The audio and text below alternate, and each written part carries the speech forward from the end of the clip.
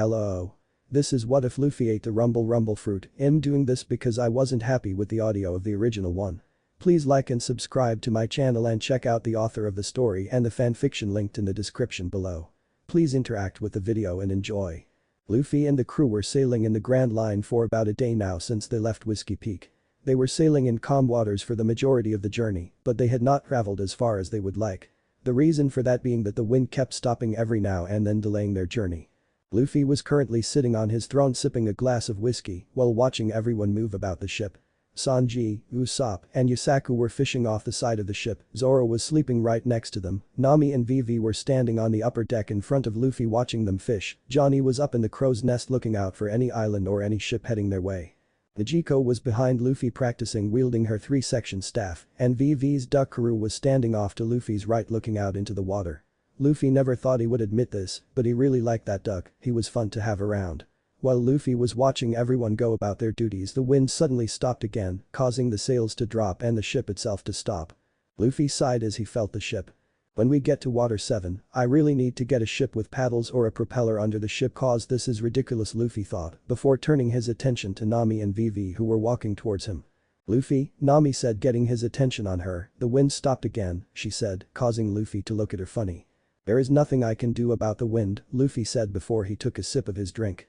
But if we continue at this rate I am that by the time we reach Alabasta, it would be too late, Vivi said with a frown. Luffy got up from his throne and placed his hand on her shoulder, causing her to look up at him. You are worrying too much, everything is going to be okay, he said with a warm smile on his face before he turned towards Nami. Why don't you help her take her mind off things by teaching her some Haki, Luffy said to Nami. Vivi heard that and took on a puzzled look, wondering just what Haki was. When she looked over to Nami she saw an evil look on Nami's face, causing her to sweat a little. Before she could react she was being pulled away by Nami leading her towards the women's quarters. Luffy chuckled when he saw Nami pull Vivi away before he went and sat back down on his throne. As he sat down on his throne he gave it a mental command to turn around so he could see what Niko was doing. When the throne spun around he saw her sweating and breathing heavily while going through different movements at an impressive rate of speed. She is training really hard, Luffy thought to himself as he watches her strike an invisible opponent with his staff. What brought on this intensity? Luffy asked, getting her attention. Once she heard Luffy's voice she stopped what she was doing and took a few seconds to catch her breath before she replied. What are you talking about? She asked while breathing heavily. Luffy smiled before he pulled out a second glass and poured some whiskey before handing it to her. Why are you suddenly training so hard? Luffy asked as he watches her down the whiskey in one go. I have always been like this, she said before she handed the glass back to Luffy who took it and refilled it before handing it back to her. No, you haven't, Luffy said as he got up from his throne and walked over to the back and looked out into the ocean before he continued speaking. Since we left Whiskey Peak you have been training yourself non-stop, why? He asked while continuing to look at the water. Niko tightens the grip on her 3-section staff before she replied. Because I could have easily died on Whiskey Peak if it wasn't for you, Nami, Zoro, Johnny and Yusaku, she said, causing Luffy to understand what was going on, but he didn't say anything, instead he let her continue. And those guys who were on Whiskey were nothing but cannon fodder compared to the enemies we are going to be facing soon. I let my guard down so easily against a bunch of weaklings and had to be saved by my little sister again, she said sadly.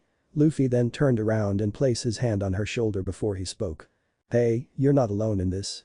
You weren't the only one who let their guards down back there, and Nami didn't really do much, Luffy said, causing her to look up at him with some tears in her eyes. She didn't fight nobody, all she did was look around for stuff to steal. Well, they didn't really have anything to steal, but that is beside the point. The point is you made a mistake in judgment and you learned from it.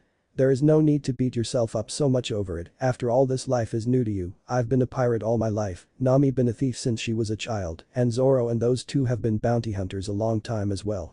We have been at this a while, and we developed the skills necessary to survive over time, and you will too, Luffy said, trying to get her to relax a bit. Niko then wiped a stray tear away from her eyes before he smiled and replied to Luffy. Thanks Luff, she said with a smile, causing Luffy to smile as well.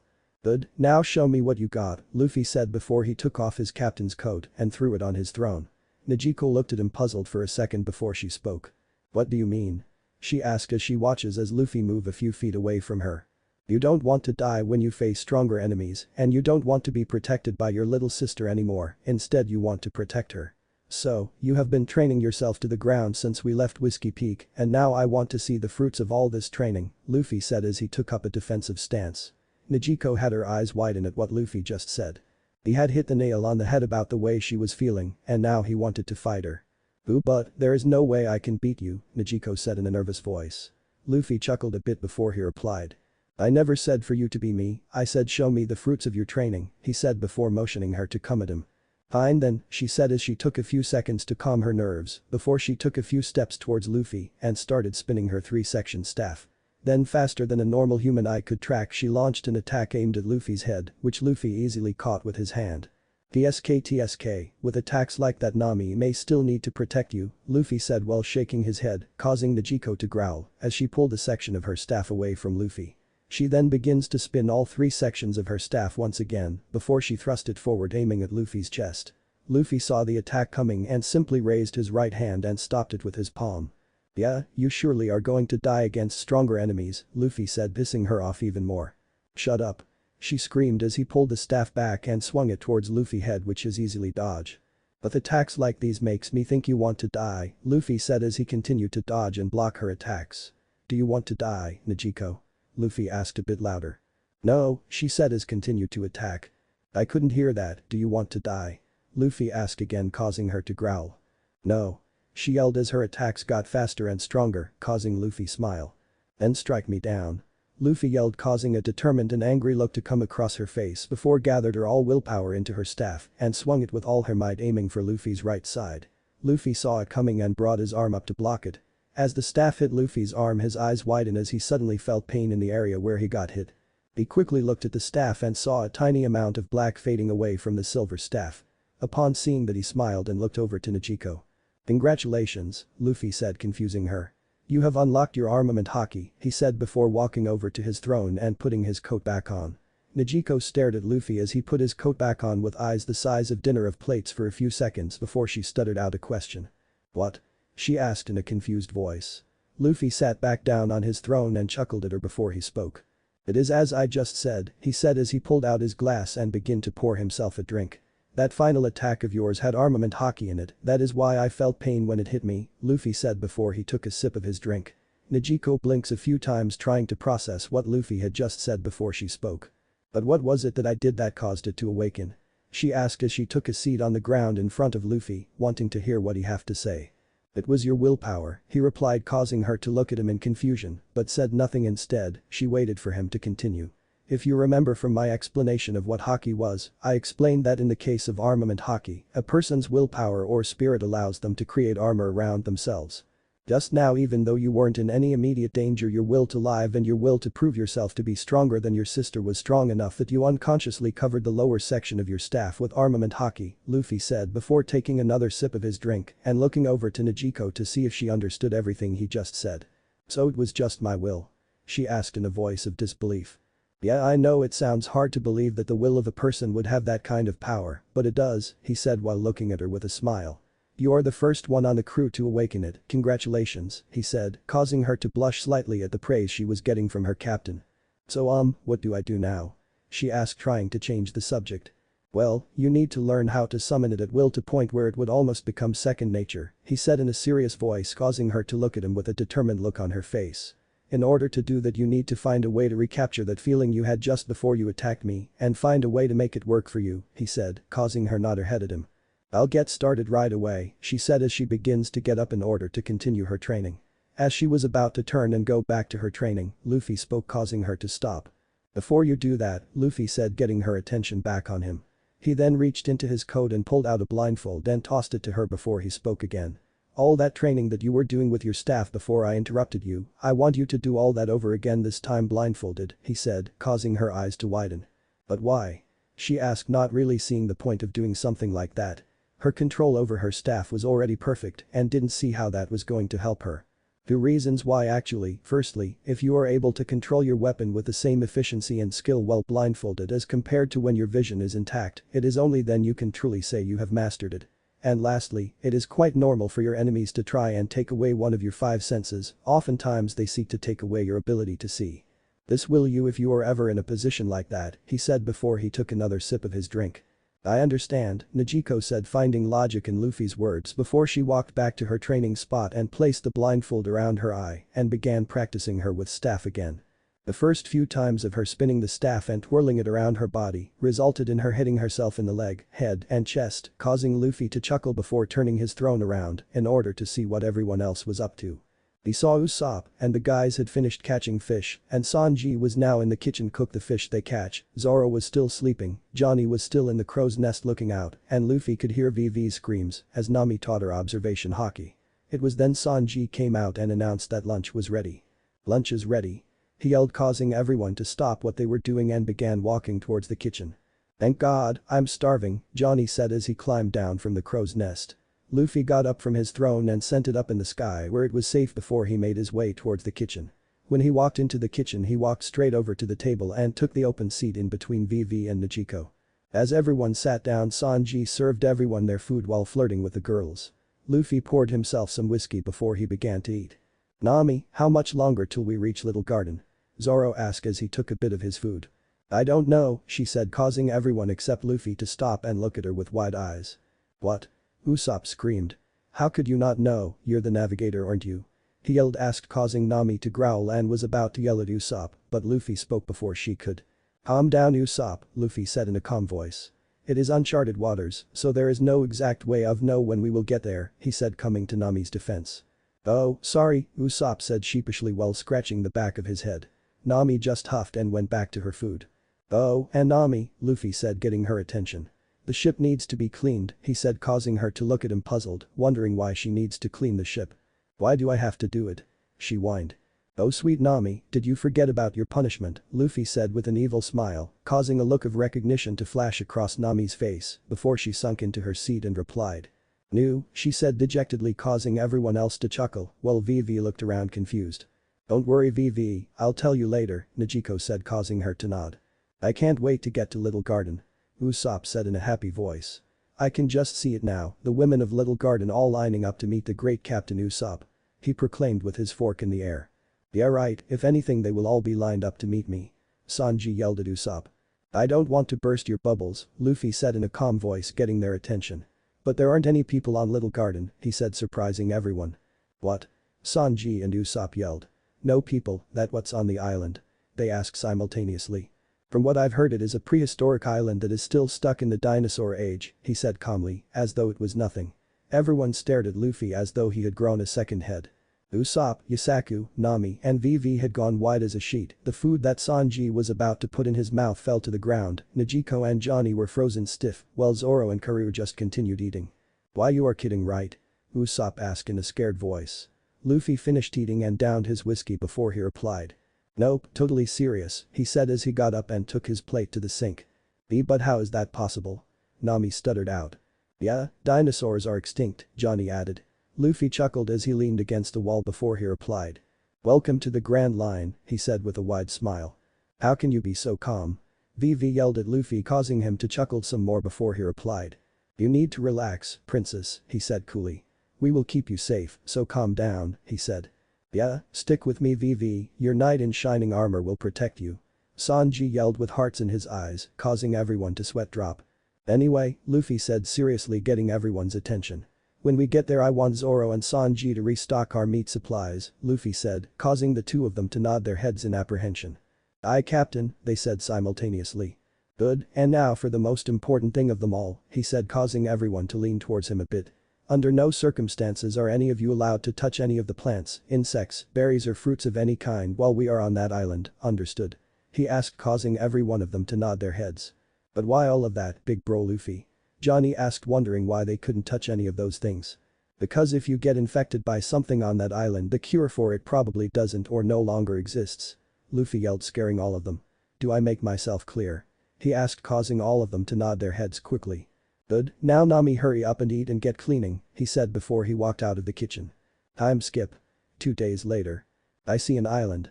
Yasaku yelled from the crow's nest getting everyone's attention. He had decided to take the lookout duties today in order for Johnny to relax a bit. Luffy was sitting on his throne yelled out orders for Nami when he saw the island Yasaku was pointing to. Nami, he said getting her attention. You're in charge from here. "Take us in," he said, causing her to smile before she looked at her log pose and then looked at the crew. "There is no mistake, Cactus Island and this one are definitely pulling against each other," she said before pointing to the island. "It's our next stop," she yelled, causing Usopp, Johnny, and VV's duck crew to start dancing and cheering. As the ship sailed closer and closer to the island, the cheering stopped and turned into scared pleas to turn around. "What the hell is little about this place?" Usopp yelled while sweating slightly. Luffy decided to get up and go stand with Nami as they approached the island. As he was walking, he gave a mental command to his throne to return to the sky before he spoke to Usopp. "Usopp, are you forgetting what lives on that island?" Luffy asked as he walked and stood next to Nami. Usopp thought about it for a second before he turned and looked at Nami and Luffy white as a sheet while trembling slightly. "See, can't we just skip this island?" he stuttered out. "I am sure we can make it to the next island without going ashore on this one," he yelled. Luffy decided not to answer him. Instead, he let Nami answer with his complaints. "The only way to reset the log is to go ashore," Nami said with a sigh while placing her hands on her hips. "Besides, we need to restock our food supplies," Sanji added as he lit a cigarette. "We didn't get so much as a sack of flour in the last town," he said as he blew out some smoke. "Guys," Zoro said, getting all of their attention. "There is our ticket in," he said while pointing forward to the island. Everyone looked to see where he was pointing and saw a small river going into the island. Niko ran inside and took control of the rudder, and with a help of Nami guidance, she managed to take the ship in through the small river. As they were sailing on the river, they all noticed the vast jungle on both sides, while the air was filled with the sound of different animals and birds. Nami looked at her log pose and back at jungle before she spoke. "I don't know," she said, causing Luffy to look at her with a raised eyebrow. "Usopp may be right on this one," she said, causing Usopp to look at her with hopeful eyes. "We can wrest the log from the ship. We don't need to go ashore, and once it resets we can leave and never look back," said Nami in a slightly scared voice. "Right," Usopp and Karoo said while giving a salute. "Hate to burst your bubbles, but we have no idea how long it will take for it to reset," Luffy said as he began walking down the stairs. "There are some islands where the log pose only takes a few minutes, then there are islands where it takes a few years," he said, causing all of their eyes to widen. "AFUY years?" Usopp said as he dropped to his knees. "We are going to die," he cried out to the heavens. "Calm down, Usopp," Luffy said, trying to get his sniper under control. "We don't know for sure, so calm down," he said before walking off to the side and looked out into the jungle. As he was staring out into the jungle, a large tiger emerges from the bushes and began stacking the ship while staring at Luffy, who just stared right back with his usually emotionless face. "I have never seen a tiger that big," Johnny commented while grabbing his Bacento just in case. "Neither have I," said Vivi as she walked and stood behind a very scared Karoo. As everyone was staring at the tiger as it walked beside the ship, it suddenly stopped and its eyes widened before he suddenly coughed up some blood and dropped to the floor dead. Even Luffy was surprised by what he just saw. "What could have killed a giant tiger like that?" asked a very scared Niko. "I have no idea," Luffy replied, worrying the crew even more. "Alright, this is far enough," Luffy said before he turned around and looked at everyone. "Johnny, Yasaku dropped the anchor," Luffy said, causing the two of them to give a salute before they ran to the front of the ship and dropped the anchor. "We dropped her, Captain," they yelled, causing Luffy to nod his head before he turned towards Sanji and spoke. "Sanji, could you make me some lunch? I want to get my energy up," Luffy said, causing Sanji to nod and walk off to the kitchen. "Get your energy up for what exactly?" Nami asked as she stood next to Niko and Vivi, who all had their hands on their hips staring at Luffy while tapping their foot. Luffy would never admit it, but the way those three were looking at him was making him a bit nervous. "I want to go explore the island, so I want to get my energy up just in case I got to wrestle a T-Rex," Luffy said nonchalantly. "Say Luffy," Vivi said, getting his attention. "Would it be okay if I come along with you?" she asked while looking out into the jungle. When everyone heard her ask that, they all stared at her with wide eyes. "What?" Nami screamed while staring at Vivi.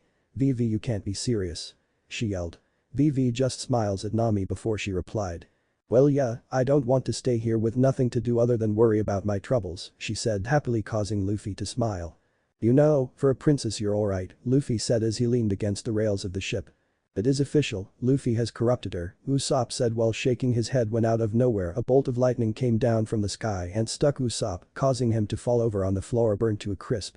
Everyone looked at Luffy only to see him whistling innocently as we began walking towards the kitchen.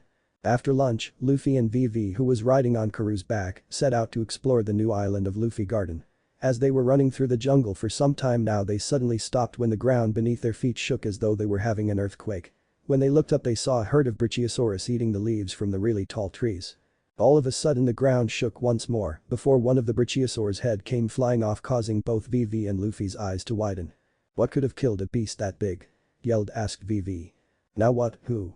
Luffy said, causing her to look at him as though he had grown a second head. "Look at the wound, it is a clean cut.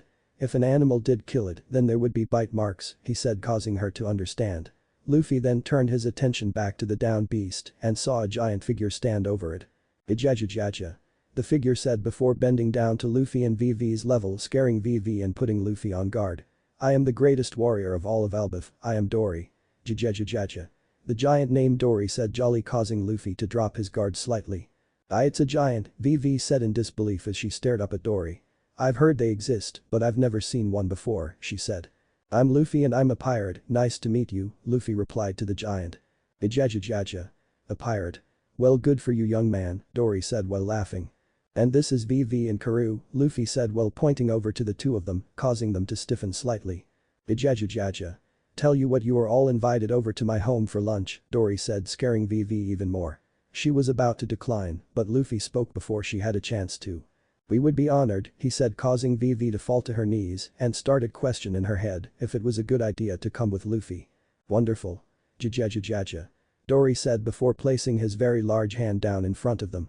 "Hop on," he said, causing Luffy to nod and step on his hand before looking over his shoulder looking for Vivi, only to see her and Karoo slowly crawling onto the hand. The giant began walking towards a giant-size rock with really big holes in, while carrying the three of them in his right hand and the headless dinosaur in his other hand. When they got to the rock, Dory sat the three of them down before he started to make a fire and cut up the dinosaur.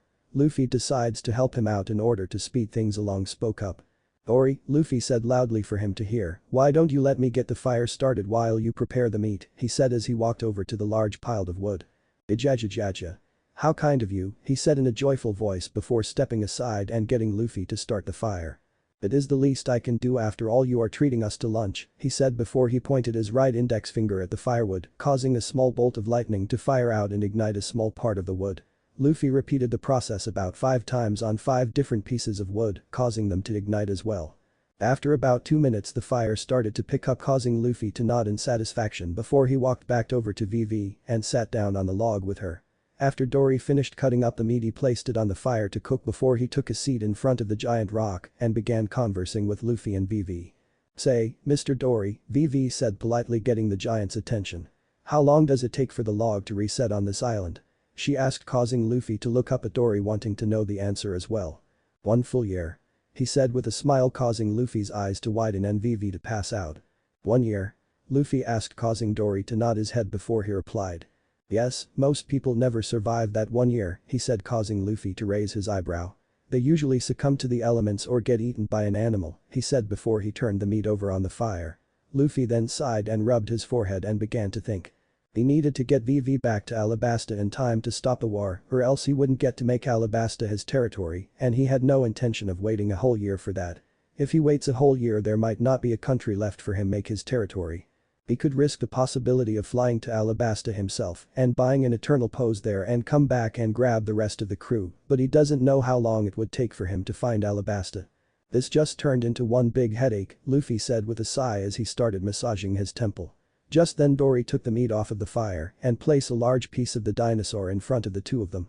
"Eat up, my friends," he said before he picks up another piece from the fire and bit into it. Luffy walked around the log and shook Vivi awake. He then pulled out his sword and carved out 2 pieces for her and Karoo before he carved out one for himself. Vivi took the piece from Luffy before looking up at him with tears in her eyes. Luffy smiled at her as he places his hand on her shoulder before he spoke. "Don't worry," he said in a calm voice.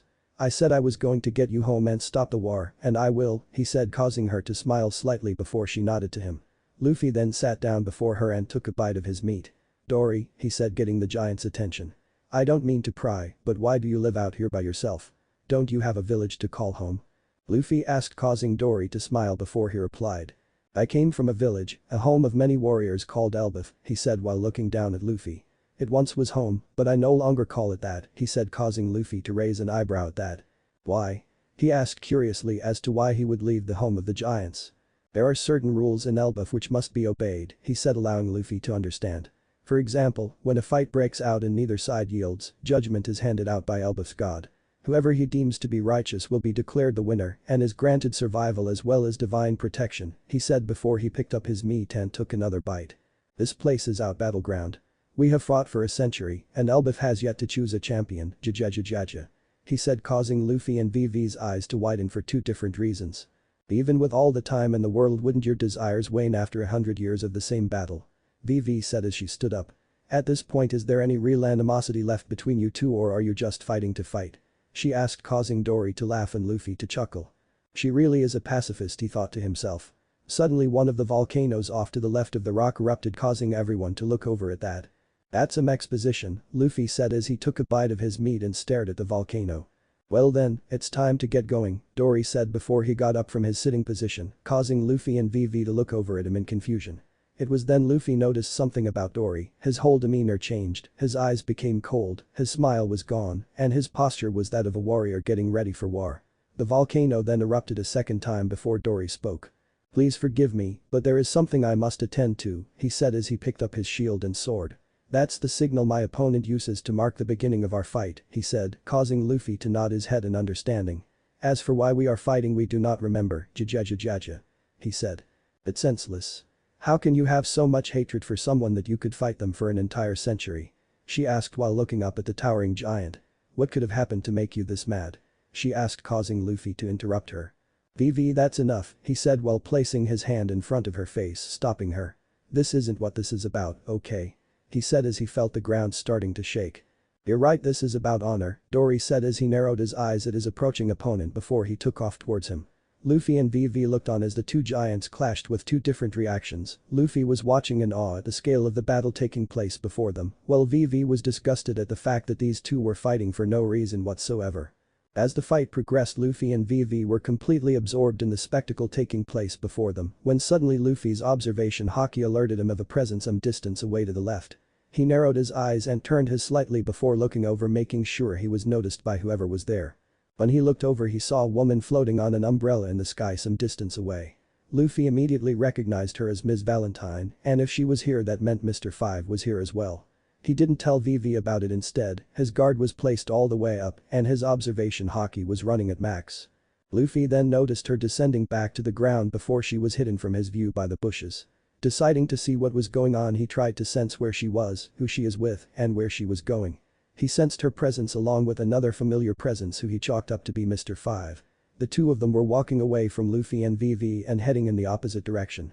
Luffy then tried to find where his crew was. Sanji was by himself, Johnny and Yasaku were together, Zoro was also by himself, and Nami, Usopp, and Ajiko were together. He let out a sigh of relief knowing they were all okay before he turned back to the fight, only to see both Dory and his opponent falling down to the ground before they started laughing with each other. Dory and his opponent then got up and his opponent handed him something before they went their separate ways. Dory came back over and sat down with some barrels in his hand. Brogy said he has guests over and they gave him these wonderful refreshments. He was kind of enough to share them with me, he said as he sat down. Did he say who his guests were? Luffy asked, wanting to know if the giant named Brogy was with his crew or Baroque Works. He didn't say, but from what I could see there were two young ladies and a fella with a long nose, he said, causing Luffy to chuckle. They are from my crew, he said with a smile. Jajajaja. Then I should be thanking you for this lovely refreshments as well, he said as he held up two barrels between his fingers before he broke the tops in with his thumb and began drinking. While he was drinking the alcohol, Luffy noticed the look on his face suddenly changed. Before Luffy could think about it, the alcohol exploded, causing Dory's eyes to roll back into his head and he collapsed on his back. Dory! Luffy and VV yelled as both of them sprang to their feet. That is the same alcohol that was on the ship, Luffy said while staring at the down Dory with wide eyes.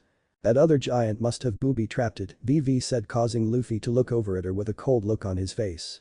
Shut up, VV, Luffy said lowly. There is no way he would do that, there is too much pride involved here for him to pull a low move like that, Luffy said. Alright then, who did do it? She asked. Before Luffy could reply, Dory spoke as he got up slowly with his weapon in hand. You strangers, Dory said lowly as he stuck his giant word in the ground. It wasn't Brogy, no way. No warrior of Elbaf would dare. So, who else to suspect on this island then besides you? He said, causing Luffy to step in front of VV with his eyes narrowed. My crew and I aren't the only ones here on this island, Luffy said, surprising everyone. And just who else is on this island? Dory asked in a dangerous tone. A group of bounty hunters, he said while looking up at the towering giant. If I am not mistaken you are Dory the Blue Ogre, and this friend of yours is Brogy the Red Ogre, former captains of the giant warrior pirates, Luffy said surprising Vivi. The two of you have a 200 million berry bounty on your head correct? He asked causing Dory to nod all the while looking at Luffy with suspicion. Why don't you let me and my crew take care of them while you focus on your fight with Brogy, Luffy offered. And why should I trust you? Dory asked while towering over Luffy. And how exactly do you know they are on this island? He asked again. You're from the New World, I'm sure you know about Haki, Luffy said, remembering that Elbaf was in the New World, one of the many things taught to him by Shanks' right-hand man, Ben Beckman. I do know of Haki, however, I am not a practitioner of it, he said causing Luffy to nod his head understanding. Luffy assumed that he probably thought of Haki as a form of cheating in a duel. I assure you Dory, whoever interrupted his scared duel will pay for it, he said in a cold voice, as the skies above stared to darken and be filled with thunderclouds. Right then and there the volcano erupted, signaling it is time for the next fight. Luffy looked over at Dory and spoke. I take it you are still going to fight in your condition, he said as he stared at Dory. I must, as an Elbaf warrior, he said before he coughed up some blood causing Luffy to become even more pissed off. What? Vivi yelled out in surprise. Dory, you need rest. Vivi yelled out trying to reason with the giant. I am Dory and I will fight for Elbaf's pride and die as a warrior. He said as he began taking slow steps towards his battlegrounds. While Dory was walking towards his duel the skies continued to darken while Luffy stood there in place with a pissed off look on his face. As Dory and Brogy began their duel Usopp suddenly crash-landed in front of Luffy and Vivi. Usopp? Luffy said in surprise. Usopp sprang to his feet and started crying in front of Luffy. Luffy? Nami and Niko were eaten by a dinosaur. Yelled in a panic causing Vivi, Luffy, and Karu's eyes to widen. What? They three of them yelled. We were being chased through the jungle and I was running in front of them and when I looked back they were suddenly gone. He cried out while hugging the giant duck. Luffy not wanting to take Usopp's word for it began trying to sense Nami and Niko and much to his relief he found them. Relax Usopp they're alive, Luffy said causing him to let out a sigh of relief. Vivi then started to explain to Usopp that Baroque Works is here on the island and had tampered with Dory's drink. Just as Usopp was about to speak they all noticed Dory beginning to fall down while Brogy was going for the finishing blow. Everyone's eye widens as they saw a tower of blood squirt out from Dory's wound as Brogy cut him across the chest. Dory! They all yelled out. Before they can say anything else two figures emerge from the bushes off to the right of the group. What a shame, said Mr. Five as he and Ms. Valentine made themselves known. Vivi and Usopp were scared when they saw the two of them and Luffy to growl when he saw them for two reasons. First, for what they did to Dory and second, for letting his guard down again. He was caught off guard by Dory dying he dropped his guard and now these two insects managed to sneak up on him. After 100 years their duel finally ends so dishonorably, Mr. Five said pissing Luffy off even more.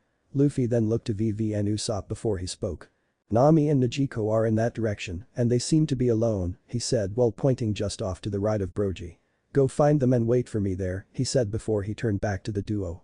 I'll take care of these two, he said lowly as thunder boomed overhead and lightning flashed. Vivi then hopped on Karu's back before the three of them took off running in the direction of Nami and Niko.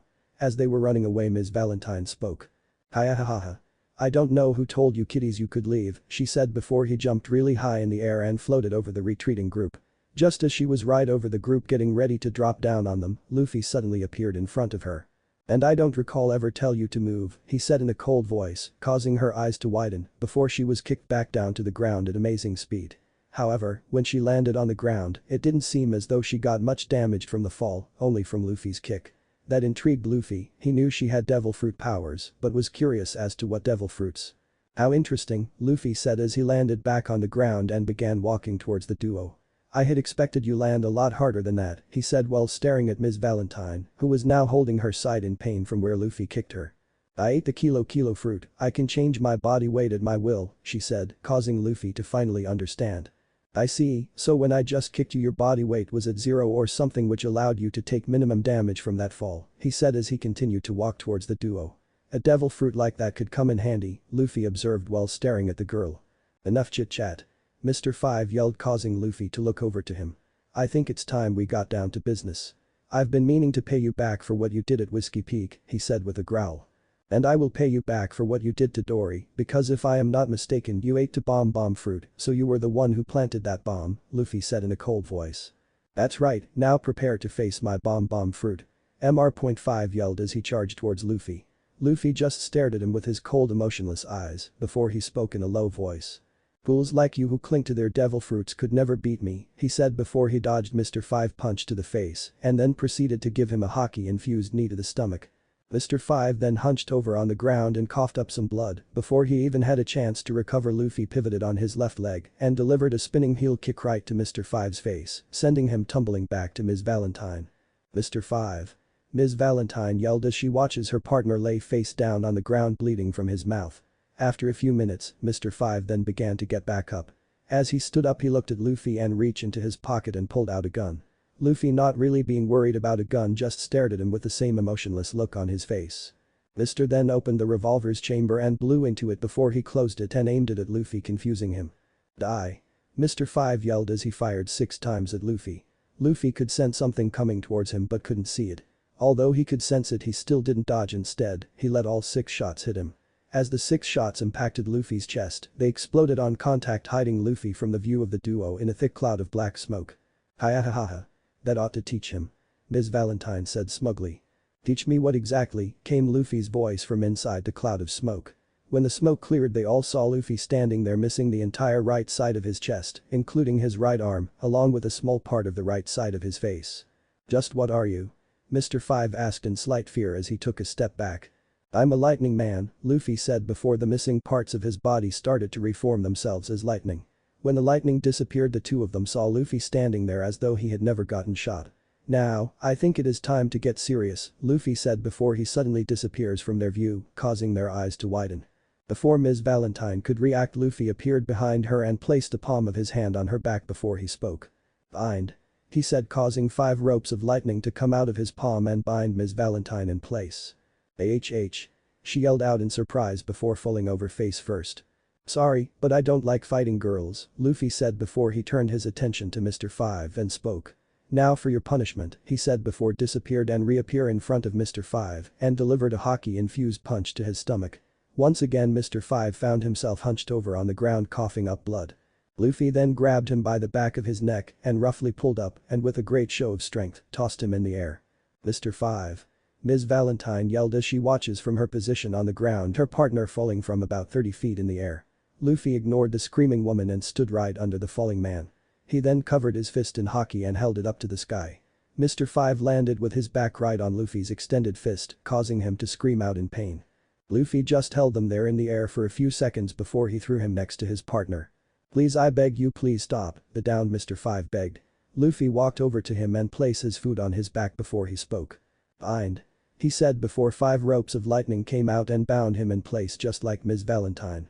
"Don't even bother trying to use your devil fruits while you're bounded," Luffy said while looking at Ms. Valentine. "It won't work," he said, surprising her. She ignored Luffy and tried using her devil fruit powers and found she couldn't. "What have you done to my devil fruit?" she screamed. "That lightning is infused with something special that negates all devil fruit powers," Luffy replied before he summoned a thundercloud and sat down on it. "Now the two of you are going to tell me why you planted that bomb," Luffy said while looking at the two of them. "We'll tell you whatever you want, just no more fighting," Mr. 5 choked out. "It wasn't our idea," Ms. Valentine said, causing Luffy to look over at her. "It was Mr. 3's idea. He wanted those giants' bounty and he outranks us," she said, trying to get Luffy spare them. She had just seen how easily he handled Mr. 5 and she knows he can easily kill them both without breaking a sweat. All she wanted was to survive this ordeal. "And who is this Mr. 3? Luffy asked in a bored tone. "We don't know his real name, but he is stronger than Mr. 5 and very devious," she said. She was doing all of the talking because she knew Mr. 5 was too injured and did want him to push himself too far. "He ate the wax fruit and can control and produce wax from his body," she said, causing Luffy to nod his head. "And his partner?" he asked, knowing very well that this Mr. 3 had a female companion. "His partner is Ms. Goldenweek. She is a 16 and uses paint to control a person's emotions," she said, causing Luffy to look at her with a raised eyebrow while waiting for her to continue. "It's called Color Trap. She can change a person's personality through the use of certain colors, changing their behavior as she sees fit," she said, causing Luffy's eyes to widen slightly in surprise. "And she didn't eat a devil fruit?" he asked, causing her to shake her head, saying no. "Interesting," he said. Before he could say anything else, he heard some rumbling off to his right and looking over. When he looked over, he saw a giant cake made out of wax with 5 candles spinning at the top. "Well, that's not something you see every day," Luffy said in a bored tone. That's Mr. Three's doing, Mr. Five said, letting everyone know he is still alive. Well, I hope this guy is more fun than you two, because I went from being really pissed off to really bored, Luffy said as he got up from the cloud and walked over to the two of them. He then picked the two of them up and threw them onto the cloud. He then began walking towards where all the fun seemed to be happening, while the thundercloud followed behind him. After walking for a few minutes, Luffy and the two captured agents came onto a sight that made Luffy feel ashamed. Standing trapped in the wax of cake was every member of his crew except Sanji, along with Vivi. Karoo was tied up next to a little girl who was drinking tea. Luffy also noticed the down figure of Dory, who he could still sense is alive, and a captured Brogy. Luffy? All of them yelled as they saw him walk into the clearing. Luffy looked at all of them with a cold look before he spoke. What do you want? He asked in a cold voice, surprising them. What do you mean, get us out of here? Nami yelled. I'll do that when I feel like it, Luffy replied, causing all of their eyes to widen. Luffy then turned his attention to the man with his hair shaped like the number 3. I take it that you are Mr. 3? Luffy asked while looking at him. That I am. I see you defeated Mr. 5 and Ms. Valentine, Mr. 3 said as he adjusted his glasses. But that means very little, as you can see I have captured your crew and they are about to die. He yelled before he started laughing maniacally. Oh yes, I see that very well, Luffy said while throwing a cold glance at his crew. Luffy, just what is your problem? Nami yelled asked. We are about to die. She yelled out in frustration. Yes, the 7 of you are about to be killed because 7 you couldn't handle an old weirdo and a fucking child. Luffy screamed back in anger, causing a loud thunder to boom overhead and lightning to start striking random parts of the island. Everyone stared at Luffy in shock and in some fear. The last time the crew saw Luffy close to being this pissed was when Nami stole the ship and betrayed the crew, but even that couldn't compare to this. And my so-called vice captain over there wants to be the greatest swordsman in the world, and here he is getting trapped by some weakling, Luffy said before he raised his right hand in the air. Try and survive this, would you, he said. Judgment. He called out as he brought his arm down, causing a large pillar of lightning to descend on the cake made of wax, destroying it. Mr. 3 looked on as his masterpiece was destroyed so effortlessly and his prisoners were now free from the cake, but they still had the candle lock attached to their legs. He turned toward Luffy and looked at him with pure hatred in his eyes before charging towards him. Handle lock. Mr. 3 yelled while thrusting his hands forward, causing a wave of wax to rush towards Luffy. It didn't move an inch. After the wax surrounded itself around Luffy's feet, it hardens quickly, locking Luffy's foot in place. Now what are you going to do, Mr. 100 million berries? Mr. 3 mocked, thinking he had successfully captured Luffy. Is this it? Luffy asked in a bored tone, causing the smug smile on Mr. 3's face to vanish and a look of anger spread across it. What do you mean if this is it? He asked angrily. You are trapped and I will not get to add you to my collection along with all the rest of your crew once I captured them again. He yelled at Luffy, who just let out a sigh before covering his entire lower body in lighting, causing the wax around his feet to evaporate. What? How? Mr. 3 asked in disbelief. Lightning is 5 times hotter than the surface of the sun, dumbass, Luffy said as he began walking towards Mr. 3. That's actually true. Surprised me as well. Here I thought you would actually be a challenge, Luffy said with a sigh while still walking towards Mr. 3. That was just wishful thinking, he said in a bored tone before he disappeared from view and reappeared right next to Mr. before he delivered a lightning speed kick to Mr. 3's face, sending him flying out of the clearing. Ms. Goldenweek had her eyes widen at how easily her partner had been defeated. He beat Mr. 3, Ms. Valentine said in a voice of pure disbelief as she looked on from the cloud. She knew Luffy was strong, but she didn't think he was a match for Mr. 3. She thought that Mr. 3 would push Luffy to his limits before he gave up, but instead, Luffy took care of Mr. 3 without breaking a sweat. It was like a giant stepping on an ant. Well, that takes care of him, Luffy said in a bored tone before turning to his crew. As he turned and looked at them, he saw all of them laying on the ground, with their legs bounded, looking up at him. He sighed before he walked over and melted the wax with his lightning, before he turned his attention to Ms. Goldenweek and the 2 bounded bounty hunters. Damn it, my shirt got burnt off, came Nami's voice, causing Luffy to turn his attention over to her. When he looked over, he saw Nami standing there with her shirt completely gone, leaving only her bra. When I am done with you, your shirt is going to be the least of your worries, Luffy said in a monotone voice, causing all of them to strengthen up slightly, before he turned his attention back to the 3 Baroque Works agents. What are we going to do with them, Captain? Zoro asked while looking at the 3 agents. Luffy said nothing. Instead, he walked towards the 3 individuals and spoke. I am going to make the 3 of you an offer, he said, getting their attention. You can either go back to Crocodile and tell him you failed your mission and die, he said, causing their eyes to widen when they heard their boss's identity. Or you can join my crew, he said, causing their eyes to widen further and the jaws to drop. Luffy's crew were slightly surprised, but they couldn't say that they didn't expect something like this to happen. Vivi, on the other hand, was surprised beyond belief. As much as she was surprised, she was just as angry as well. Luffy, you cannot be serious. Vivi yelled while taking a few steps towards Luffy. They tried to kill us, and now you are offering them a place on your crew. She yelled out, absolutely livid about that idea. And your point being what exactly? Luffy asked in his usual monotone voice. Before Vivi could reply, Luffy spoke once more. Nami committed treason and she is still part of my crew. Johnny tried to kill me at one point as well, and he is a part of my crew. So what point are you trying to make here? Luffy asked, causing Vivi to look at Nami and Johnny, hoping that what Luffy said wasn't true, only see the two of them nodding their head. Vivi then looked back to Luffy and was about to try and reason with him again, but before she could speak, Luffy beat her to it again. And need I remind you, princess, you are a passenger on my ship, not a crew member, and you sure as hell ain't the captain, Luffy said somewhat harshly, causing the rest of his crew to look at Vivi in pity, feeling sorry for her. Vivi didn't say anything else, instead she turned and walked back and stood with the rest of the crew before trying not to make eye contact with anyone. Don't you think that was a bit too harsh, Luffy? Niko asked from her position besides Vivi.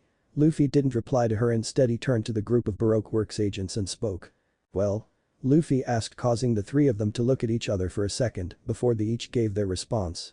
I'll join you, said Ms. Valentine. I prefer to be your ally than being your enemy, Mr. 5 said, causing Luffy to nod before he looked over at Ms. Goldenweek. She took some time and looked around to see if Mr. 3 was going to return, but after realizing that he wasn't, she spoke up. I'll join as well, she said, causing Luffy to smile before he snapped his fingers, causing the lightning that bounded Ms. Valentine and Mr. 5 to disappear, allowing them to move once again. Welcome to the Straw Hat Pirates, Luffy said with a smile, causing them to smile and nod their heads. Luffy then turned to the two giants that were off to the side and walked up to them. Sorry I didn't free you right away, Brogy, I want to make sure the threat was gone, Luffy said before he used his lightning to melt the wax, freeing Brogy. It is no problem, my young friend. Brogy said happily before his smile slowly faded away as he looking at the down form of Dory. Luffy, seeing this, decided to give him some good news. Don't worry about Dory, Luffy said, getting his attention. He is still alive, he said, causing everyone's eyes to widen. What? Brogy yelled out in surprise. Dory is alive, but how? He asked while switching between Luffy and Dory. I can only guess that it is because that after dueling for 100 years your weapons have dulled, Luffy said, causing everyone to look over at the two giant weapons and saw that they were in pretty bad shape. Of course, not even weapons made in Elbaf could withstand two giants dueling for 100 years, Usopp said happily as he was glad Dory was alive. And right on cue, everyone saw Dory was beginning to wake up. After being helped up by Brogy, Dory and everyone else went back to the giant rock that Luffy and Vivi were having lunch with Dory and sat down and relaxed while Dory patched up his wounds. While we are waiting here, can someone please tell me where Sanji is? Luffy asked as he summoned his throne. Before anyone could answer him, they all heard the voice of Sanji coming from behind them. Oh, Nami. Vivi. Nijiko. Did you miss me? Sanji asked with hearts in his eyes, and he skipped towards the crew. When he saw the two giants and the three former Baroque Works agents, he immediately went into a protective stance in front of Nami and Vivi. Okay, who are you and which one of you is Mr. 3? He yelled, returning to his usual self. And how exactly do you know about Mr. 3? Nami asked, causing him to turn around and look at her. Oh Nami, you look so beautiful in that outfit. He yelled as he saw Nami in her bra. Care to repeat that? Nami yelled while bowling her fist. I'm down, here have my coat, he said as he took off his coat and handed it to her for her to cover up. You see, I've been a bit busy, he said as he sat down on a log nearby. I just got off the phone with Mr. Zero on the transponder snail, he said, causing everyone to look at him with eyes the size of dinner plates. You what? Everyone yelled. Yeah, I found this enemy hideout in the middle of the jungle and he called, he said before he lit a cigarette. I answered and he thought I was some Mr. 3 who he apparently sent here to kill us and VV, Sanji said as he blew out some smoke. I told him that the VV and the Straw Hats were all dead, Sanji said happily, while everyone looked at him like he had grown a second head. So he thinks he doesn't have to send anyone else after us anymore, VV said in a whisper. So you are saying we are free of people chasing us now that we can't go anywhere, Usopp cried out. We can't go? Is there something we still need to take care of here? Sanji asked, still unaware that the log takes a whole year to resets. That's a real shame after I managed to get hold of this thing, he said as he pulled out an eternal pose set to Alabasta, causing everyone's jaws to drop. An eternal pose to Alabasta. Johnny yelled out. Now we can finally set sail. Yusaku added as they all started dancing. Now why can't the rest of you be like Sanji, Luffy said, causing all of them to stop celebrating and started to sulk. Dory, Brogy, it's been fun, but it is time for us to go now, Luffy said as he got up from his throne and sent it back into the sky. Right, it is a shame that you have to leave so soon, Dory said while Brogy nodded his head in agreement. Take care of yourselves, Luffy said as he and his crew began walking back towards the ship. After walking for about 5 minutes the crew arrived back at the ship and saw 3 large dead dinosaurs in front of the ship. I take it this is out meat? Luffy asked while looking at Sanji, causing him to nod his head along with Zoro and the bounty hunting duo. Yeah, and as you can see mine is clearly bigger than the rest, Sanji said smugly. No, ours is the biggest. The bounty hunting duo yelled. As if, mine is clearly the biggest. Zoro yelled, causing Luffy to sigh. It doesn't matter, we don't need it all anyway, Luffy said as he unsheathed his sword and held it reverse grip in front of his face, causing everyone to look at him to see what he was about to do. Star counter. Luffy said before he disappears and reappears standing on the side of the ship with his back to everyone, slowly sheathing his sword slowly. Then suddenly a click was echoed throughout the area as the sword was completely sheathed, causing square chunks of meat to fall off the bones of the 3 dinosaurs, leaving behind just the skeleton. Zoro stared at what just happened with wide eyes. Never he had ever seen someone produce that many cuts over such a wide area so fast. Take meat from all 3 dinosaurs and get ready to set sail, Luffy said before he hopped into the ship and went and stood on the upper deck looking down at everyone hurrying to set sail and packing the meat in the refrigerator. After a few minutes all the meat was stored away, Johnny and Yusaku were on the rudder ready to go, Zoro had just pulled up the anchor, Nami was standing beside Luffy, along with the 3 new crew members, Usopp and Sanji were standing by the mainmast, waiting for Luffy's signal to release the sails, and Niko and Vivi were at the front of the ship staring out. Everything is ready, Captain. Zoro yelled as he secured the anchor. Johnny, you guys are ready? Luffy asked. Aye, Captain. They yelled back. Well then, set sail. Luffy yelled, causing Sanji and Usopp to release the sails, causing the ship to catch the wind and start moving forward. The giant said if we keep sailing straight would take us to the western end of the island, Nami said, causing Luffy to nod. As the ship sailed further they started to see the end of the rive that leads to the open sea.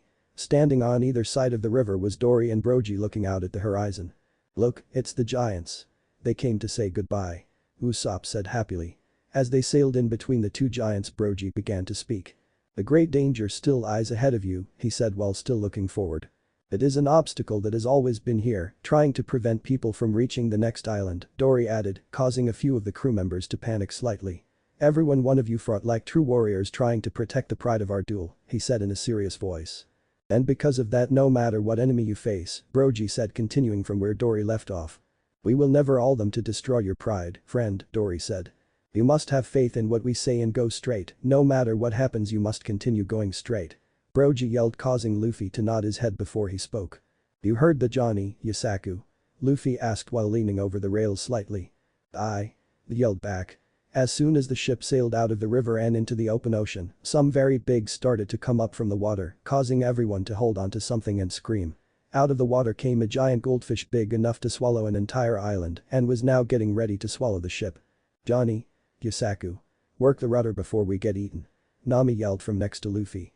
But Luffy said to go straight, Johnny replied. Keep going straight, guys. Luffy yelled out causing everyone except Usopp to look at him as though he was suicidal. Luffy, don't be ridiculous, this is not going to turn out like Laboon, Niko said, trying to get Luffy to understand. Luffy ignored all the cries and pleas and let the ship sail right into the beast's mouth. When the beast closed its mouth and began to swallow them a sudden bright white light appeared behind the ship and everyone saw a wave of blue and red energy fly past the ship and pierce through the giant fish's throat while pushing the ship out the giant hole as well. After flying for a few seconds the ship finally touched back down on the water and moving at a high rate of speed. Everyone looked behind them and saw the giant goldfish had a giant hole in his throat and through the hole, everyone could see Dory and Brogy standing there holding broken weapons.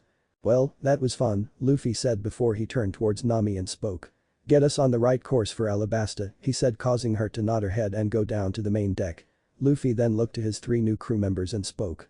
You 3 follow me, he said as he leads the 3 of them into the captain quarters. There was nothing too special in Luffy's room except for a bed, a writing desk and a closet. Luffy walked over to the bed and sat down before he looked at the 3 former bounty hunter and spoke. I've had enough of all these code names, I want your real names, he said in a serious voice, causing the 3 of them to nod their heads. Well, I'm Makita, Ms. Valentine said. My real name is Gem, said Mr. 5 with his hands in his pocket. "And I'm Mary Ann," Ms. Goldenweek said while eating a rice cake. Luffy nodded his head before he spoke.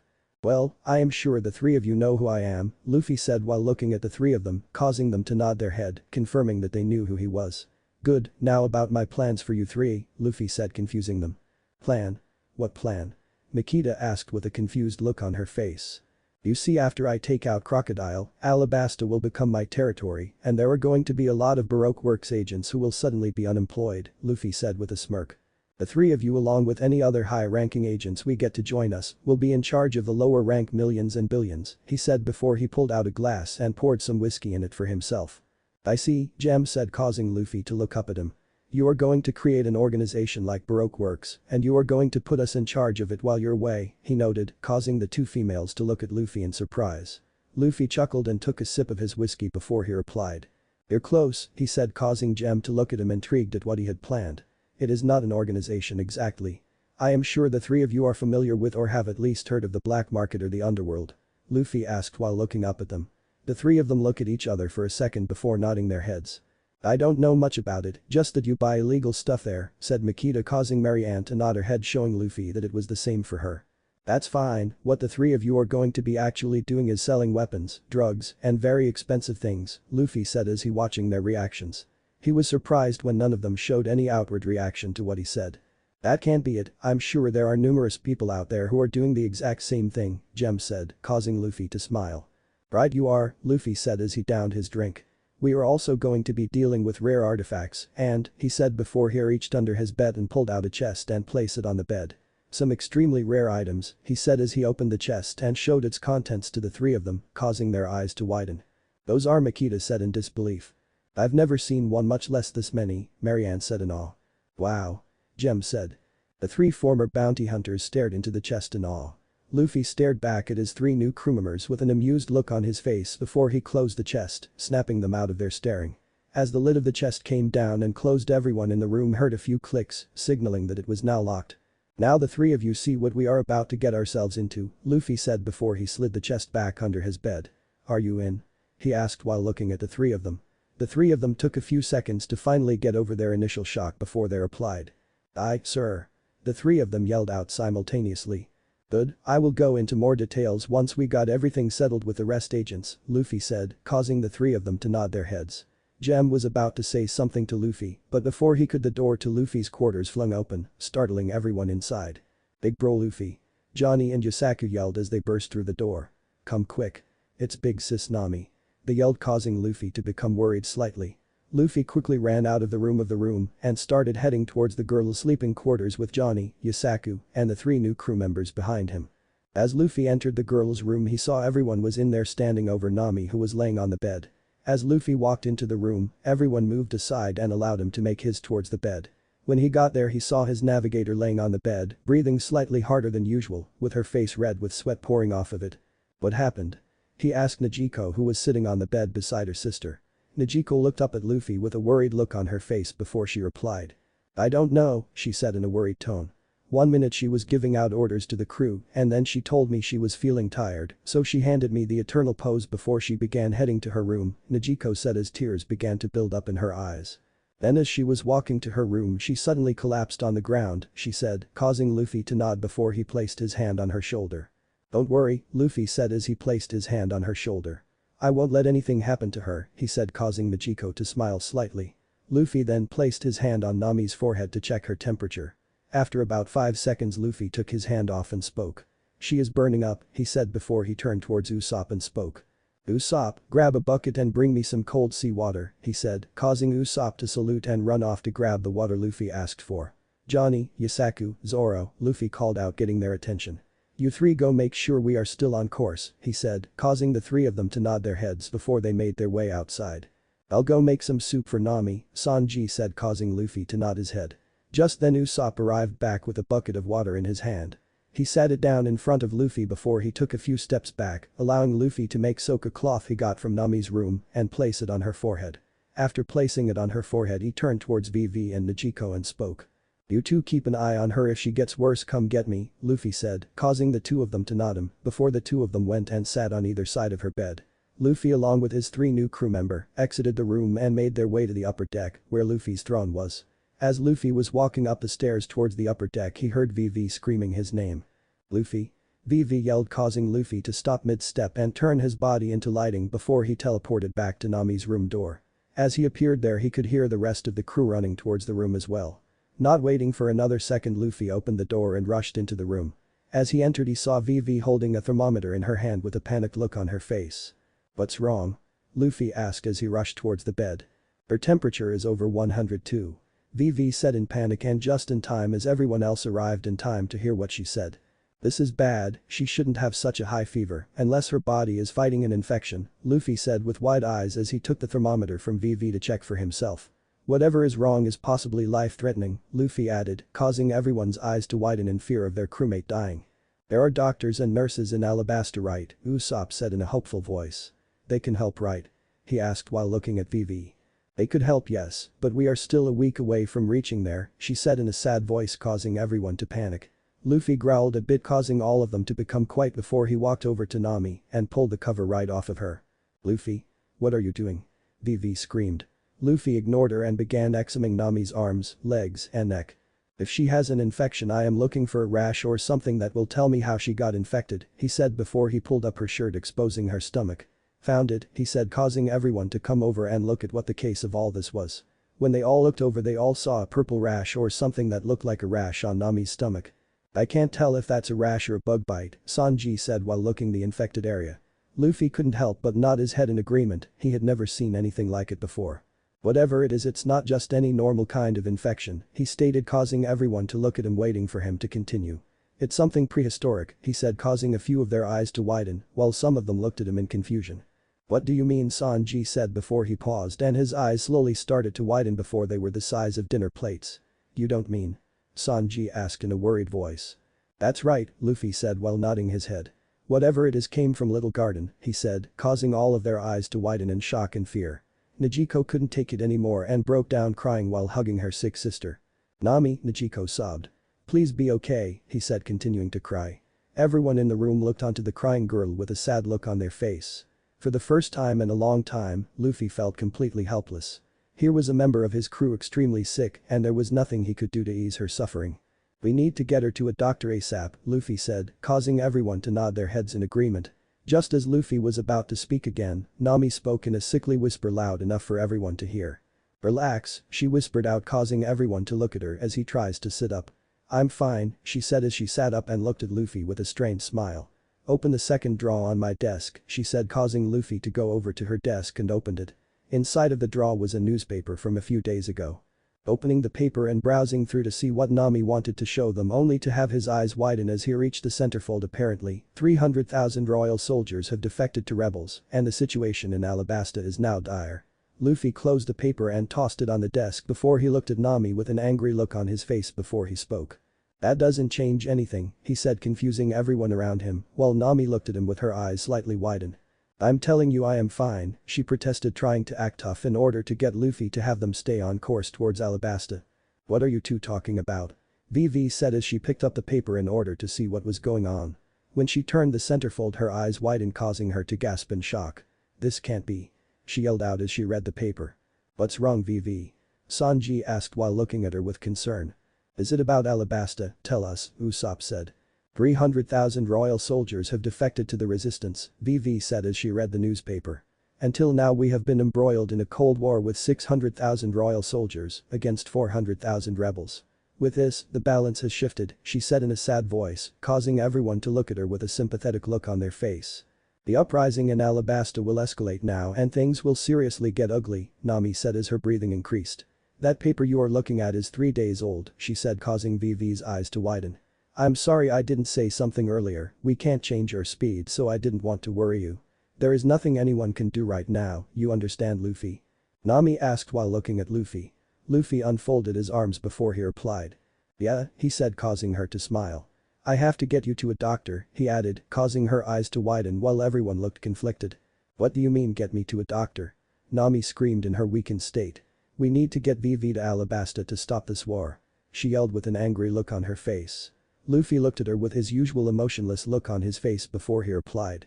The last time I checked I was the captain of this ship and it goes where I say it goes and right now it is taking you to a doctor, no ifs, ands, or buts about it," Luffy said, ending all forms of protest from Nami. "I'm sorry VV, but my crew takes precedence," he said while looking at VV. VV looked up at him and gave him a small smile. "It's okay Luffy," she said, surprising everyone. "I wouldn't have let you jeopardize Nami's health just to get me home anyway," she said, causing Luffy and the others to smile. Luffy smiled and was about to reply, but before he spoke he noticed something among his crew. "Wait a minute," Luffy said, getting all of their attention. "If you're all here, who is making sure we stay on course?" Luffy asked in a worried voice. "Oh, big bro Zoro is taking care of it," Yusaku said, causing Luffy and Nami's eyes to widen.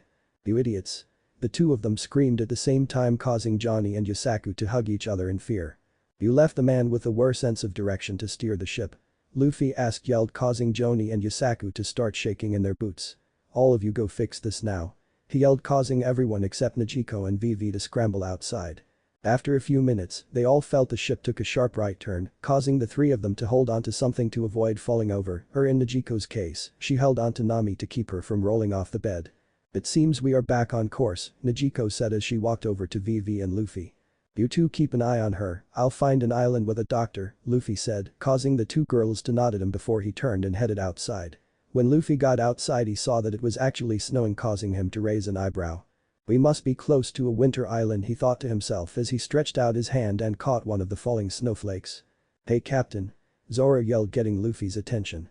Luffy looked up to where he heard Zoro's voice come from and saw him standing in the crow's nest with a pair of binoculars. "What do you think about people standing on water?" Zoro asked, causing Luffy to look at him strangely. "Are you asking me if it is possible?" Luffy asked. "What kind of dumb question is that?" Usopp asked as he stood next to Luffy.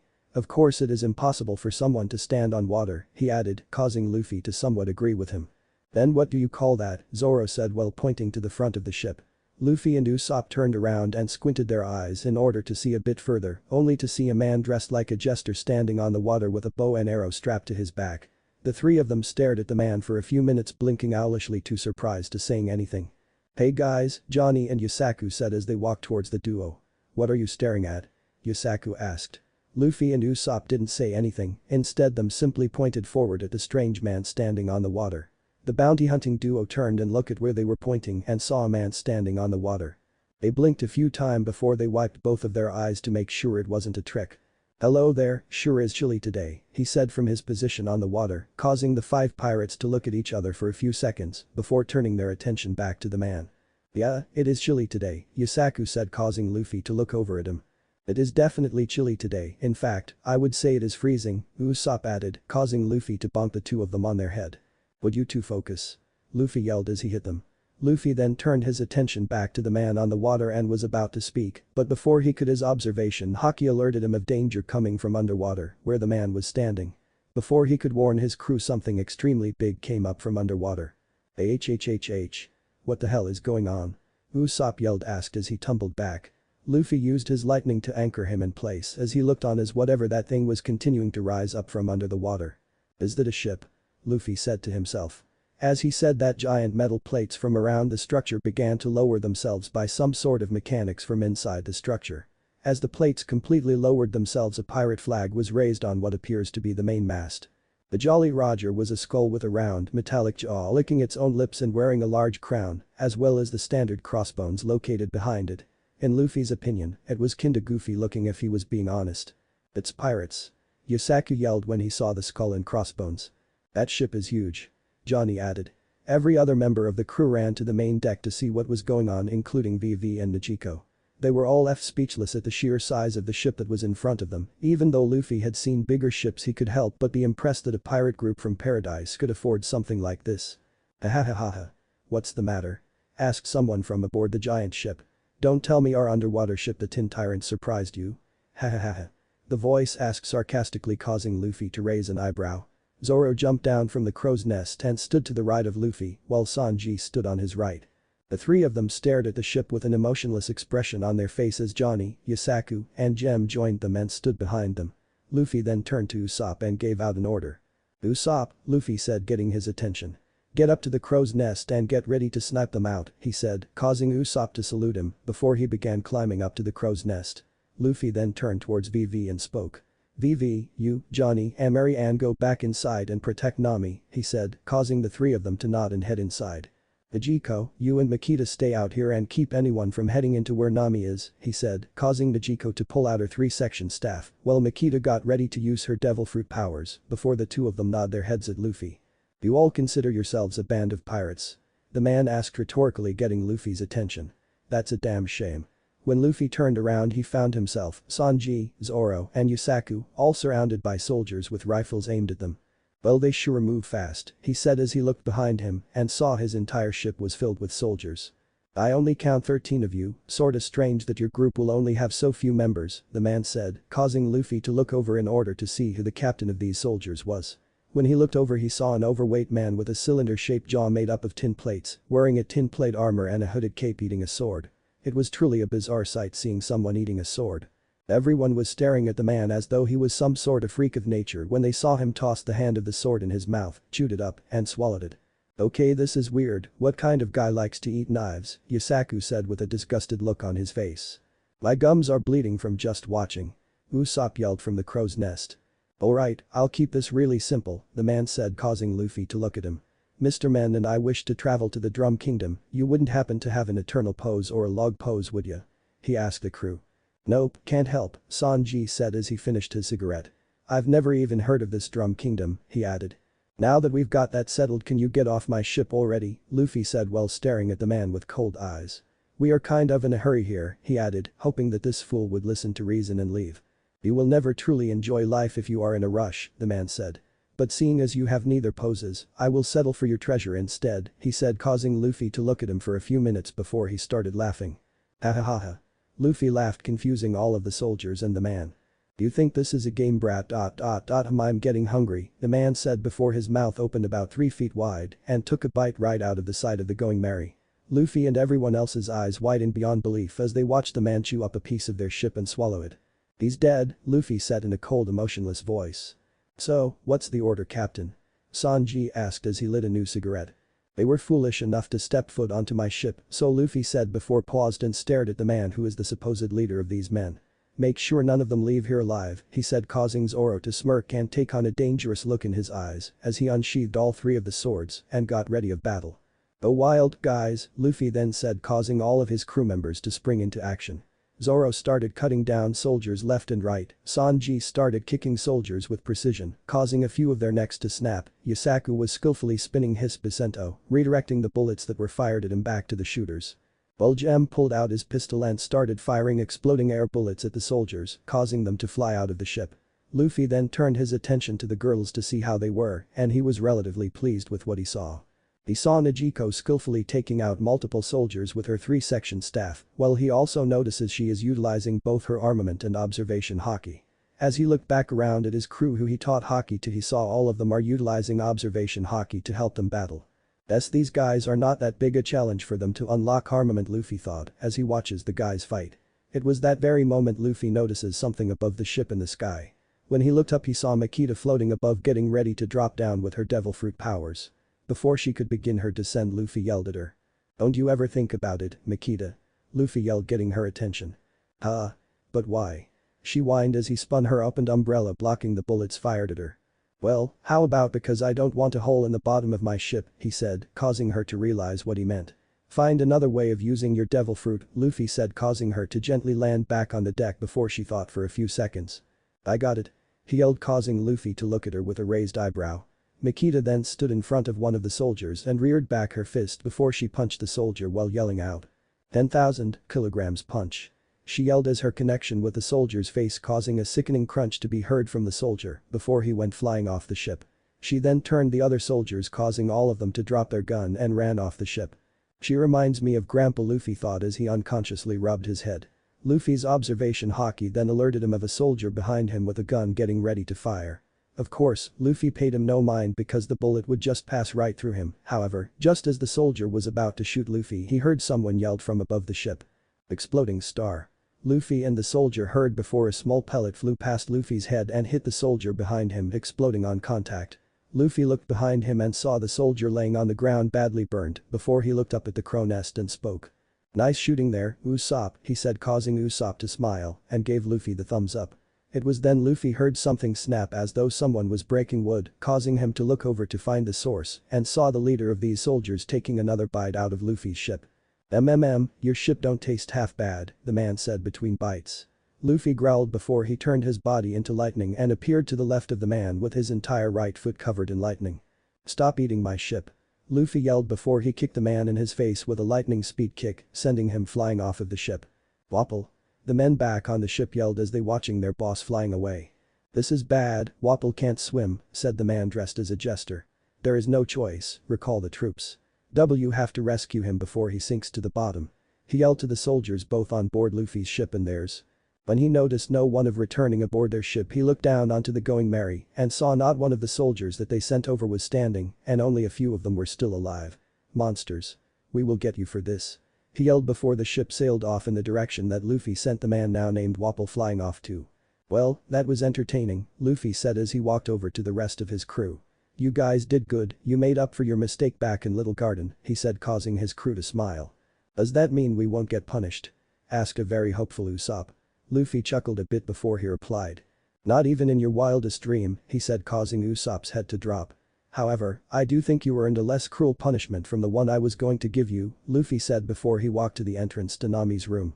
"Toss these trash off my ship and keep going straight ahead for now, when it is nightfall drop anchor."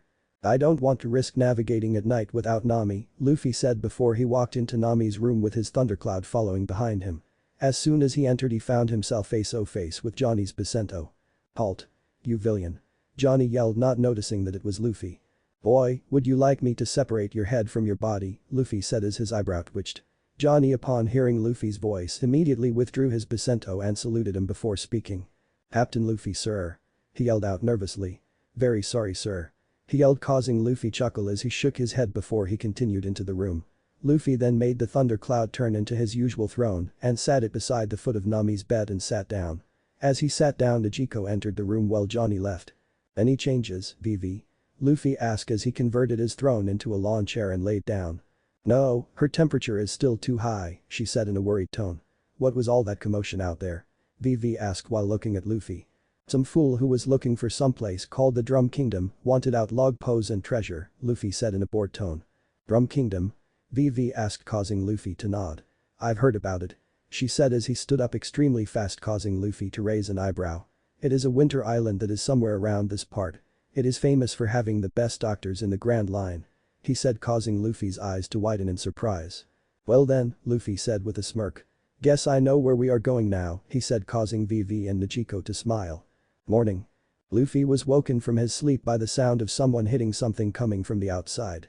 He groggily got up to the sitting position on his cloud and rubbed his eyes before looking out in window and saw that the sun wasn't up yet. "Who the hell is up this early?" he asked himself as he placed his feet up on the cloud before it started to float up from the ground. When the cloud was good distance off the ground Luffy willed it to head towards the door. He didn't want to walk towards the door at the risk of waking anyone else up and he was feeling a bit lazy. When the cloud got to the door Luffy reached out and quietly opened the door before he and the cloud made their way outside. As soon as they floated onto the deck he was hit the cold morning air of a winter climate. He immediately shivered and for the first time placed his hand into the sleeves of his captain's coat before buttoning it up all the way. "Who the fuck turned down the temperature?" he said to himself. He then heard someone hammering once again off to his right causing him to look over. When he looked over he saw Usopp with nails in his mouth and a hammer in his hand fixing the ship that Wapol bit off. "You're up early," Luffy said as he got off his cloud and stretched his muscles. "And just sit around doing nothing," Usopp replied while nailing wood to the side of the ship. "We got to find a way out of this jam as quickly as possible, Captain," he added, causing Luffy to nod. "We already came up with a course of action. As soon as everyone gets up VV and I will explain it all of you," he said causing Usopp to brighten up a bit. Luffy then heard movement coming from the left him causing him to turn to see who or what it was. When he looked over he saw Yasaku and Gem walking towards him looking really tired. He then looked straight ahead and saw Sanji climbing down from the crow's nest wearing a poncho. "Morning Captain," Yasaku said he stood next to Luffy. "You three look tired," Luffy noted while looking at them. "I'm up now so you three can go get some rest before we head off," he said, causing the three of them to look at him with a grateful expression on their face. "Do you want me to fix you anything Captain?" Sanji asked while Gem and Yasaku headed inside to get some sleep. "No that's fine," Luffy replied with a smile. "I can handle it go get some rest," he said causing Sanji to smile and head inside. Luffy then made his way to the kitchen to make some coffee for himself. Before he went into the kitchen he turned to Usopp and spoke. "Do you want something, Usopp?" he asked while looking over his shoulder. "Some coffee would be nice," Usopp replied, causing Luffy to nod before heading into the kitchen. Just before he walked through the door he gave a mental command to his thundercloud to go up into the sky for now. As Luffy entered the kitchen he placed the kettle of water onto the stove and turned it on. He then grabbed 2 coffee cups and placed coffee in both of them before he sat them down on the counter and folded his arms as he waited for the water to boil. After waiting for about 5 minutes the kettle finally whistled, causing Luffy to turn off the stove and pour the water into the cups. After he finished pouring he stirred both before he picked up one and took a sip of the hot coffee. That's good," Luffy said as he savored the taste of the black coffee. He then picked up another cup and headed outside to Usopp. "Here you go, Usopp," Luffy said as handed the cup to him. "Thank you," Usopp said as he placed the hammer down and took the cup from Luffy. Luffy then left Usopp and went to the front of the ship. He hopped up onto the figurehead of the Going Merry, well careful enough not to spill his coffee. He then sat down on the figurehead and looking out into the ocean with a smile on his face, enjoying the view of the morning air. His enjoyment was interrupted however by the sound of his transponder snail ringing. Pura, the snail in Luffy's coat rang, causing him to place his coffee down and reach into his coat and pulled out a baby Den mushie with 3 familiar scars over its left eye. Luffy smiled before he pressed the button on top of the snail's shell and spoke. "Hello," he said into the snail. "Luffy?" came the joyous and drunk voice of Shanks. "Well, it's either you're up early and hungover from drinking all night or you're still partying from last night," Luffy said as he shook his head. Sleep is overrated. Booze is more fun, ha ha ha ha," Shanks said, causing Luffy to chuckle. "So what is the occasion?" Luffy asked before he took a sip of his coffee. "Seeing as how you called on a secured line I take it this isn't exactly you calling to check up on your dear apprentice," Luffy said, causing Shanks to chuckle a bit. Before Luffy could sense Shanks got serious. "Ace is in paradise," he said, causing Luffy to take on a serious look on his face. 3 hours later. It has been 3 hours since Luffy spoke to Shanks. Currently, he was standing on the upper deck looking down at his crew.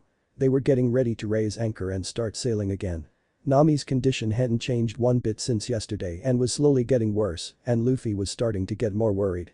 Usopp was still fixing the sides of the ship that Wapol bit off, Johnny was up in the crow's nest looking out, Niko and Vivi were with Nami, Makita, and Marianne were on the main deck securing the ropes, Zoro was standing behind Luffy watching everything, while Sanji, Yasaku, and Jem were still sleeping after being up all night keeping watch. "Captain," came the voice of Zoro from behind Luffy, causing him to turn around. "Where are we going now?" he asked Luffy as he walked and stood beside him. Luffy leaned back on the rails of the upper deck and folded his arms before he replied. "Is everyone ready to continue sailing?" he asked while looking over at Zoro. "Yeah, everyone is up and ready go," Zoro replied, causing Luffy to nod before he turned and looked down at his crew before he spoke. "Yes, I should let everyone know our next course of action," he said to Zoro. "Alright, listen up," Luffy said, getting everyone's attention and causing Vivi and Niko to come outside to see what Luffy wanted to say. "Vivi told me something really interesting about that island Wapol was looking for," he said, causing everyone except Vivi and Niko look at him with a confused look on their face. "Wapol?" Usopp asked while holding on to his hammer. "Wasn't he looking for some place called Drum Kingdom?" Marianne asked, causing Luffy to nod his head before he replied. "Yeah, apparently this Drum Kingdom is a winter island famous of having the best doctors in the Grand Line," he said, causing all of them to look at him with a surprised look on their face. "Wait, what's a winter island?" asked Johnny from up in the crow's nest. "Scattered within the Grand Line, there are 4 basic types of islands, made distinct by their varying climates," Luffy asked, causing all of them to pay attention. "You've got Summer Islands, Spring Island, Autumn Islands, and Winter Islands," he said, causing those who were from the East Blue to be surprised and awed by the type of islands that existed in the Grand Line. "Wow," came the astonished voice of Usopp. "Each one these island has their own 4 independent seasons," came the voice of Vivi, causing everyone to look at her. "When traveling the Grand Line there are at least 16 different types of weather patterns you must be prepared to endure, ranging from Summer Island summer to Winter Islands winter, and everything in between," she causing their eyes to widen. Even the former Baroque Works agents were slightly surprised by that information. They had all know that the Grand Line had strange weather patterns, but they never knew why. "There can always be an exception to this, and you can encounter unknown climates at any given moment," Luffy added to what Vivi said. "I think I get it," said Usopp, causing Luffy to look at him with an amused look on his face. "The Grand Line has these different islands one after the other, and that's the reason why the seas between them have such crazy weather patterns," he said. Correct, and the closer you get to an island the calmer the seas are around you, Luffy added before he leaned against the rails. However Usopp, that still doesn't explain for half the shit that happens in this place, he said causing Usopp to look at Luffy with an astonished look on his face. Amazing, Usopp replied, causing Luffy to chuckle. Raise the anchor we can talk as we sail, Luffy said to Zoro, causing him to nod before he made his way to the front of the ship and pulled up the anchor. Johnny keep an eye out of any islands, this water is a bit too calm, Luffy said causing Johnny to salute his captain before he started looking out to the horizon. Everyone on board the ship felt the Going Merry give a jerk forward as the anchor came undone allowing it to move. Luffy, came the voice of Niko as she walked up to Luffy. What's wrong? Luffy asked while looking over to Niko. Are we going to make it in time to save Nami? She asked in a soft voice while tears start to build up in her eyes. Listen, Luffy said as he placed his hand on her shoulder. She is going to okay. If I have to I'll fly her all the way to Mary Geo Ice myself and make the world government heal her, Luffy said causing Niko to slightly nod her head. Thanks, Luffy, she said. Don't thank me, I haven't done anything yet, he replied. Niko was about to reply, but Zoro's voice came from Luffy's right interrupting them. Captain, where is that shitty cook? Zoro asked as he walked towards them. I'm starving, he said causing Luffy to sigh. Sanji, Yasaku, and Gem are sleeping. They were up all night keeping watch, so let them get their rest, Luffy replied causing Zoro to fold his arms and speak. DSHH. A real man can do without a little sleep, he said, causing Niko to Luffy to look at him with a huge sweat drop. This is coming from the man who sleeps every chance he gets, Luffy and Niko thought. Why don't I make you something, Mr. Bushido, came the voice of VV from their left. You know how to cook, princess? Luffy asked in a surprised voice. Of course I know how to cook. VV yelled as he folded her arms and pouted. A princess who is a spy and can cook, the Grand Line sure is a strange place, Zoro said, causing VV to see red. Niko and Luffy safely took a step away from the angry princess, allowing her to make her way towards the vice captain of the Straw Hat Pirates and proceed to beat the crap out of him. You women can be scary sometimes, Luffy whispered to Niko causing her to chuckle. After Vivi was done with Zoro she huffed and began making her way towards the kitchen, leaving Zoro lying on the floor with two rather large bumps on his head. I'll be in the kitchen for those who are hungry, the princess said as she walked by Luffy and Niko. Luffy and Niko looked at Zoro, then looked at each other before they shrugged their shoulders and headed to the kitchen. When they entered the kitchen they sat down on the table and looked at Vivi who was standing behind the stove looking at them. So, what do you guys want to eat? She asked while tying the apron around her waist. Whatever you make will be fine, princess, Luffy said while Niko nodded in agreement. You should make something for Nami as well, he added, causing her to nod. Vivi then began moving around the kitchen grabbing ingredients and chopping up meat and vegetables, causing Luffy to be surprised at the fact that she actually knows how to cook. It was then Zoro walked into the kitchen holding his head in pain. Vivi paused what she was doing and took one look at Zoro before she huffed and went back to work. As Zoro sat down Luffy passed him a glass and poured some whiskey for him. Here, this will help with the pain, Luffy said as he poured the drink. Thanks, Captain, Zoro replied before he picked up the drink and downed it. By the way Cap, he said getting Luffy's attention. What were you and those new guys talking about? Zoro asked causing Niko to look at Luffy with interest. I am creating an organization so to speak, Luffy said surprising them. It will be an entire fleet of ships buying and selling stuff on the black market, he said as he poured himself a drink. Everyone including VV looking at Luffy with a surprised look on their face. Black market? Zoro asked causing Luffy to nod. What's that? He asked again causing everyone to look at him like he was stupid. You've never heard of the black market? Niko asked in a surprised voice. The fact that he never heard about the black market was just as surprising as Luffy being involved with the black market. The black market or better known as the underworld is a whole system of connections, smuggling, and shady dealings, Luffy said before he took a sip of his drink. It is mainly set in the New World. I plan to take control here in Paradise before I go into the New World and topple Joker's empire, Luffy said causing Zoro to nod his head not really caring. Niko took a few seconds to think things through before she too nodded her head. VV, on the other hand, looked absolutely furious. Luffy, how could you think about doing something like that? She screamed asked causing Luffy to look at her with a raised eyebrow. What do you mean? Luffy asked not seeing why she was so angry. You are talking about smuggling weapons and drugs. How is that okay? She yelled causing Luffy to sigh. Princess, I think you keep on forgetting that we are pirates, not saints, Luffy said before he took another sip of his drink. We rob, pillage, and plunder to get our treasure. Sure we may not be the most ruthless bunch of pirates that go around and kill random innocent people, But that by no means mean that we are saints in this world, he said calmly, while Zoro and Nijiko nodded their heads in agreement. Are you two okay with this? Vivi asked while looking at Zoro and Nijiko. Well, at first it sounded a bit scary, you know, dealing with the whole underworld and all, Nijiko said as she leaned back in her chair. But I know Luffy and he would never do anything that would put his crew in danger, and he never does anything without a reason. So if this underworld this is his idea, the payoff that comes with it must be sweet, she said, causing Luffy to nod. Vivi then looked at Zoro, hoping that he would say something that made sense to her, no matter how slim the possibility of that happening. I don't really care, to be honest, he is my captain, and if that's what he says we are doing that's what we are doing, he said, causing Luffy to smile and pour him another drink. Plus there has to be some good booze on this black market, Zoro said with a grin causing everyone to sweat drop. You can relax, princess, Luffy said trying to calm her down. I can promise you we won't be involved with nothing too bad like slave trading. Just going to be selling weapons to those in need of weapons, drugs to the rich and the wealthy, and other high-end goods to those looking for them, Luffy said as he poured himself another drink. By the way, you are about to burn the food, he added, causing her eyes to widen before she quickly turned off the stove. Luckily Luffy warned her or else all the food would have been badly burnt. She then took out some plates and small bowls before she placed the food in them and served it to the three of them.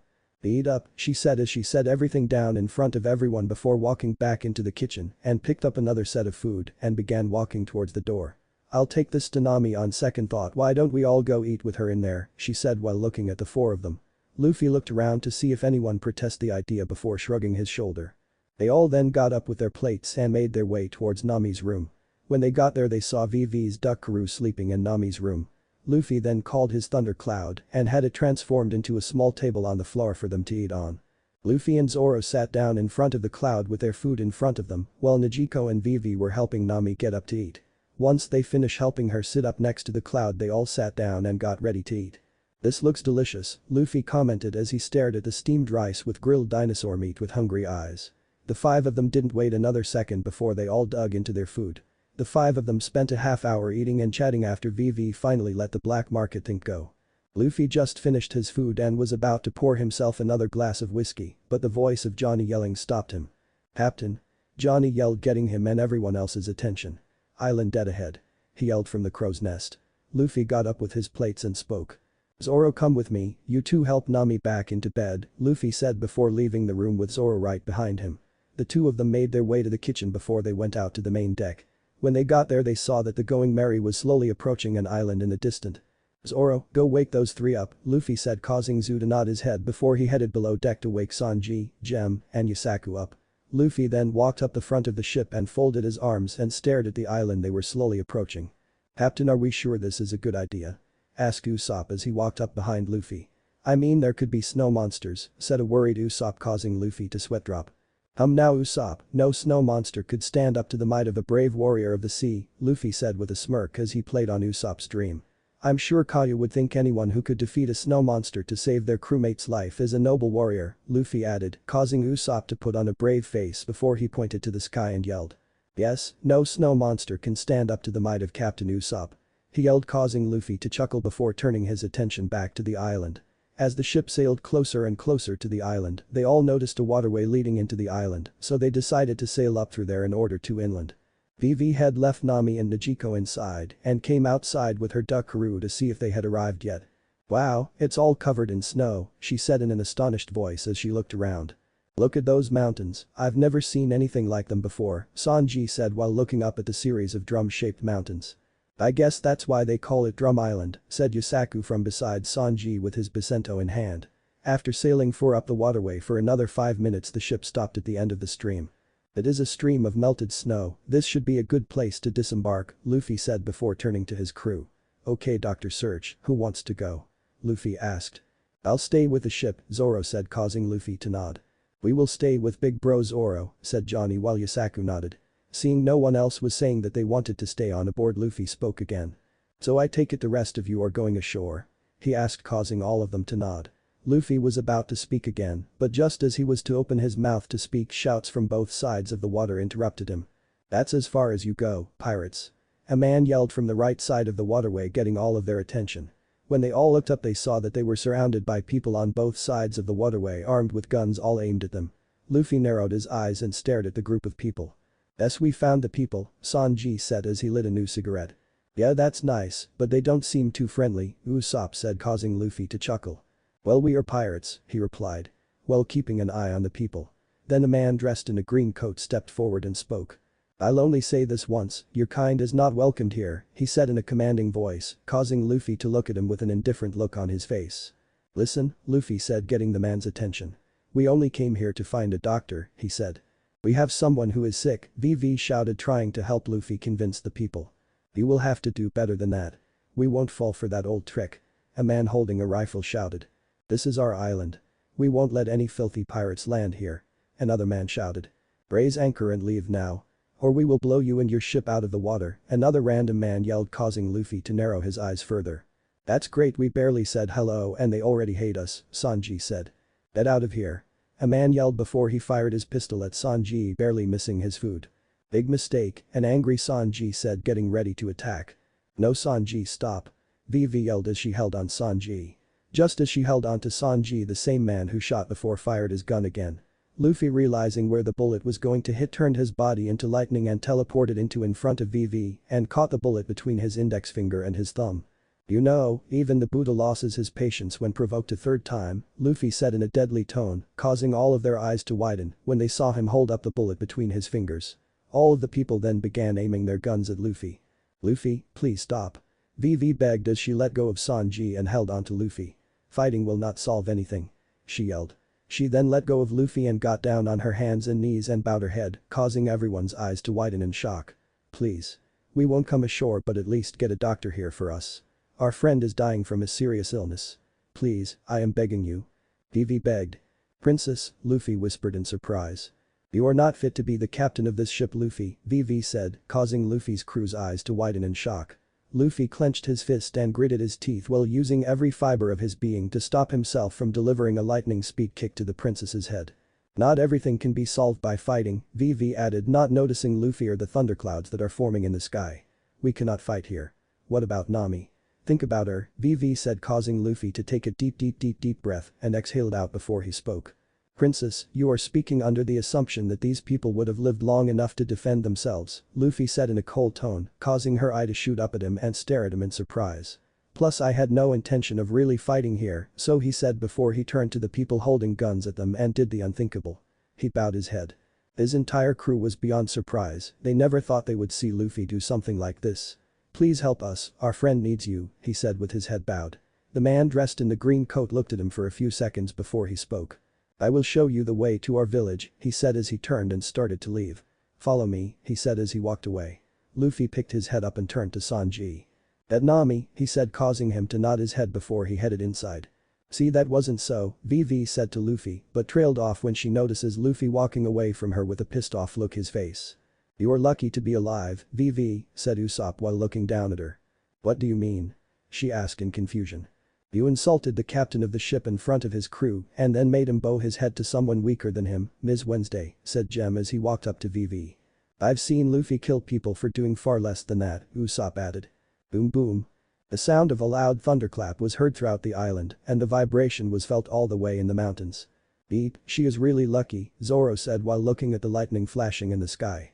The pacifist just insulted me and made me bow my head to someone far weaker than me. Luffy screamed in his head as he jumped off of the ship and landed in the snow.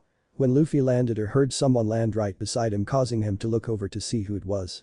When he looked over, he saw Sanji carrying Nami on his back, piggyback style. Hang on a minute, he said before he took off his coat and threw it around Nami. Okay, let's go, he said as they began following the man while the rest of his crew except for Zoro and the bounty hunting duo followed behind. After walking for about 10 minutes through a snow-covered forest, the man who was leading them looked over at Luffy and spoke. There is one thing I feel I should warn you about, he said while looking at Luffy. The only doctor we have here is actually a witch, he said, causing Luffy to stumble a bit before looking at the man in surprise. The witch? Luffy asked. You've got to be kidding me, I thought the Drum Kingdom was famous for its doctors, he said, surprising the man and the people who were following him. That used to be the name of this place, how not, it is just an island without any name, he said, confusing Luffy. Ahhh. A bear.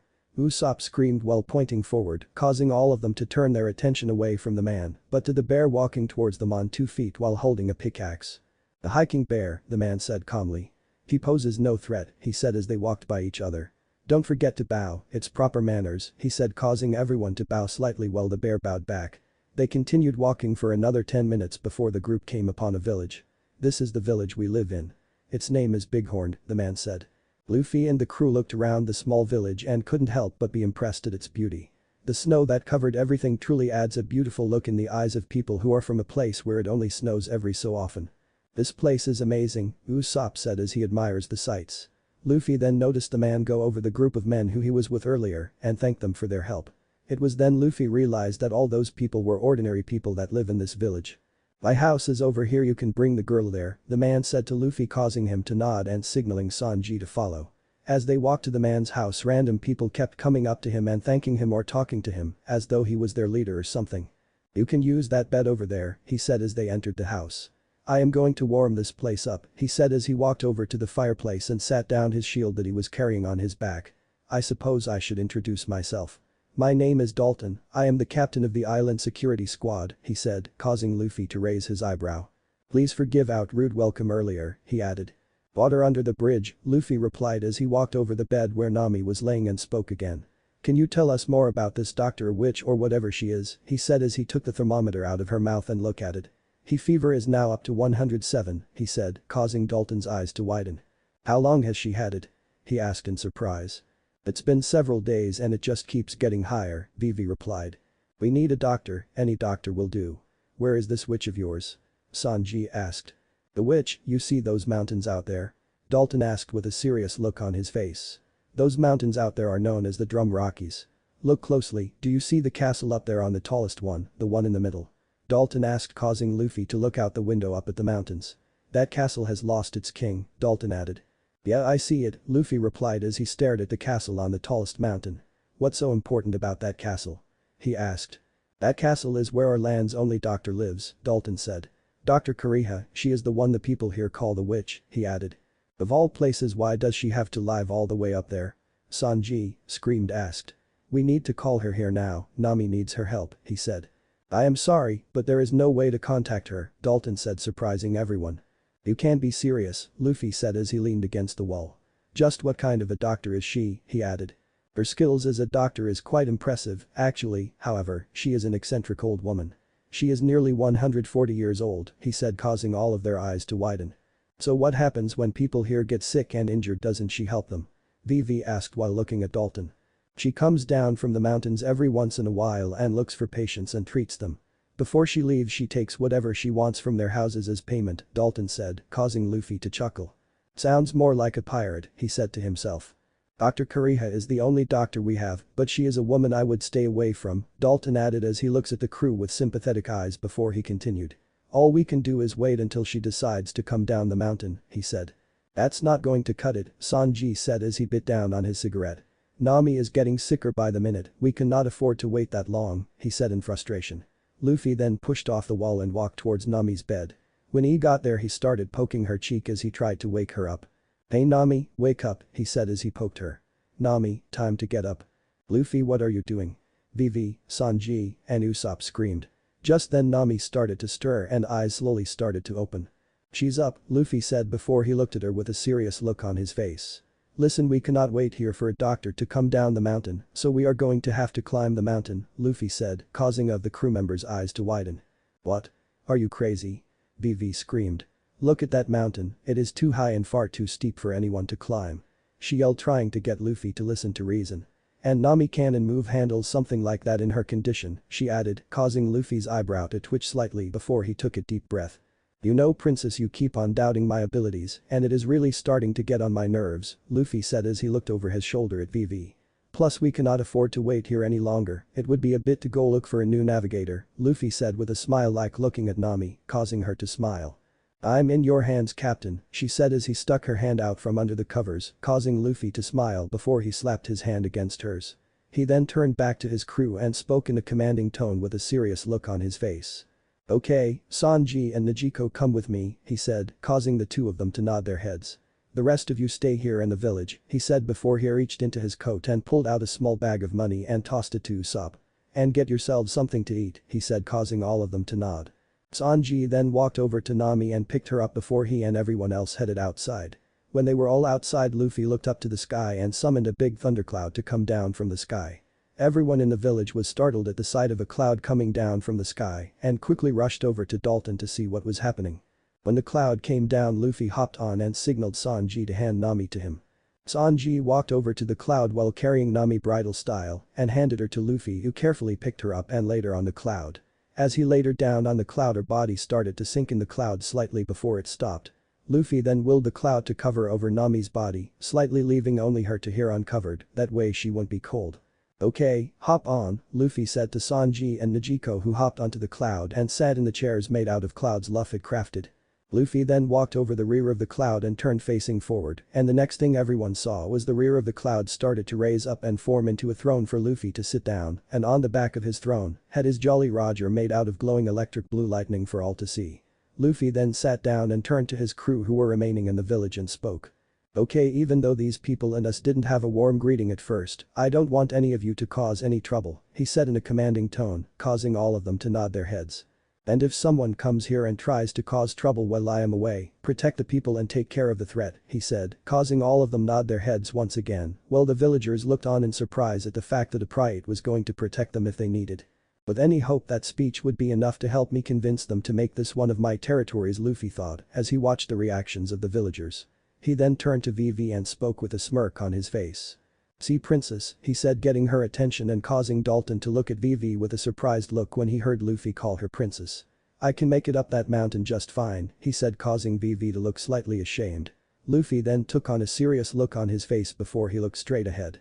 He then placed his left leg over right and his elbows on the armrest before interlacing his fingers in front of his face. 2 seconds later, the thunder cloud began to rise higher and higher away from the ground until it was about 20 feet above the ground and cleared all of the houses. The cloud then sped forward in the direction of the Drum Rockies at about 40 miles per hour. "He has devil fruit powers, doesn't he?" Dalton asked while looking at Luffy's crew. "Yeah, he ate the rumble fruit and became a lightning man," Usopp replied proudly as he spoke about his captain. "By the way, is there a place around here where we can get something to eat?" he asked while looking Dalton and holding the bag of money Luffy gave him. "I own a restaurant right down this road," a man from the crowd shouted, causing everyone to look over and saw a short man that looked to be in his mid-40s wearing an apron stepping out of the crowd with a smile on his face. "I make the best food in all of Bighorn," he said proudly while one of the villagers around nodded their heads in agreement.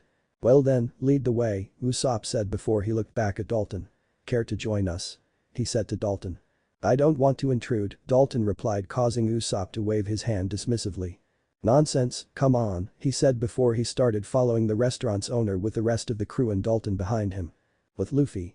As the cloud shot off in the direction of the Drum Rockies, it kept on getting higher and higher as they got closer and closer to the mountain until it was just a few feet higher than the mountain that the castle was on. It was hard for Luffy to see where they were going due to the heavy snow that was falling, and the fact that they were going at about 40 miles per hour wasn't helping with visibility or the cold. After flying for about 30 minutes, the group could finally see the castle on top of the mountain clearly, and Luffy had to admit it was beautiful. When they were about 100 feet away from the castle, Luffy had the clouds slow down as they approach, allowing them to admire the snow-covered castle for all its glory.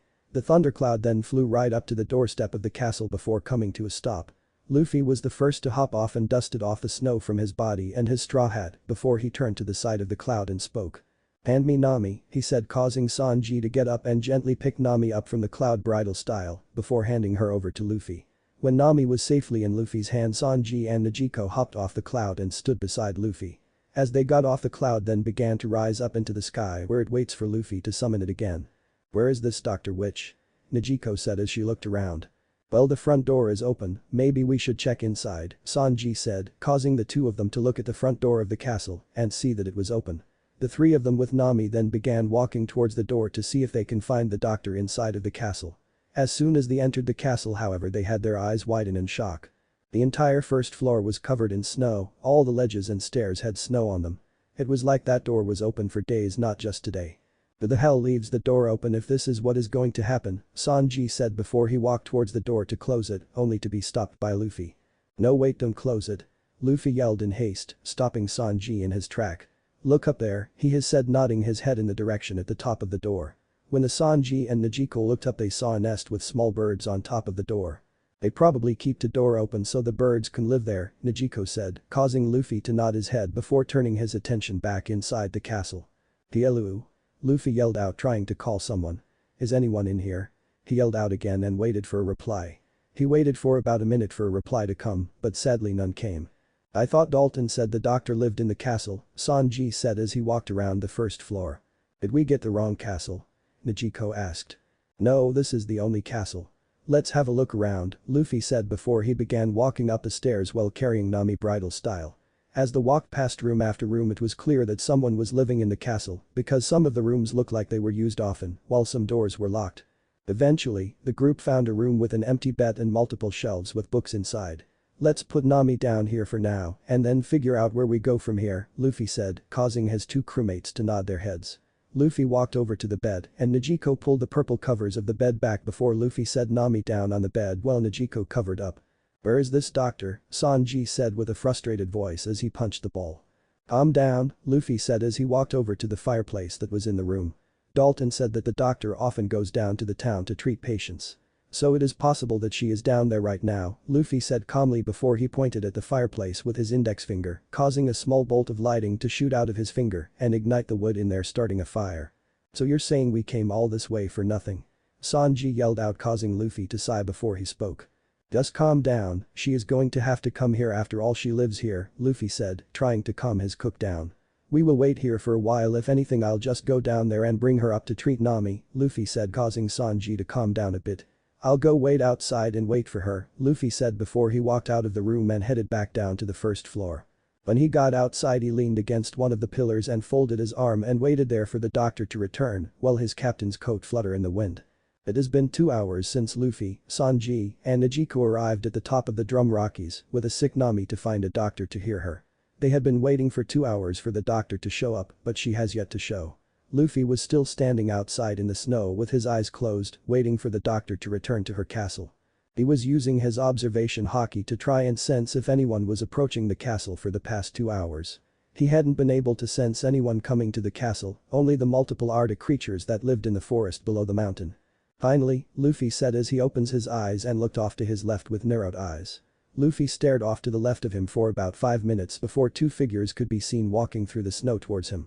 One of the figures looked human, while the other was some sort of creature walking on all fours.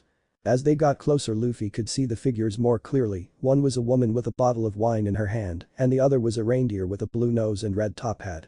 Oh my chopper, it would seem we have a guest, the woman said. The reindeer looked at Luffy with narrowed eyes and growled at him, causing Luffy to raise an eyebrow at him before he ignores it and turned his attention to the woman. Are you Dr. Kureha? Luffy asked as he pushed off the pillar and dusted the snow off of himself. But I am, but you can call me Doctorine. Have you come here for the secret to my youth? She asked with a smile. No, I brought my friend who is suffering for a terrible illness, Luffy said as he stood in front of the duo. That's so, she said as she walked forward. I don't come cheap you know, she said with a smirk. Money is no issue, Luffy replied in his normal monotone voice. Just save my friend, he said causing her smile slightly. Well then lead the way young man, she said with her arms stretched out. Luffy nodded before turning around and leading them inside the castle. Judging by that Jolly Roger on your coat I take it that you are a pirate. She asked as she stared at the scary-looking Jolly Roger on Luffy's coat. That's right, Luffy replied as they climbed up the stairs. When they reached the room that Nami was in Luffy opened the door and lead them inside. When they got in there they saw Sanji leaned against a wall smoking a cigarette while Nijiko was reapplying a wet rag to her sister's forehead. Got the doctor, Luffy said as he stepped aside allowing the doctor to head towards Nami's bed. Now what do we have here? She asked as he pressed her index against Nami's forehead for a few seconds before she spoke again. A temperature of 107, my this is serious, she said, causing the three pirates' eyes to widen in shock at what they just saw. She just Sanji whispered out in shock. Touched her forehead Luffy said equally shocked. And got her temperature Nijiko finished. Amazing, the three of them said at the same time. She has a rash on her tummy as well, Luffy said, causing the doctor to pull and sheets back and lift up Nami's shirt to see the rash that Luffy was talking about. My, now this is something I haven't seen in a while, she said before she turned to the crew and spoke. Where the hell were you on a prehistoric island? She asked sarcastically not really expecting an answer, but was left utterly surprised when she saw the three pirates chuckling nervously. Well you see there is this island called Little Garden and it is kinda stuck in the dinosaur age, Luffy said with a chuckle. Do you know what she has? He then asked in a more serious voice. Yes I do, she was bitten by a bug called the Kestia. It is a poisonous tick that thrives in jungles with high heat and humidity, she said surprisingly all of them. When it bites you it injects a type of bacteria into your body. These bacteria lay dormant for 5 days, causing severe pain, a high fever, mild carditis, and arthritis, she said, causing Luffy's eyes to widen in shock. Given the infection's progression and the spot of the infection, I would say she has been infected for 3 days now, she said, surprising the crew once more. You got all that just by looking at it? Sanji and Niko screamed asked while Luffy had his jaw hanging. The pain she has been going through would have all been gone in about 2 days, Dr. Kureha said surprising them once more. You mean she would have been pain-free in 2 days? Luffy asked in shock. That's right because in 2 days she would have been dead, Kureha said, causing all of their eyes to widen. You can treat her can't you? Sanji asked hoping that the doctor would say yes. Even though I had heard the Kestia had died out about 100 years ago I kept the antibiotics just in case. So yes I can treat her, she said, causing the 3 crew member to smile. Now get out and let us get to work, the doctor said causing Luffy to raise his eyebrow in confusion. Us? He asked with a confused look on his face. Dr. Kureha turned towards him before she spoke. Yes us, Chopper and I, he said while pointing to the reindeer, causing the 3 of them to look over at the reindeer, only to have their eyes widen. Standing there was no longer the reindeer that Luffy first saw that was walking on all 4s instead, there was a small toddler-sized human reindeer hybrid, wearing a red top hat with a sideways medical symbol on it. Interesting, he is either a member of the mink tribe or he ate a devil fruit, Luffy commented as he stooped down to the level of the reindeer and began studying it. So, which are you? Luffy asked causing the poor reindeer to jump back in terror and began hiding behind the door frame, or at least trying to. He had his entire body in view of everyone, while only half of his face was hidden, causing Luffy to chuckle. I guess we are going to talk about that later then, Luffy said as he stood back up. Is he a doctor? Niko asked Dr. Kureha in curiosity. He is my apprentice, I taught him everything I know about the field of medicine, she said proudly with a smile. Now get out so we can work. She yelled as he punched Sanji in the face, sending him flying into Luffy and sending the 2 of them out of the door. Niko hurried out of the door in hope of avoiding being kicked out. Old hag, Luffy said as he picked himself up from the ground and sat down on the stairs before he pulled out a glass and poured himself a drink. Man, what a day, he said before he took a sip of his whiskey. At least we got Nami the help she needed, Sanji said as he walked and sat down 2 steps below Luffy, while Niko took the seat next to Luffy. Yeah, I was starting to think that I was going to lose my baby sister, Niko said sadly causing Luffy to place his hand on her shoulder before he gave her a reassuring smile. By the way, Captain, Sanji said getting Luffy's attention. While we were in there you mentioned something called the mink tribe, what's that? Sanji asked causing Niko to look at Luffy with interest. The mink tribe is a race or different kind of species that exist in the world, kinda like how the fishmen are a different species, Luffy said before he took a sip of his drink. They are like humans with animal features where each individual takes after a specific animal, he said, causing his 2 crew member to look at him in surprise. Wow, I never heard of them before, Sanji said in surprise. They are mostly an isolated tribe with only a few ever leaving their homeland, Luffy said, causing the 2 of them to nod their heads. That explains a lot, Niko said. Luffy then got up and began walking down the stairs. I going to get some air, why don't you 2 find someplace warm, he said as he continued to descend the staircase. He walked out the front entrance and stood in the snow before he looked up to the sky and took a deep breath in. He then began looking around the exterior of the castle, admiring the sheer scale and beauty of it when something caught his eyes. Flying on the top of one of the towers was a pirate flag. It was a skull and crossbones with pink cherry blossom petals around it, Luffy saw it and smiled to himself. He then headed back inside to check and see if the doctor was done with Nami. As he was walking up a staircase he saw standing at the top of the staircase the small reindeer looking at him with a look of pure terror. As Luffy got closer the reindeer began to slowly back away in fear, which confused Luffy to no end. When he reached the top of the staircase he sat down with his back facing the reindeer. If he is too scared to take might be best not to try and force him, Luffy thought as he sat there on the snow-covered steps by himself with a scared reindeer behind him. After sitting there in silence for about 5 minutes Chopper finally spoke. Are you really a pirate? He asked in a cautious voice causing Luffy to look over at him with a smile before he replied. That I am, he replied with a warm smile. Nothing is better than the life of a pirate.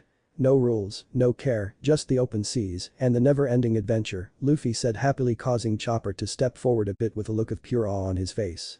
Wow, pirates really go on adventures? Chopper asked in an astonished tone. Yeah, you get to see the most amazing thing and meet the most amazing people. It is truly the best life to live, Luffy replied with a smile as he looked up to the ceiling. Is that your flag? He asked while pointing at the Jolly Roger on Luffy's coat. But it is, Luffy replied with a smile. It looks different from the rest, Chopper said while looking at the Jolly Roger.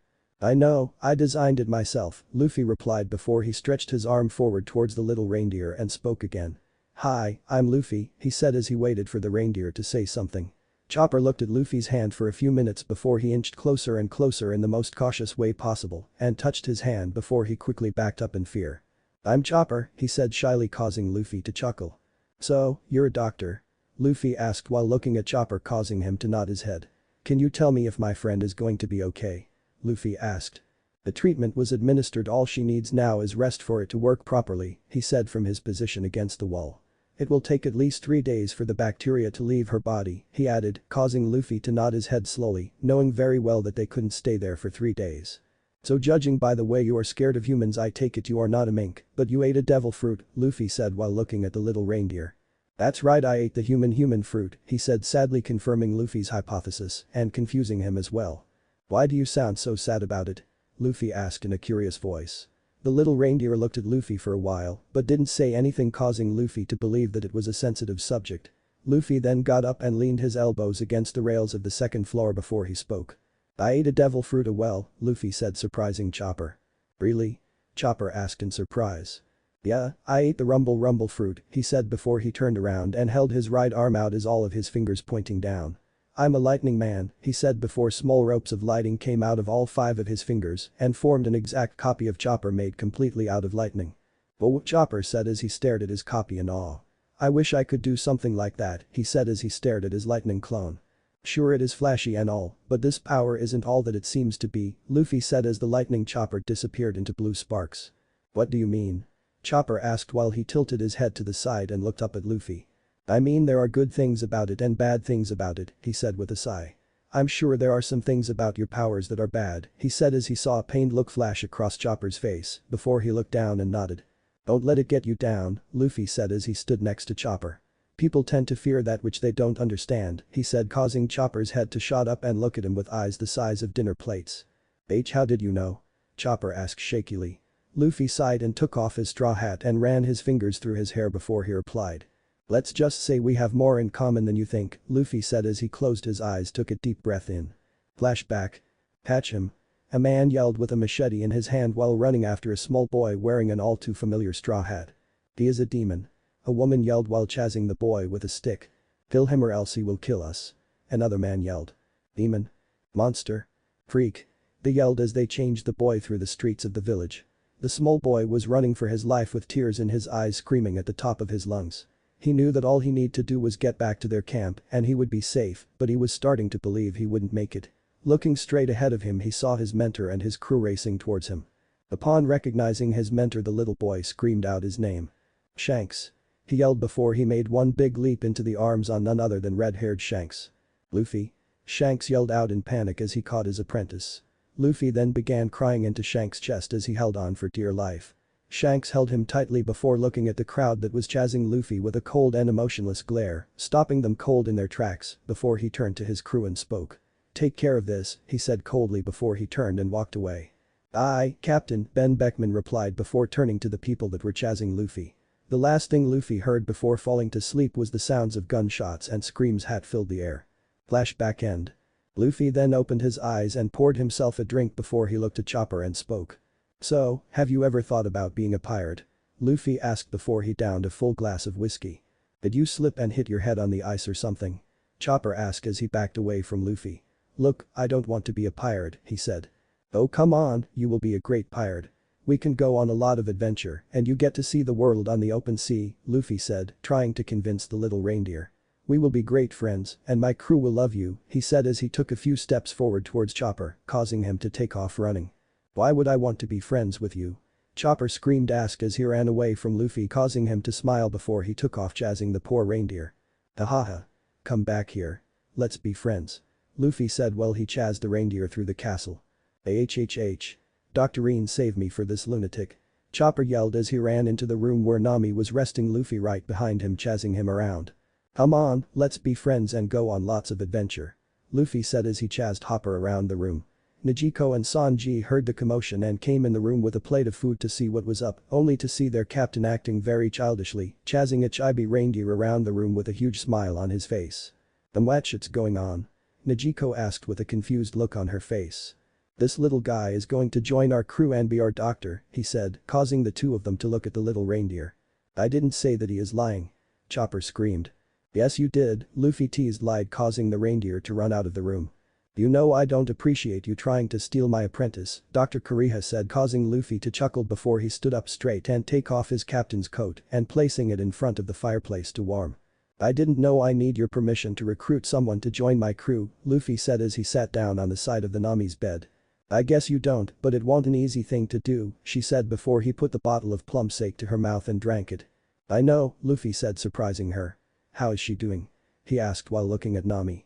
"Her temperature went down several degrees and she out of any danger for now, but she still needs at least 3 days of rest before the bacteria leaves her body," she said, causing Luffy and the others to smile and nod. "That's great news," Sanji said before he walked up to Luffy and handed him a plate of food. "Here you go, Captain," he said, causing Luffy to take the plate. "Thanks," he said as he sat down and began eating. "Why is that reindeer so scared of us?" Nijiko asked while looking at Dr. Kureha, causing her to take a big gulp of her plum sake before he began to tell them all the story of Chopper. She told them about him being born with a blue nose and treated like an outcast, and how him eating a devil fruit made him more of an outcast not only to his own kind but to humans as well. She then told them about Chopper's relationship with the only human that didn't see him as a monster, a man named Dr. Hiralik. She told them about his dream to make cherry blossoms bloom on Drum Island in order to try and save the country and cure all medical illnesses. But unfortunately, the fairy tale story of two outcasts did not have a happy ending. "I taught him everything I know, including medicine," she said in a sad voice, while Luffy and Sanji looked on with a somber look on their faces and Nijiko wiped away a stray tear from her eye. Luffy hadn't realized it, but they were sitting there listening to the doctor's story for about just 3 hours. He was about to say something, but the voice of his panicking Chopper and his observation Haki stopped him. "Doctorine. Doctorine." Chopper yelled as he ran into the room while Luffy jumped to his feet and looked out the window. "So that bastard survived," he said as looked down at the 3 individuals standing in front of the castle. "Doctorine, there is trouble," Chopper said in his medium-sized reindeer form. "Wapol is back," he said with anger in his voice. "Is her?" she replied as she stood up and walked out the door with Chopper behind her. Luffy took on a serious look on his face before he walked over to the fireplace and picked up his coat and threw it on before he began walking to the door. "Sanji, you come with me," he said, causing Sanji to nod and follow Luffy. "Nijiko, you stay here and protect Nami," he said, causing her to nod and take out her 3-section staff. Sanji and Luffy then made their way downstairs with a serious look on their face. When they arrived outside they saw Chopper and Dr. Kureha talking to Wapol and his 2 goons. Luffy, deciding not to waste time and beat around the bush, interrupted the conversion. "Now, I don't mean to interrupt, but Wapol is mine," he said as he walked between Kureha and Chopper with an emotionless look on his face and his captain's coat billowing in the wind. "I owe him an ass-kicking for hearing my ship," he said as thunder clouds began to form in the sky and electric blue sparks of lightning started to appear around his body. "How dare you?" the man dressed like a jester yelled. "How dare you speak to Wapol like he is some lowly commoner, he is a king," he yelled, causing Luffy to chuckle before he walked towards them. "My apologies," Luffy said critically. "In that case I will give him a king-size ass-whopping," Luffy said before he turned to Chopper and spoke. "Chopper," Luffy said, getting his attention. "You're no monster, allow me to show you what a real monster looks like," he said in a cold voice as he looked at Wapol while thunder boomed overhead. Luffy then turned his body into lighting and teleported himself right in front of Wapol with his right fist covered in Haki before he buried it into Wapol's gut, sending him flying upward about 50 feet into the sky. Luffy then appeared to the right of Wapol while he was mid-air and delivered a Haki and lightning-infused kick to his midsection, sending barreling towards the ground at impressive speed. When Wapol hit the ground, the impact created a crater at least 20 feet wide with a badly beaten and broken Wapol in the center. "Wapol!" the 2 men yelled as they watched their leader get handled so easily. "And this is for Dr. Hiralik and the people of this country," Luffy yelled before he began descending towards the crater at the speed of lightning with both his legs coated in Haki. Everyone watching only heard what Luffy said before faster than the blink of an eye he disappeared and reappeared in the crater, driving both of his legs into Wapol like a spear, causing the sickening crunch of his ribs breaking to be heard. "He just beat Wapol like it was nothing," Chopper said as he watched on in awe at Luffy's power. I don't know why he asked me to come here if he plans on having all the fun, Sanji said grumpily. Amazing. Chopper said. You fool. Wapol is a member of the world government. They will have you killed for this. The jester yelled. Luffy looked over to the two of them with cold eyes before he pointed his index and middle finger at the two of them, causing two ropes of lighting to shoot out and wrap around their necks before Luffy grabbed onto the ropes and pulled as he increased the electricity, causing their heads to fly clean off their bodies. I could care less, Luffy said coldly as their headless body fell to the ground. He then began walking back to Chopper and the group before he stopped and turned and looked at Wapol's broken body. He then turned around and began running towards Wapol's body with his right leg covered in lightning before he delivered a lightning speed kick to the downed Wapol, sending him flying out of the country. He is not dead. I will explain why I didn't kill him in the author's note. Luffy then turned and walked towards Sanji again. As he walked past Dr. Kureha he stopped and spoke. This country is now under my protection, he said before he continued walked into the castle. So, I take it you had a run-in with Wapol before, young man, said Dr. Kureha to Luffy while she stared at the two headless bodies. Luffy stopped walking towards the castle and turned and looked at her before he spoke. Yeah, that fat ass ate part of my ship and wanted our treasure, Luffy replied before he turned and walked towards the group. I sent him packing once, but it looked like he hadn't learned his lesson, and the fact that he was here meant he somehow got past my crew down in Bighorn, he said before he paused and narrowed his eyes before continuing. And it just pissed me off, he said in a cold tone, causing Dr. Kureha to chuckle. Well, you're not hearing any complaints from me, he said as he pulled a bottle of plum sake from out of nowhere and drank it. However, I think my companion over here might have a few complaints, she said, while pointing over to Chopper, who was staring at the two heartless bodies in shock. Luffy looked over at Chopper and chuckled in amusement. Chopper, hearing that they were talking about him, snapped out of his gazing and looked at Luffy. Chopper, I am sorry I stole your revenge from you, Luffy said as he walked forward and patted the top of Chopper's hat gently. But a pure soul like yourself shouldn't have to dirty your hands on scum like that, he said, causing a thin smile to appear on Dr. Kureha's face. And only chasing after revenge will only do more harm than good, he added, causing Chopper to nod his head slowly. Luffy then looked up and looked off to the right. I can sense a large group of people come here, he said, causing everyone to look in the direction of where he was looking. From what I can tell there are a lot of them flying here or maybe floating and my crew seems to be with them, Luffy added with a confused look on his face. Flying here? Sanji asked as he walked and stood beside Luffy. I don't know how to explain it, but they are pretty high up from the ground and are moving in this direction, pretty slowly I must add, he said. They must be using the rope I have tied to my old house, Dr. Kureha said, causing Luffy and Sanji to look at her and wait for her to elaborate a bit more. It is how Chopper and I get down the mountain. There is a man-powered pulley cart attached to the rope, so they must be using that, he said, causing Luffy to nod his head understanding what she was talking about. After waiting for another 5 minutes the group finally saw something started to rise up from the snow in front of them. It was an entrance exit made out of metal. After it raised up a group of individuals stepped out of it and began looking around.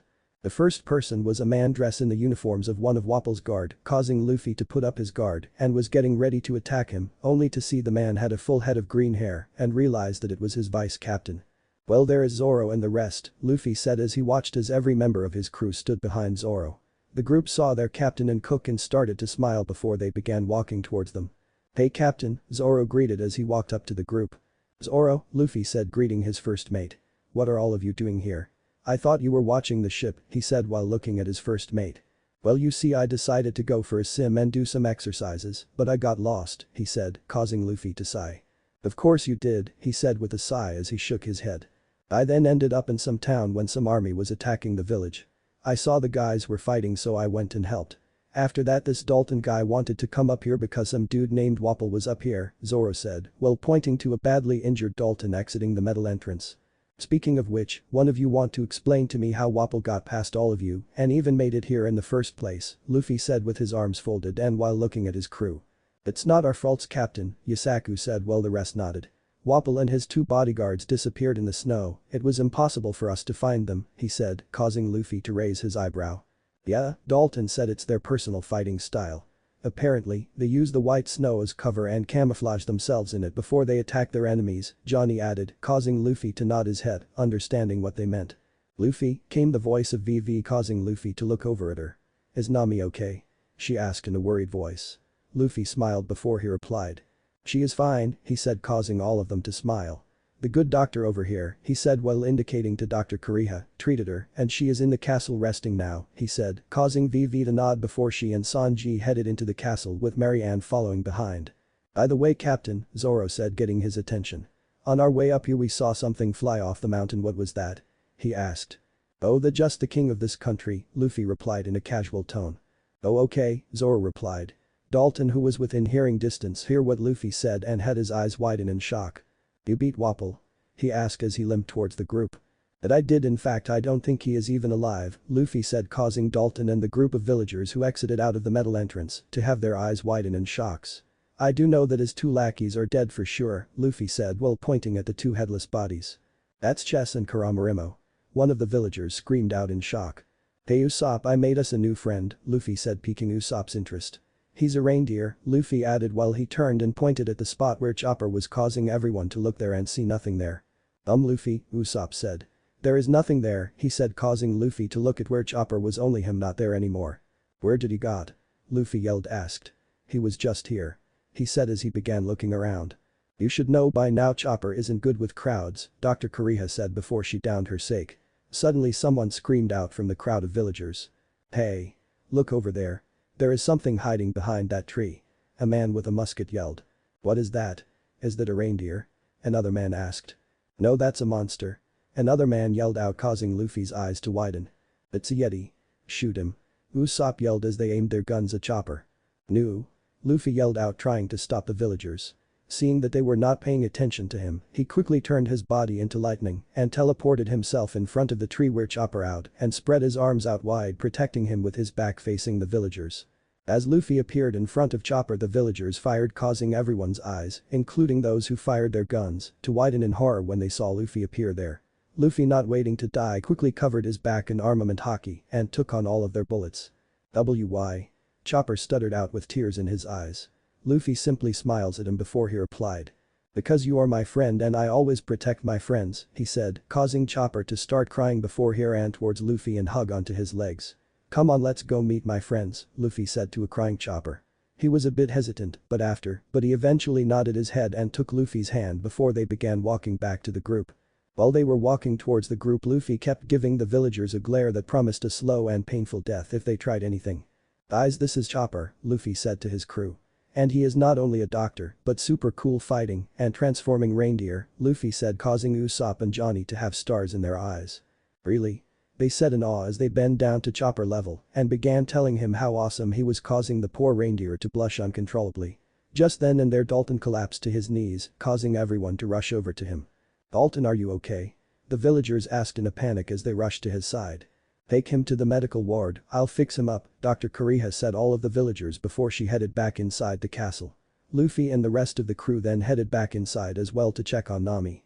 When they entered the castle, they saw Nami begin dragged up the stairs by Dr. Kureha, while Vivi, Sanji, Niko, and Marianne laying on the ground with 2 large bumps on each of their heads. "I guess Nami tried to escape," Luffy said with a chuckle before following the doctor up the stairs. When they arrived in the room, Luffy went and braced against the wall while he watches the villagers carry an injured Dalton to a spare bed in the room by the Dr. Kureha placed Nami back in her bed. The doctor then proceeded to treat Dalton's wounds while Luffy walked over to the nearby window and opened it. He then summoned his usual thundercloud, confusing everyone including his crew members. Luffy reached into the cloud and felt around for a second before he pulled out a bag that doesn't appear to be that heavy. He then reached in the bag and pulled out a bunch of black cloths, confusing everyone more. "What's that, Captain?" Nami asked from her position in the bed. "This is a bunch of copies of my flag I had made," Luffy said, causing her to nod her head, even though she was still confused as to what he was going to do with them. Luffy then walked over to Dalton's bed and placed 7 of the flags on them before he spoke. "Hang these up around the country," he said, causing everyone's eyes to widen. "This will let other pirates know that this island and country is under my protection and is part of my territory," he added, while everyone looked on in shock. "Wait for a second." Dalton yelled from his position in the bed. "Even though we are grateful to you for taking care of Wapol for us, we cannot live under a pirate flag," he said while Luffy looked on with a bored look on his face. "This country is a part of the world government. They would never all this to happen," he said, causing Luffy to chuckle. "Being a part of the world government doesn't mean anything here," he said, confusing all of them once more. "Fishman Island is also a member of the world government and they are under the protection of Whitebeard. So, how is this different?" Luffy asked as he folded his arms and leaned back against the wall. And the fact of the matter is, you were part of the world government since before Wapol left this country to become a pirate, and even though he left he was still technically your king, Luffy said, causing an angry look to spread across the villager's face at the mention of Wapol's name. And when he returned he revolted against him, he who is a member of the world government's Council of Kings. That would be taken as you trying to start a revolution against the world government, and I am sure you know how they would react, Luffy said, causing Dalton to look down in contemplation, while the other villagers were trying not to believe what Luffy is saying. How do we know what you are saying is the truth? One brave villager asked, causing the captain of the Straw Hat Pirates to chuckle before a grim look spread across his face. If you don't believe me then I could prove it, he said, causing everyone to look at him with interest, especially VV. Have any of you here ever heard of a place called O'Hara? He asked, causing Dalton and Dr. Kureha eyes to widen, while a few older villagers looked confused. What about O'Hara? They were going to use forbidden knowledge to destroy the world, a woman in her mid to late 40s said. You shouldn't believe everything you read, Luffy said with a sigh. All those people were doing was trying to learn the history of the world, and the world government killed every man, woman and kill on that island, whether they were actually part of the group who was studying the history or not, Luffy said, causing his crew members' eyes to widen in shock, along with a few of the villagers. No one said a word. After hearing that, the entire room fell into a silence as they all tried to contemplate what they just heard.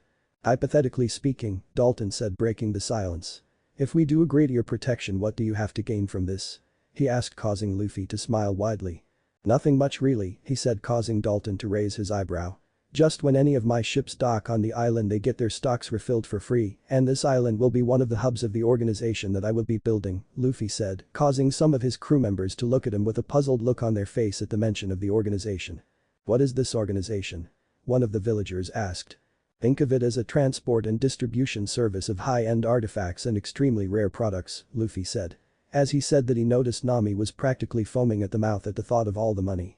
In exchange for all that you will get my protection, any pirate, marine or anyone for that matter comes here and causes any trouble, all you have to do is give me a call, and I will be here in a flash of lightning literally, he said, causing a few of the villagers to look around and nod slightly, liking the idea of someone as strong as Luffy protecting them. And I recall you saying that this island once produced the best medicine in the whole Grand Line, why don't we return this country to its once great glory? Luffy said, sweetening the deal a bit, giving the villagers the once finally push they needed. And how exactly are you going to do that?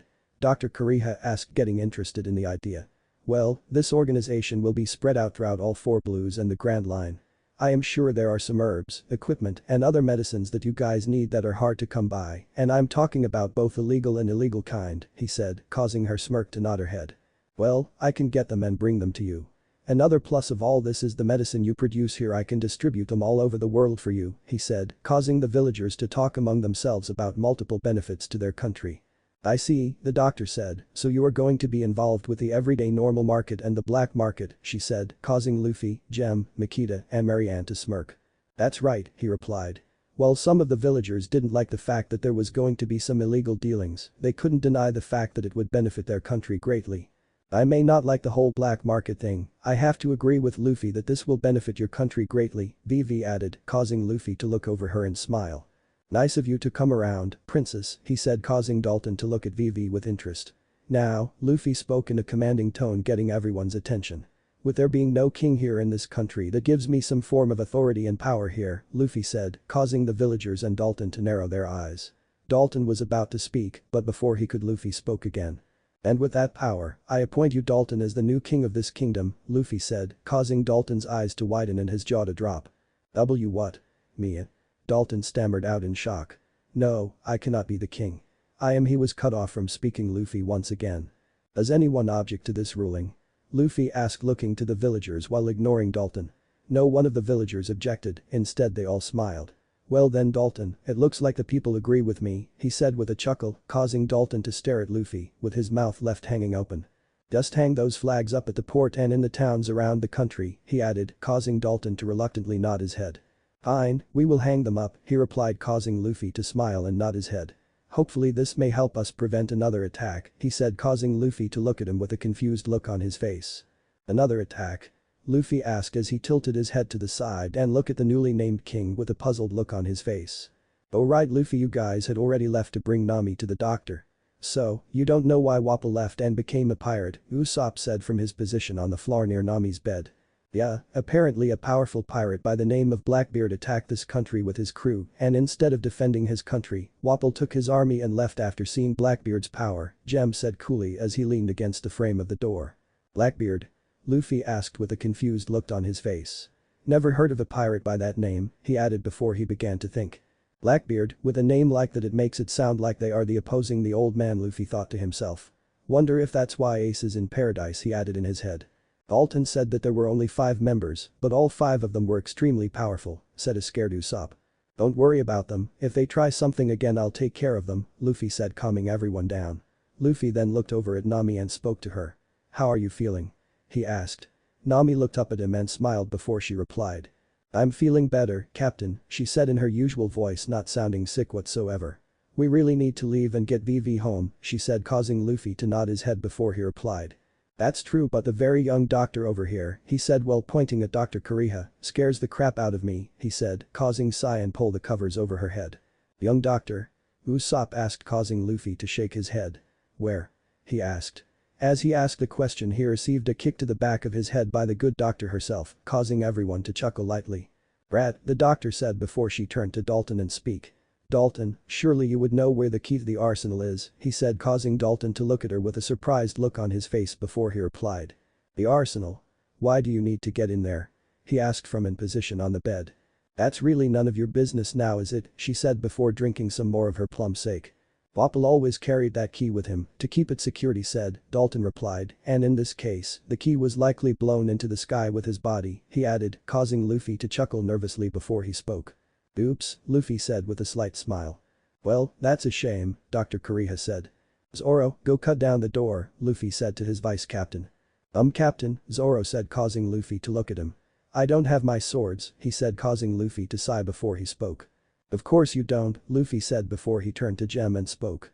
Jem, blow the door down, he said, causing him to nod and look to the doctor waiting for her to lead him to the door. Good, the doctor replied before she turned to the group of villagers and spoke. You guys come with me, I have something I need you to do, she said, scaring the villagers at first, before they reluctantly agreed and followed her and Jem out the door of the room towards the arsenal.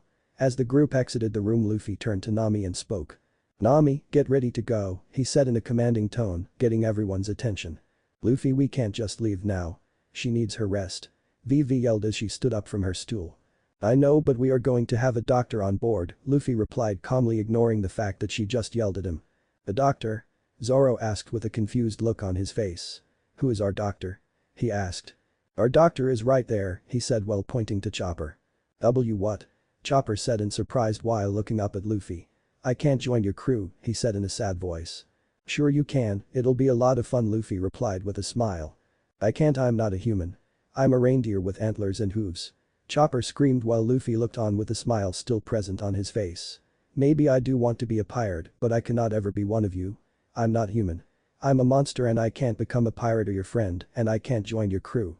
He yelled with tears in his eyes. Everyone in the room looked on at the little reindeer with a sad look on their face. The girls were resisting the urge to run and hug the poor little guy. I just want to say thank you, I really appreciate you asking me to join your ship. That was really nice, so thank you, but I am going to stay here for now, and if you ever want you can stop by here again, and Chopper couldn't finish his sentence because he was interrupted by Luffy's voice. Oh, shut up and let's go, Luffy replied, said with a grin on his face, causing Chopper to start crying loudly before he ran out of the room. Most people don't make friends by telling people to shut up, Zoro thought as he looked on with a smile. Alright, let's go wait outside, Luffy said before he jumped up on the window and hopped on the thundercloud that he had summoned earlier. He then reached into the cloud and pulled out a medium-sized chest and opened it. When he opened it, everyone saw it was filled with transponder snails of all sizes. He took one and tossed it to Dalton before he spoke. If you ever need me, just push the button with the straw hat, Luffy said, causing Dalton to look down at the snail and see a number of buttons for dialing numbers before he finally spotted the button with a straw hat on it. Thank you for everything, Dalton said with a smile on his face as he watched as Luffy's crew hopped out the window one by one. Don't mention it, Luffy replied. When everyone was on the cloud, Luffy gave it a mental command to lower itself to the ground before the thundercloud began to descend to the snow-covered ground below them. Nami, are you sure you are okay? Asked a concerned Usopp. I sure am, replied while giving him a thumbs up. I feel great, she said with a wide smile, causing his sister to smile as well. When the cloud got about 2 feet above the ground, it hovered in place, allowing everyone to hop off. Once everyone was off waiting on their little reindeer, Dr. Luffy kept the cloud hovering near them to take the crew back to the ship when they were ready. As they were waiting for Chopper, a few of Luffy's crew members started building snowmen while Luffy and his vice captain leaned against the thundercloud and were talking. "Are you sure it is a good idea to get this place involved in the underworld?" Zoro asked with his arms folded as he leaned against the cloud. "Yeah," Luffy said as he looked to the sky. "If anything, this place may be the most profitable," he added, causing Zoro to look over at him with a confused look. "How?" he asked. "It's simple really, the medicine produced here could be sold and distributed in both the regular market and the black market," Luffy replied. "But we are pirates," Zoro said while looking at Luffy. "We can't just sell medicine to hospitals or wherever," he said, causing Luffy to nod his head in agreement. "You're right, that's why this organization won't be tied back to us," he said, causing Zoro to look at him with a puzzled look on his face. He was about to voice his confusion, but before he could speak, Luffy spoke once more. "I will be leading this organization under an alias," he said, causing Zoro to understand how things were going to happen in the organization. "I see," he said before looking at the rest of the crew, mainly the 3 new recruits from Little Garden. "And I take it those 3 are going to be acting as your officers in this organization?" Zoro asked while looking at the 3 former Baroque Works agents. "Yeah, and whoever else is powerful enough command a ship," Luffy said with a sigh. Zoro was about to say something else, but before he could speak he was interrupted by a lot of screams coming from the castle. "What's going on?" Nami asked as she looked at the doorway of the castle. "There is a lot of noise coming from the castle," she said. Luffy then pushed off from the cloud and looked to his crew before he spoke. "Quick, everyone gets on the cloud," he said with haste, confusing all of them. "What? Why?" Vivi asked as she stood up. "We have a very angry doctor heading our way," Luffy said, causing everyone to run and hop onto the thunder cloud. Luffy then stayed on the ground before he commanded the Could to hover a bit higher in the air. "Luffy, aren't you getting on?" Mary Ann asked in a worried voice. "Don't worry, I'm just waiting on Chopper," he said as he looked up to the little girl with a smile. Luffy then turned back to the castle and saw Chopper running towards them full speed while pulling a sled with a very angry doctor chasing him. "Everyone hurry," and Chopper trailed off when he saw everyone standing on a cloud. "Come on, Chopper, hurry," Luffy said, causing him to pick up the pace and run towards Luffy. Luffy then gave a mental command to the cloud to expand its eyes as he grabbed onto Chopper and the cell before turned his body into lightning and teleporting them onto the cloud, safely away from the angry doctor. As they appeared on the cloud, Luffy commanded the cloud to take off towards the ship and away from the angry doctor who was throwing spears at them. "A little help here, guy," came the pained voice of Usopp as they were flying away, causing everyone to look for him only to not see him anywhere. "Huh? Where are you, Usopp?" asked Sanji as he looked around. "Down here," came his pained voice once again, causing everyone to look down and see their poor sniper being crushed under Chopper's sled. Vivi and Makita immediately went down and pulled Usopp off the sled while Luffy just chuckled and shook his head. He then turned towards his ship's new doctor, only to see the little blue-nosed reindeer standing on the cloud, looking at the slowly shrinking castle in the distance with a sad expression on his face. Luffy then put his hand on Chopper's head, causing the little reindeer to look up at him with tears building up in his eyes. Luffy then gave him a warm smile as the crew looked on with an equally warm smile. Suddenly everyone's warm smiles turned to panic as the sound of cannon fire filled the air, causing Luffy's face to take on a serious look. "Are those cannon fire?" asked Jem as he looked around to see where they are coming from. "It's coming from the castle," Usopp said while looking at the fading castle in the distance. "They're not shooting at us, are they?" Vivi asked in a scared voice. "No, we could have seen explosions if they were," Jem replied coolly. Luffy then slowed the cloud down before bringing it to a full stop as he tried to figure out what was going on. "Are they under attack?" Luffy asked himself. The country was now under his protection, so if they were under attack he would need to go help. Or is that old coot attacking us? He thought to himself as he looked around. Then suddenly the cannon fire stopped and 10 seconds later a bright pink light appeared in the skies above the castle, causing everyone's eyes to widen. The next thing everyone saw was a pink smoke light surround the Drum Rockies, causing Luffy's serious expression to change into a smirk before he looked over at Chopper and only to see the little reindeer staring up at the pink smoke with tears in his eyes.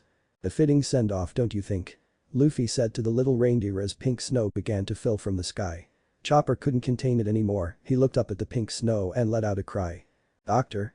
he screamed with tears in his eyes. It's beautiful," Nijiko said as she stretched out her hand and caught a pink snowflake. "Indeed," Johnny said as he and Yusaku stared up at the sky. "It's like a bunch of cherry blossoms," Zoro said from his position sitting on the cloud. Luffy then commanded the cloud to continue its way towards the ship.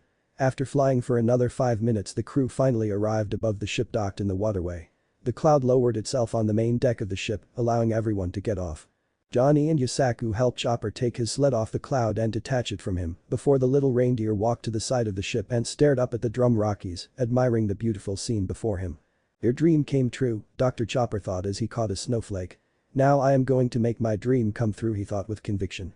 Deciding to leave the little reindeer to himself for a while, Luffy looked to his crew and gave out orders. Prepare to set sail.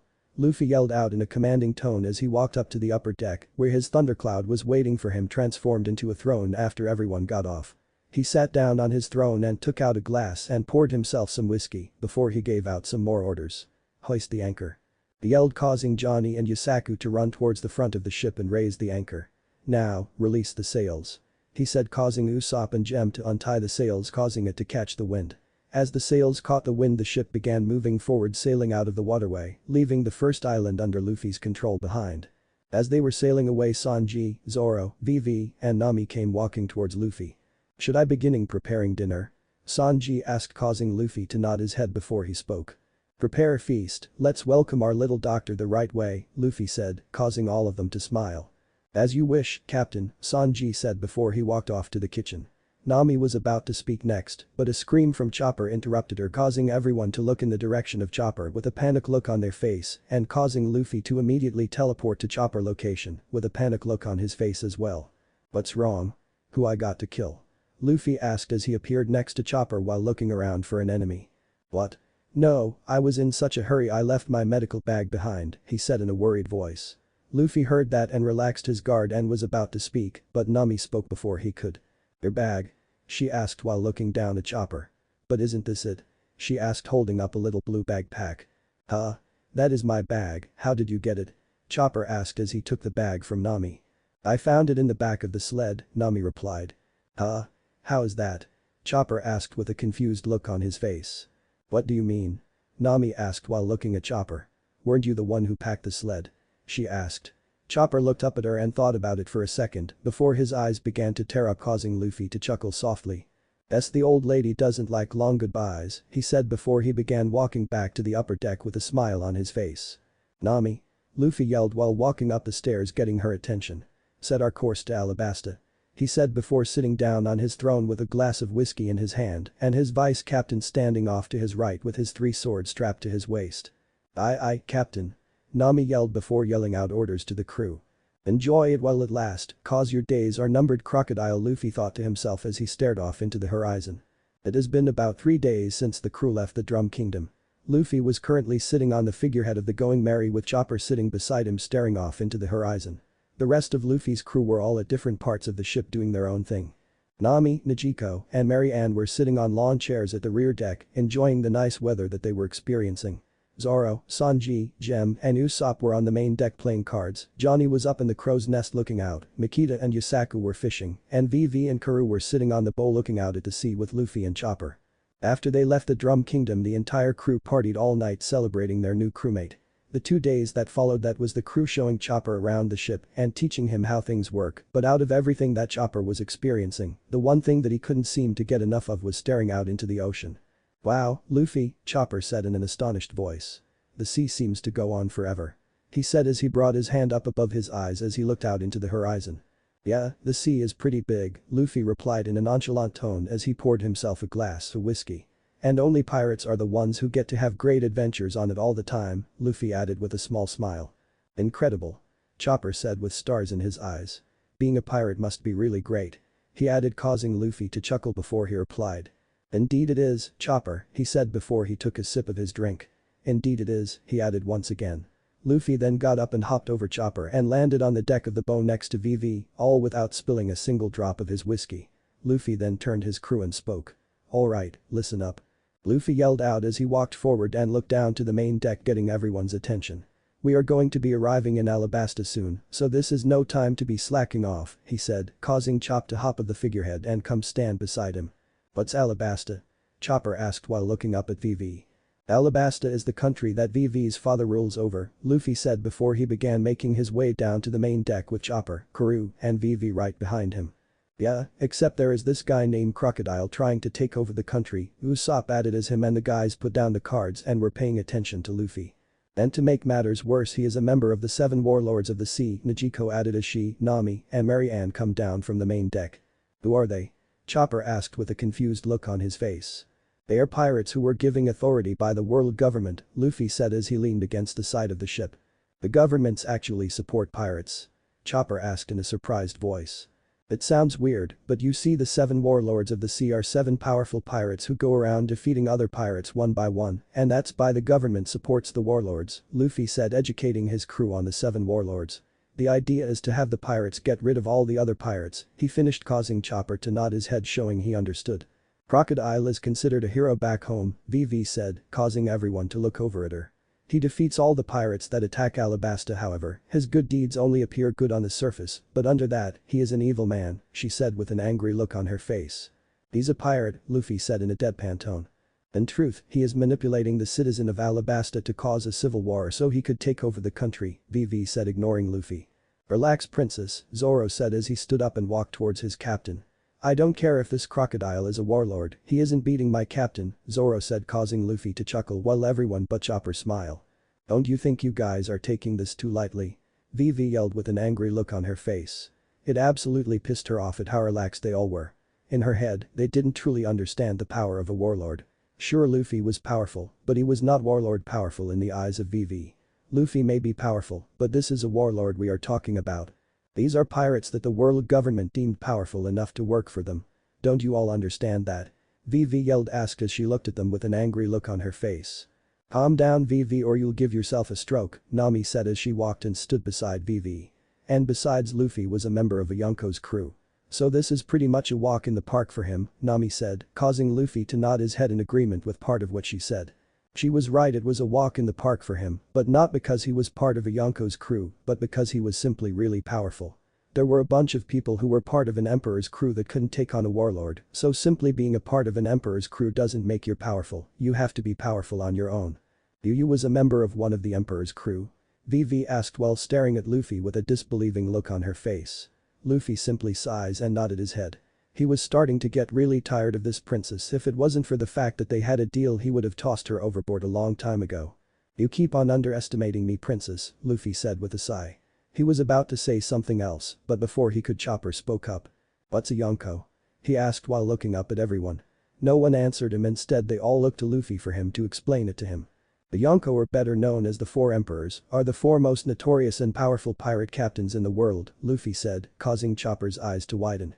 These 4 individually reside within the second half of the Grand Line known as the New World, exerting impressive influence and control over dozens of other pirate crews and self-governing islands, he said, causing Chopper to look on in awe, while some of his crew also looked on with a surprised look on their face. Luffy then smirked and decided to blow their minds a bit further. One thing that all 4 of these pirates have in common is they all have a bounty that is over 1 billion berries, Luffy said with a satisfied smirk on his face. Oh, over 1 billion berries. They all screamed in unison, causing Luffy to chuckle. That's crazy, Sanji said while the others just nodded their heads in agreement. The 4 of them make up part of the 3 great powers, Luffy said, causing some of the surprised faces to morph into a confused look. 3 great powers? VV asked with a confused look on her face, causing Luffy to nod his head. What's that? She asked while looking at Luffy.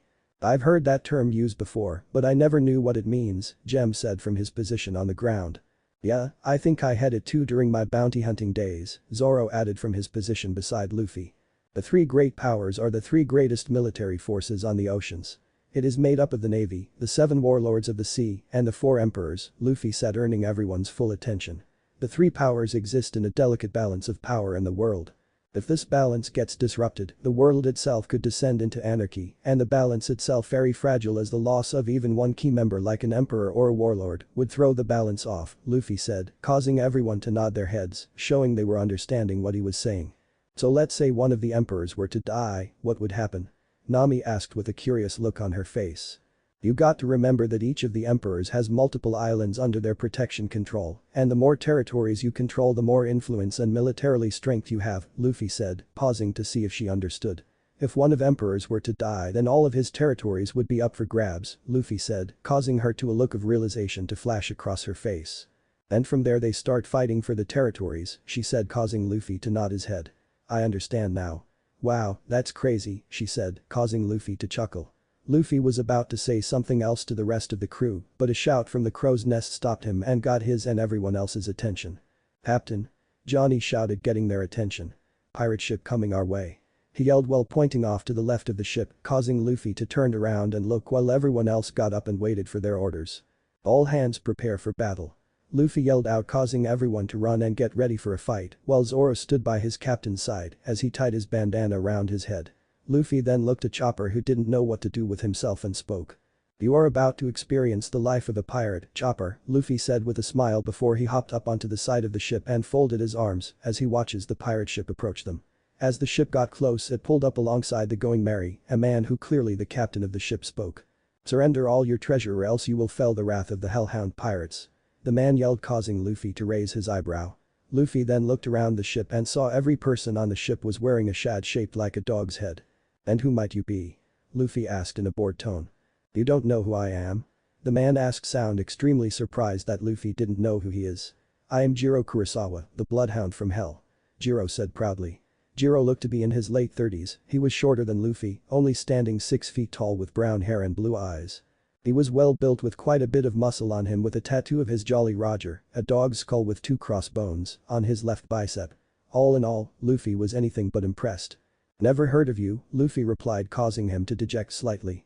I was going to let you keep your lives, but now I want you all dead," Jiro said in a menacing tone. Luffy simply shook his head and turned his back to the pirate and hopped off the side of the ship back onto the deck. "You're not worth my time," he said as he walked away to the upper rear deck. "They're all yours, guys, just make sure you don't kill any of them," Luffy said to his crew. Aye, Captain," they all replied before they leaped off from the Going Merry and onto the Hellhound pirate ship. Usopp stayed on board and was currently sniping people out with his slingshot from up in the crow's nest. Luffy sat down on his throne and poured himself a glass of whiskey before he turned his attention over to the pirate ship to see how his crew were handling the situation. When he looked over, he saw Zoro was fighting against the captain of the pirate ship while everyone else was handling the rest of his crew. Zoro had all 3 of his swords drawn while Jiro transformed into a rather big dog. Luffy assumed that the man ate his own type devil fruit and judged from his moniker, it was the dog fruit. Model Bloodhound. It was an okay devil fruit in Luffy's opinion, but it probably couldn't do much in terms of combat. Deciding to find out whether he was right or wrong, he decided to pay attention to Zoro's fight. Zoro vs Jiro. Zoro stood across from the pirate, now transformed into a giant dog man who was looking at him while slobber dripped from the side of his mouth. "When I'm done with you, I'll go pay that little captain of yours a visit and show him just happens to people who mess with the Bloodhound from Hell," Jiro yelled before he dashed forward towards Zoro on all 4s. He was running faster than what any ordinary person could track with their eyes, but sadly for him, Zoro wasn't any ordinary person. Jiro appeared off to Zoro's right and tried to swipe at his midsection with his claws, only to have Zoro block the slash with his katetsu with ease. "Is that all?" Zoro asked as he held off the man's claws. "Because if this is it, you honestly stand no chance against the captain," he added before he pushed the man off his sword. "Why you?" Jiro growled in frustration before he dashed forward once more, this time trying to bite Zoro. The first mate of the Straw Hat crew saw the attack coming a mile away and sighed. "It's useless, I'll just end this," Zoro said before he took on a serious look on his face and got into battle stance. "Onigiri," Zoro shouted as he stepped forward, slashed with all 3 of his swords while completely evading the bite from the giant bloodhound. Jiro stared off the ship into the open ocean with his eyes widen in shock at what just happened. He blinked a few times as he heard the sounds of swords being sheathed. It wasn't until 3 simultaneous clicks of the hilts of the swords touching their scabbards was head that pain struck through his body and blood sprayed from 3 carefully placed cuts, causing him to fall face forward onto the deck of his ship. When he fell forward, he realized there were a few things that felt off. First, he was still alive, barely, but still alive nonetheless. And secondly, he didn't hear his crew's cry of shock or rage that their captain had just been cut down. He used as much strength as he could muster at the moment to turn his head to the side and look for his crew, and what he saw shocked him to the core. His entire crew was being decimated by the Straw Hat crew. Majority of his men were lying unconscious on the ground, and the ones who were still standing weren't doing so good. What the hell is going on here?" he yelled, asked in a hoarse voice, but no one answered. The Straw Hat crew didn't as much as look in his direction even though they heard him. His own crew didn't look in his direction, they were too scared that they would die if they took their eyes off their enemy. The thing Jiro heard was a chuckle coming from behind him, causing him to strain his eyes off to the side in order to try and see who it was. He couldn't see the person clearly, but from their outline and the blurry colors, he assumed it to be the man who defeated him. A bunch of fools think because they have a boat with a flag that they are pirates, Zoro said with a chuckle. And Grand Line pirates no less. He said before he started laughing, causing Jiro to growl. Zoro then looked behind him and saw his captain still sitting on his throne looking at what was going on. With Luffy. Luffy was quite pleased with the way how Zoro handled his fight. In fact, he was quite pleased with the way his entire crew handled themselves in the situation. The one thing surprised Luffy however was how easily this pirate crew was disposed of. He was expecting them to put up more of a fight, giving him a chance to truly see each of his crew members' fighting capabilities, but that wasn't the case. Every member of his crew easily took down multiple enemies, with Usopp covering them from the crow's nest. I'm not even sure if these pirates can survive in the East Blue, much less the Grand Line, Luffy thought to himself as he watched Niko dispose of the remaining pirates. As he was watching her skillfully wield her three-section staff, his eyes caught brief moments when the staff would turn pitch black for a few seconds before it disappears. Luffy narrowed his eyes as he watched Niko slam her staff on the last of the enemy before he began thinking to himself. Niko seems to be the only one who has awakened both observation and armament Haki, while the others only have their observation, Luffy thought before he sighed and took a sip of his drink. Yes, they need some tougher opponents, he said with a sigh as he turned his attention away from the crew and looked up to the sky. Hey Captain. Zoro shouted, getting his attention. What should we do with these guys? He asked from over on the pirate ship. Bring their captain here, Luffy said while looking at Zoro. And have Chopper come as well, he added, causing the little reindeer to hop over back to the Going Merry and make his way towards Luffy. Johnny and Yusaku walked over to the downed pirate captain and picked up and dragged him to their captain. When they arrived on the upper rear deck of the Merry, they threw him face first at Luffy's feet, while the rest of Luffy's crew made their way over as well, wanting to see what their captain was planning. Luffy looked at the downed man with an emotionless look on his face before he turned to Chopper and spoke. Patch him up, Chopper, Luffy said, surprising everyone and causing Jiro to growl. I don't need your pity. Jiro lashed out at Luffy while scaring Chopper at the same time. Luffy just looked at the bleeding man with the same emotionless look on his before he kicked the downed man right in the face, knocking him over onto his back. I'm not someone who is known for letting my enemies live, but I am going to let you live, Luffy said before he took a sip of his drink. So, you will take whatever pity I give you, or I'll just toss you into the sea to die a slow and painful death, Luffy added in a menacing tone, scaring the crap out of Jiro. There's the captain we all know and love, Zoro thought in his head as he walked and stood beside Luffy. The past few days since the crew left the Drum Kingdom, the entire crew noticed their captain seemed to have mellowed out a bit and was smiling more than usual.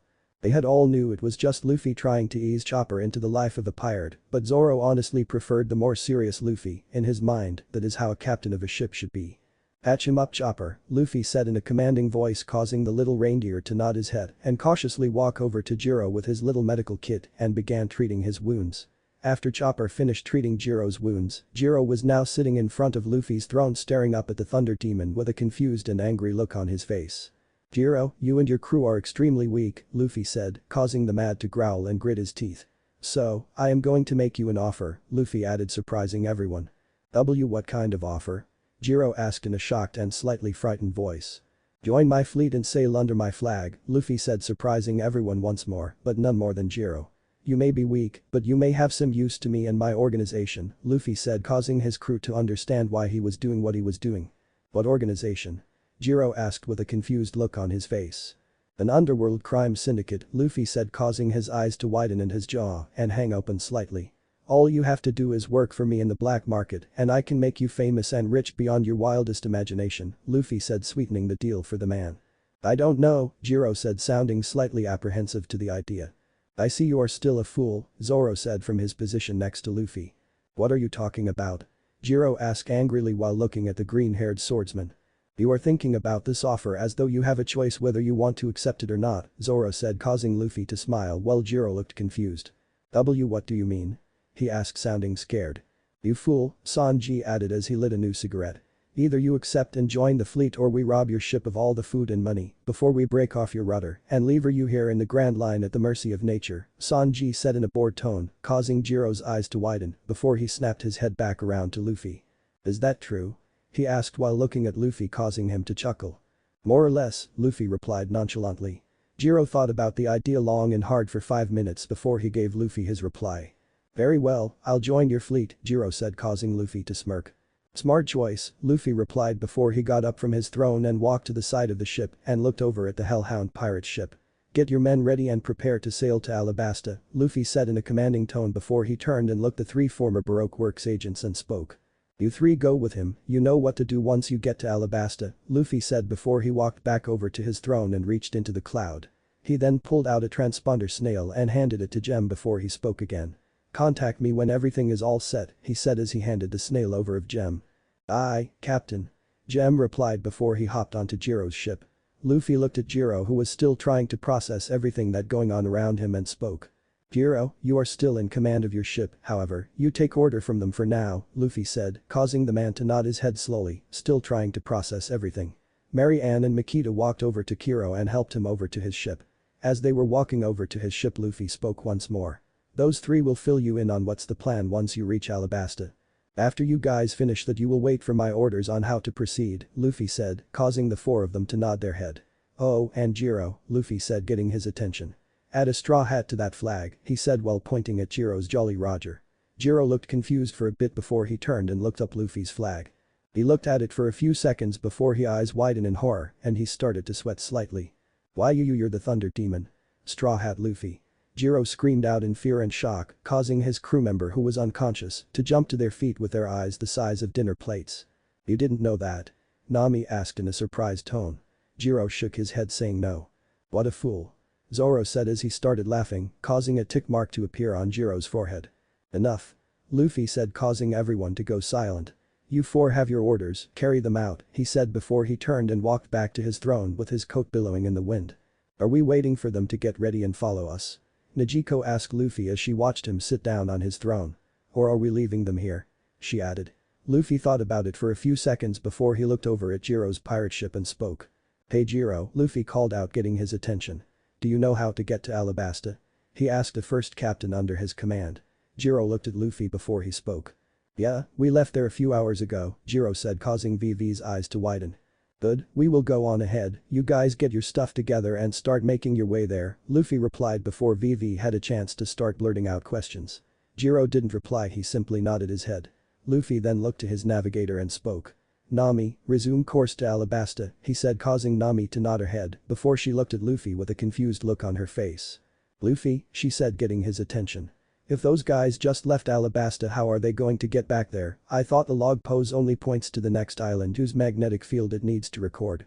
She asked causing Luffy to chuckle slightly. You're right, that is how it works, however, the log pose points in 2 directions, Luffy said surprising her. It points to the next island we need to go to ND to the previous island we visited, whose magnetic field is recorded, Luffy said, causing her to look at her log pose strapped to her wrist, trying to understand what Luffy was talking about.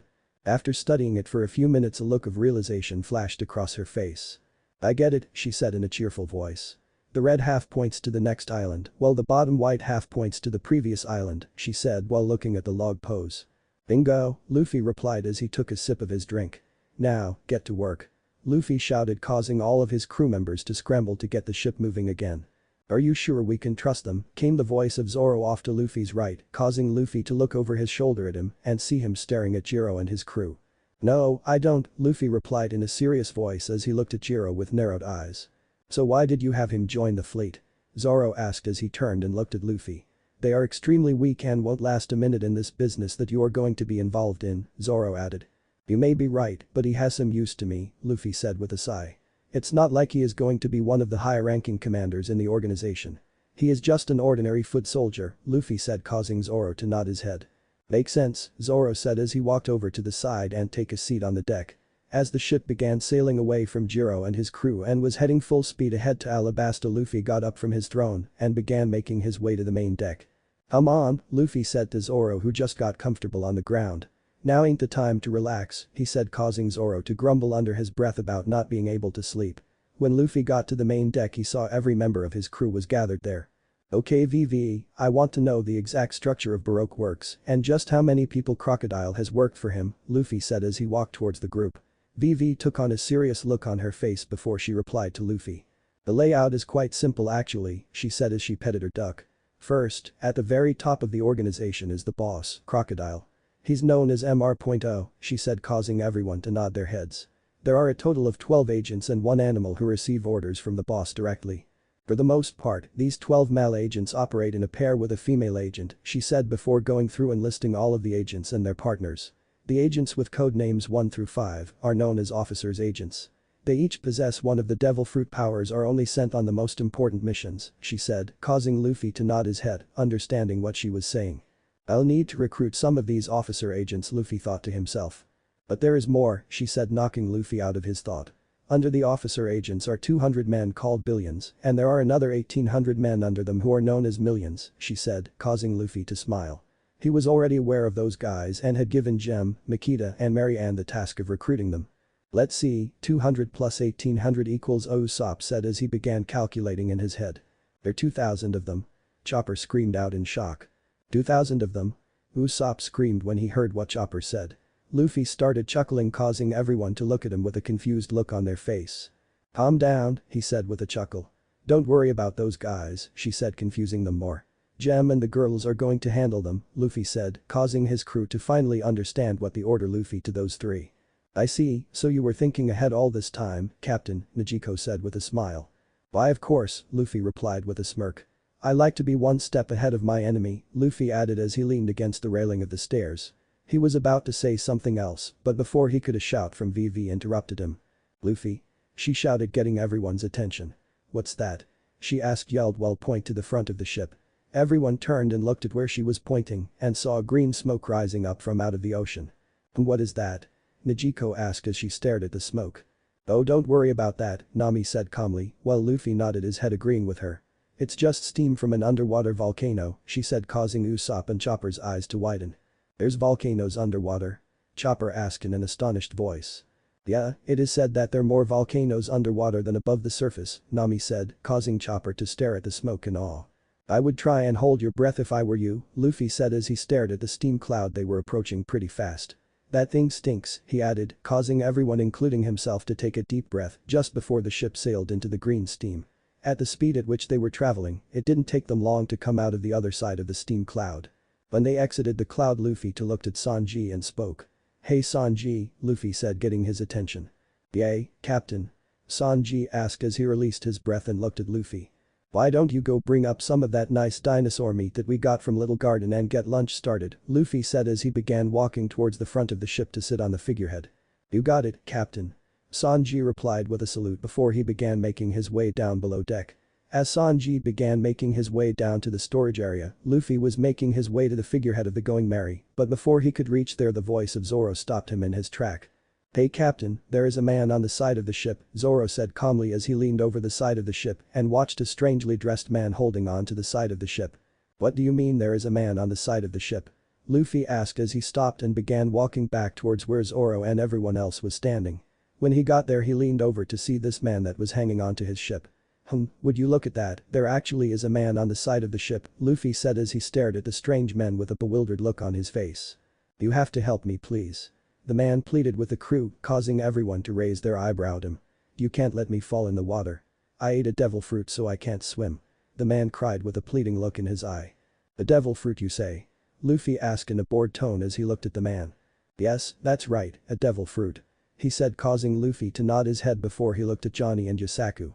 Pull him up, he said to the bounty hunting duo, causing them to salute and pull the strange man aboard. When they pulled him up the man flopped down onto the deck of the ship and began breathing heavily while everyone moved away from the side of the ship and positioned themselves at different parts of the deck to be able to defend the ship effectively if necessary. Man, I thought I was going to die there for a second, the man said between breaths as he sat on the ground. Luffy walked over to one of the barrels on the deck and sat down on top of it before turning his attention to the strangely dressed man. Hey, you saved me, thanks. The man said as he bowed slightly to Luffy and the crew. I never imagined that my life would be saved by a group of complete strangers, he said in a relieved tone. So what kind of devil fruit you ate? Luffy asked as he placed his right leg up on the barrel that he was sitting on. Well, let's see, seeing as how I can't go anywhere until my ship picks me up, I don't see the harm in having some fun, the man said as he stood up. Everyone immediately placed their guard up and stared at the man. The man walked up to Johnny and smacked him in the face, causing Johnny to fall back and everyone else bring their weapons and take up the battle positions. Well, everyone except Luffy was still sitting on the barrel with an emotionless look on his face. Why you? Yasaku and Zoro said in anger as they got ready to attack the man. Now, there is no need for all of that, came the voice of Johnny from where the man was standing, causing everyone including Luffy's to widen in shock. We're just having fun. The man said happily as he moved his hands away from his face, only to reveal a perfect copy of not just Johnny's face, but also his voice and his body. The clone fruit. Luffy thought as he stared at the man with a surprised look on his face. Now he can prove to be useful, Luffy added in his head with a smirk on his face.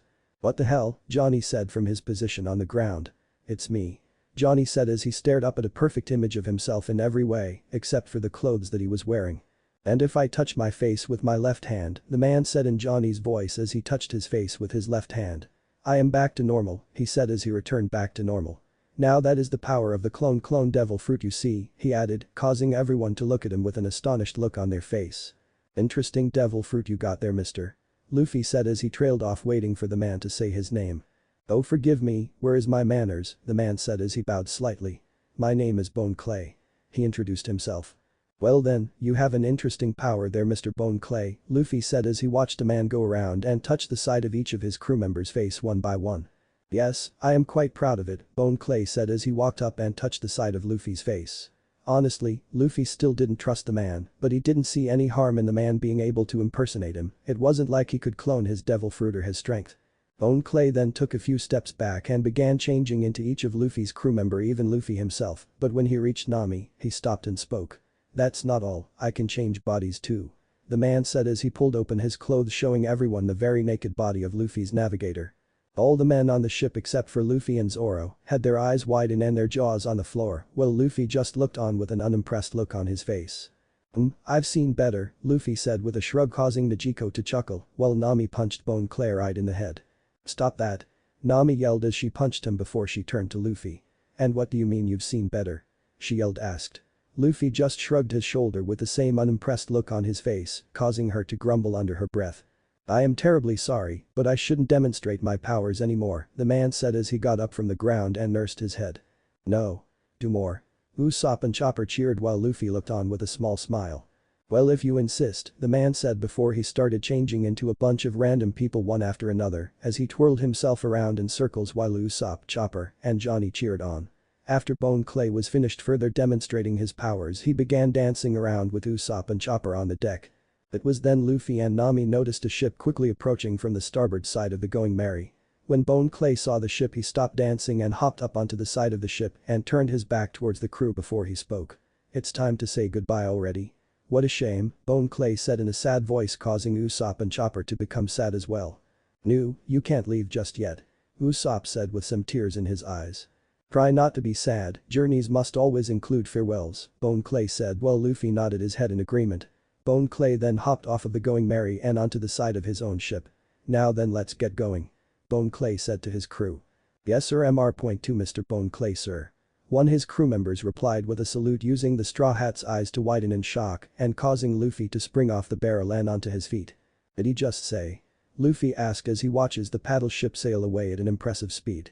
Mr. 2. Zoro added to Luffy's question. That guy was Mr. 2. VV asked in a shocked tone.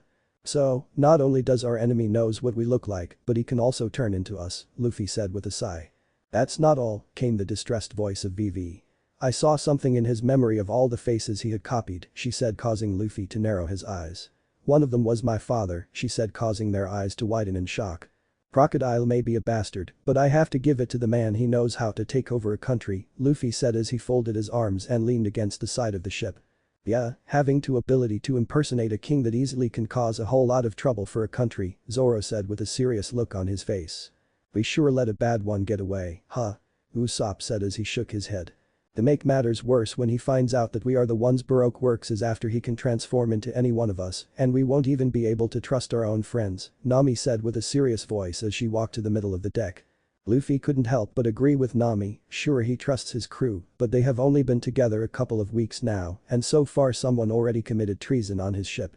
The last thing this crew need is someone impersonating one of them and causing even more trouble from the inside. That's true, however, this may be a good thing for us as well, Luffy said, causing everyone to look at him with a puzzled look on his face. With us knowing his ability, we can beat him at his own game, Luffy added with a smirk on his face. Okay everyone, gather round, Johnny, go get Sanji. Luffy said, causing everyone to step forward in a circle with him in the center, while Johnny raced into the kitchen to find Sanji. While Johnny was getting Sanji, Luffy began rummaging around his coat looking for something. After about a minute, Luffy found what he was looking for and pulled it out for everyone to see. In Luffy's hands was a plain old black marker. When everyone saw what it was, they all sweat dropped. How are we going to beat Mr. 2 with a marker? They all thought in a deadpan tone. Just then Sanji and Johnny joined them on the deck and took a place in the circle around Luffy. Naturally, Sanji positioned himself between Nami and Vivi. Okay, stick out our left arm and wing, Luffy said, adding the last part when he saw Vivi's Duckaroo in the circle as well. He then went to each of his crew members one by one and drew an X on their left hand just above their wrist. From this point on, no matter what happens, this left arm is proof that you are members of my crew, and more importantly, we're all friends, Luffy said as he drew the mark on his own hand and stuck it out. Aye, Captain. They all replied with a smile on their face. Oh, and find something to hide the mark, Luffy said, causing them to nod their heads. Zoro was about to say something to his captain, but before he could, the entire boat started to rock back and forth violently and the water around the boat began to get extremely rough. Suddenly something extremely big began to rise up from the water off the right side of the ship, causing everyone to panic. What the hell is going on? Yusaku screamed as he and Johnny pulled out their Basento. Something is coming out of the water. Nijiko screamed as she took out her 3-section staff and got ready for a fight. It's a sea cat. Vivi yelled as the creature became more visible. Out of the water came a giant cat-like sea monster staring down at the ship. It's a sea monster. Chopper and Usopp screamed as they hugged each other. It looks like food to me. Zoro yelled as he unsheathed all 3 of his swords, getting ready to attack the thing. No, can't eat it. Vivi yelled at Zoro, causing him to stop. Sea cats are sacred animals in Alabasta, I cannot allow you to eat it, Vivi said with conviction, causing Zoro to sigh and sheath his sword. Fine, we will just have to scare it away, Luffy said in a bored tone. As he said that, a loud thunderclap came from the clear blue sky, scaring the giant sea cat away. We must be getting close to Alabasta, Vivi said with a smile as she watched the sea cat swim away after being scared by the thunder Luffy caused. Yeah, well, those things you see behind us over there is all the proof I need that we are getting close, Nijiko said with a smirk as he stared out the back of the ship, causing everyone to look at where she was looking. That's a lot of ships, Luffy said as he stared at about 50 ships. Yeah, and they are all flying the Baroque Works symbol, Usopp said as he looked through a telescope. It would seem all the agents have begun to gather, Luffy said in an excited tone. These must be the billions, they are the subordinates directly under the officer agents, Vivi said as she stared at the ship. Ignore them for now, Luffy said in a serious voice. We've got to keep our eyes on the prize, Luffy said. Plus I don't want to be killing my future employees, he thought as he stared at the ships with a smirk. Hey, I see the island. Johnny yelled, causing all of them to stare at the front of the ship and see the desert island of Alabasta. Let's dock in the town of Nanohana, we need to hide the ship, Vivi said, causing Luffy to nod his head in agreement. The entire crew began running around and getting ready to dock the ship while Vivi and Luffy made their way to the upper deck to oversee everything. You must be happy to be home, Luffy said to Vivi, who is standing to his right. Do you have any plans on how to deal with the rebellion? Luffy asked. Yeah, I do have a plan, but I don't know how well it is going to work, Vivi said as she stared at the desert island. Luffy didn't bother saying anything to her, he knew whatever plan she had in mind involved her trying to save lives on both sides. Luffy been around the world and saw multiple conflicts, he knew that there was no way of ending this thing with no bloodshed. It took them another 15 minutes before the ship docked at the safe location near the town of Nanohana. When the ship was safely docked, Luffy went down to the main deck and spoke to his crew. Okay, remember from this point on the mark that is under here, he said as he held up his left arm, showing a white bandage wrapped around his wrist. Is what separates us from our enemy, Luffy said, causing them to nod their heads. He then reached into his coat and pulled out a small sack of money and tossed it to Sanji before he spoke again. Use that to restock the kitchen with whatever you need, he said as he tossed him the bag. Sure thing, Captain, Sanji replied.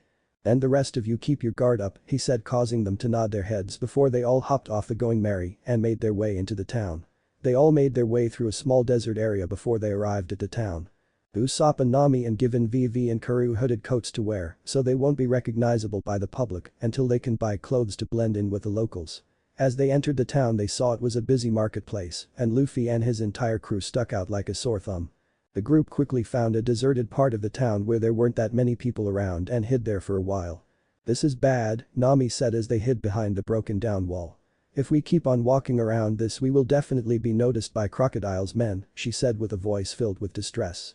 Yeah, you're right, but we can't just go walking around out in the open and buy disguises, Luffy said as he leaned against the wall. I have a bounty on my head, VV is the princess, and Mr. and who knows who else know what you all look like, Luffy said with a sigh. They don't know what I look like, Sanji said, causing everyone to turn and look at him. Yeah, he is right. Usopp said before he turned and looked at Chopper. And he isn't the only one, Chopper as well. He added with a grin. Luffy nodded his head and took out a much smaller bag filled with money and handed it to Sanji. You two go buy disguises for everyone except for me, Luffy said, causing everyone to look at him with a confused look on their face, wondering why he didn't need a disguise. I'll draw all of our enemies' attention, that should give you guys the freedom to do what you need to do, Luffy said as he pushed off the wall. So you are going to be walking around out in the open while we try and blend in with locals and operate from the shadows in a way? Niko asked, causing Luffy to nod his head. Exactly, Luffy said as he adjusted his hat. Zoro, you're in charge of everything except navigation, Luffy said to Zoro, causing him to nod his head before he looked at Luffy with a confused look on his face. Wait, why not navigation as well? Zoro asked, causing everyone to look at him with a deadpan look on their face. Cause you can get lost while walking on a straight road, Luffy replied with a sweat drop on his head while Zoro folded his arms and grumbled under his breath. Fine, Zoro replied in an annoyed tone, causing everyone to chuckle. Good, we will meet up later, Luffy said before he turned and began making their way out of their hiding place. Wait, how will we know when to meet up? Niko asked as he watched Luffy walk away. Luffy turned his head and looked at them as he walked away before he spoke. Oh, you'll know when it's time to go, Luffy said with an all-knowing smirk on his face, causing everyone to sweat drop at their captain. Luffy left his crew and began making his way back into the marketplace of the town. When he arrived there, he saw the market was quite busy, there were people all over buying and selling products of all kinds. This may be a great place to get some information, Luffy thought to himself as he began walking through the market. As he was walking through the market, he noticed a small stall with a short old man behind it selling shish kebabs.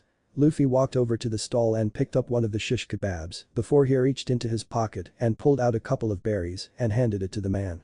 He then took a bite of his shish kebab and savored the taste. Wow, this is pretty good, old man, he said as he chews on the meat. Thank you, young man, the old man said with a smile as he placed the money away. It's been a while since I had a customer, he added with a grateful smile. Real? Luffy asked with a confused look on his face. With good tasting food like this, I would think people would be running you down for food, Luffy said as he took another bite of the shish kebab. It used to be that way, the man said in a sad voice before his face took on a grim tone. But that was before those stupid idiots started this stupid civil war over some stupid dance powder, the man said with anger clearly present in his voice. Dance powder? Luffy asked with a confused look on his face. He had never heard of anything called dance powder before, so he was intrigued by it, especially if it is the reason for this civil war. The man looked at Luffy with a bewildered look on his face before he spoke. You're not from around here, are you? The old man asked as he looks at Luffy with a calculating gaze. No, I'm just passing through, Luffy replied as he finished his shish kebab and purposely turned around, flashing the Jolly Roger on the back of his captain's coat for the man to see. You're a pirate? The man said in a whisper. Yeah, I am, but don't worry, I'm not here to cause trouble, just waiting for my log pose to reset, he said, causing the man to look at him for a while before he nodded his head. Now, tell me about this dance powder, Luffy said as he picked up another shish kebab. Dance powder is a green powder that is used to make artificial rain, the man said, causing Luffy's eyes to widen slightly. Artificial rain? Luffy asked in a surprised voice. He had never heard of something like that before in all the years he's been in the Grand Line. Yes, the dance powder when burned emit a mist-like vapor that would rise up in the air. It speeds up the creation of ice particles in sub-freezing temperature clouds and causes rainfall, the man explained, amazing Luffy. However, the powder, unfortunately, caused long periods of drought in other countries, the man said, causing Luffy to understand what was going on. I see, he said, taking a bite of his second shish kebab. And I take it the rebels wanted the king to use the dance power to create rain, but the king refused due to the risk of starting a war with another country, Luffy said between bites. Exactly, the old man said as he nodded his head.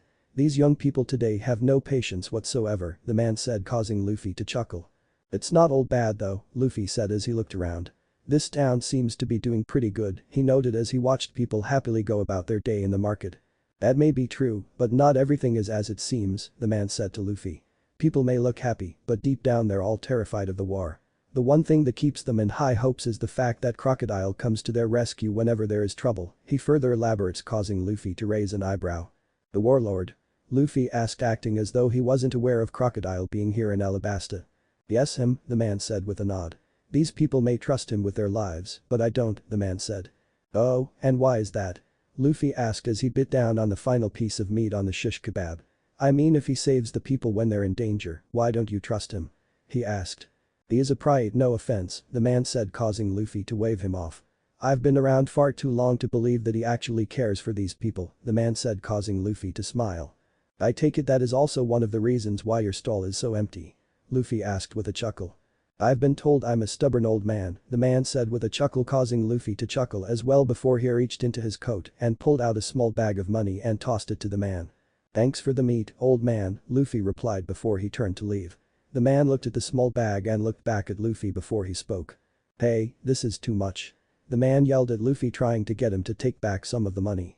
Luffy just raised his right hand in the air and waved goodbye to the man as he walked away. As he walked up the busy market street, he couldn't help but notice the stares of everyone locked onto him, causing him to smirk internally. Only a matter of time now, Luffy thought as he placed an emotionless look on his face. News will soon reach you that I am here, Crocodile, Luffy thought as he walked through the busy street. Luffy kept on walking for about another 10 minutes around the market before he came to a sudden stop in the middle of the street, and he turned his head to the right and looked at what appears to be a restaurant with a smirk on his face. So, I guess Shanks was right, you are here in paradise after all, Luffy said to himself. Ace. Luffy changed his direction and began walking towards the restaurant with a small smile on his face. As he got closer to the restaurant, a puzzled look appeared on his face because he could sense that there was some sort of confrontation going on in the restaurant. It puzzled him because he knew Ace wasn't the type to start trouble, especially in a public place like this. He was also sensing another familiar presence, but he couldn't remember who or what it was. As he entered the restaurant, he saw a marine officer standing in the center of the restaurant looking at Ace, while everyone else in the restaurant was off to the left, trying to keep clear of the two powerhouses. Luffy looked at the marine for a few seconds before he recognized him as the marine captain from Log Town, Smoker. Luffy got an evil idea in his head and smirked before he quickly replied the smirk with an emotionless look and began walking towards Smoker. As he got closer, Luffy spoke. Hey, Smokey, Luffy said, getting Smoker's attention before he grabbed onto the collar of Smoker's shirt. Aye, Smokey, he causing Smoker's eyes to widen just before Luffy took a big step forward and threw Smoker through the wall behind the bar, leaving a giant hole in its place. Everyone stared at the scene before them with eyes the size of dinner plates as they watched a kid just threw a marine captain through the wall. Luffy ignored the looks he was getting and began making his way to the bar, where a shirtless man wearing a hat was sitting staring at Luffy with a large grin on his face. Luffy? Ace said happily as he stood up from his seat. Luffy smiled and walked towards the bar. Yo, Luffy replied as he high-fived Ace before sitting at the bar. One glass of whiskey please, he said to the bartender who was trying to get over his shock at what he just witnessed. Is that all you have to say to your big brother? Ace said, faking hurting. Luffy sighed before he spoke. You really are milking this big brother thing, aren't you? Luffy asked as the bartender placed a glass half filled with whiskey. Just as Luffy was about to grab the whiskey, Ace grabbed it and downed it before he replied. That's right, he said as he slammed the glass down on the bar. Hey. That was my whiskey. Luffy yelled out. Oh, be quiet, Ace said, waving Luffy off. You drink too much anyway, he added, causing Luffy's head to drop before he looks back up at the bartender and signaled him to refill the glass, which he did. So, where is Sabo? Luffy asked while looking at Ace. You two are always together, he added. Ace nodded his head and smiled before he replied. Sabo left the crew and joined the Revolutionary Army, he said, causing Luffy's head to snap around to him and looked at him with a surprised look on his face. When was that? Luffy asked in a surprised voice. About a month after you left, he replied in a somber tone. He said he wanted to do some good on this planet before he dies, he added before he took a spoonful of the food in front of him and ate it. And he thinks the only way to do the good that he has in mind is to join the Revolutionary Army, he finished, causing Luffy to nod his head. Well, when you think about it, it's not all that surprising, Luffy said before he took a sip of his whiskey. Considering his background and his history with those people, he makes a lot of sense he would join my dad, he said with a lot of disgust present in his voice when he mentioned those people. I'll ask my dad to look out for him, he added, causing Ace to laugh. I wouldn't get my hopes up, Ace said while laughing. We got a couple to deadbeat dads, he said. Luffy didn't say anything or showed any reaction, he simply took another sip of his whiskey before he got up. Are you coming? Luffy asked as he stood up. Or are you going to fall asleep in your plate of food again? He asked while looking over his shoulder at Ace. I'm coming, just give me a sec, Ace said with a sigh as he got up and began gulping down the food on his plate. Luffy then reached into his coat and pulled out a small sack of money and tossed it at the bartender. "That should cover everything," he said before he began to walk out of the restaurant leaving Ace behind. "Hey!" Ace shouted with a mouthful of food. "Wait for me," he yelled before chasing after Luffy. As he stepped out of the restaurant and looked for Luffy he couldn't find him anywhere. Where the hell did he go?" Ace yelled out in frustration. Luffy, calmly walking down the busy streets of Alabasta, suddenly stopped and looking behind him and spoke. "Where the hell is he?" Luffy asked himself as he saw there was no Ace standing behind him. Luffy then sighed before he continued walking. "He'll have to catch up," he said as he walked away. He walked for about 5 minutes before he was suddenly stopped by the sound of his navigator yelling his name. "Luffy?" Nami yelled, getting his attention. Luffy looked over in the direction of where the voice came from with a raised eyebrow and saw his entire crew along with the princess and her duck running towards him with a panicked look on their face. "Where's the fire?" Luffy asked the group in a voice laced with curiosity. "Luffy, we have a big problem," Nami said while breathing heavily. "That marine captain from Logia Town," Usopp said before Luffy interrupted him. "Is here, I know," Luffy said calmly while nodding. "That's not all," VV said, getting his attention. "There is a pirate from the Whitebeard Pirates." "You're looking for me, I know," Luffy interrupted her. His entire crew looked at him strangely for a while before Nami finally spoke. "How can you be this calm?" she asked. "Well, you see the thing is," Luffy said, but was interrupted by someone else yelling for him. "Straw Hat!" Smoker yelled as he ran towards Luffy and the crew with a small group of marines. "I got you now," he yelled before he stopped about 10 feet away from Luffy. Luffy turned around and looked at the marine captain with a smirk on his face before he spoke. "Hey there, Smokey," Luffy said with a smirk. "Long time no see," he said mockingly, causing Smoker to growl. "This is the end of the line for you, Straw Hat," he said while pointing at Luffy while small amounts of smoke began to expel from his body.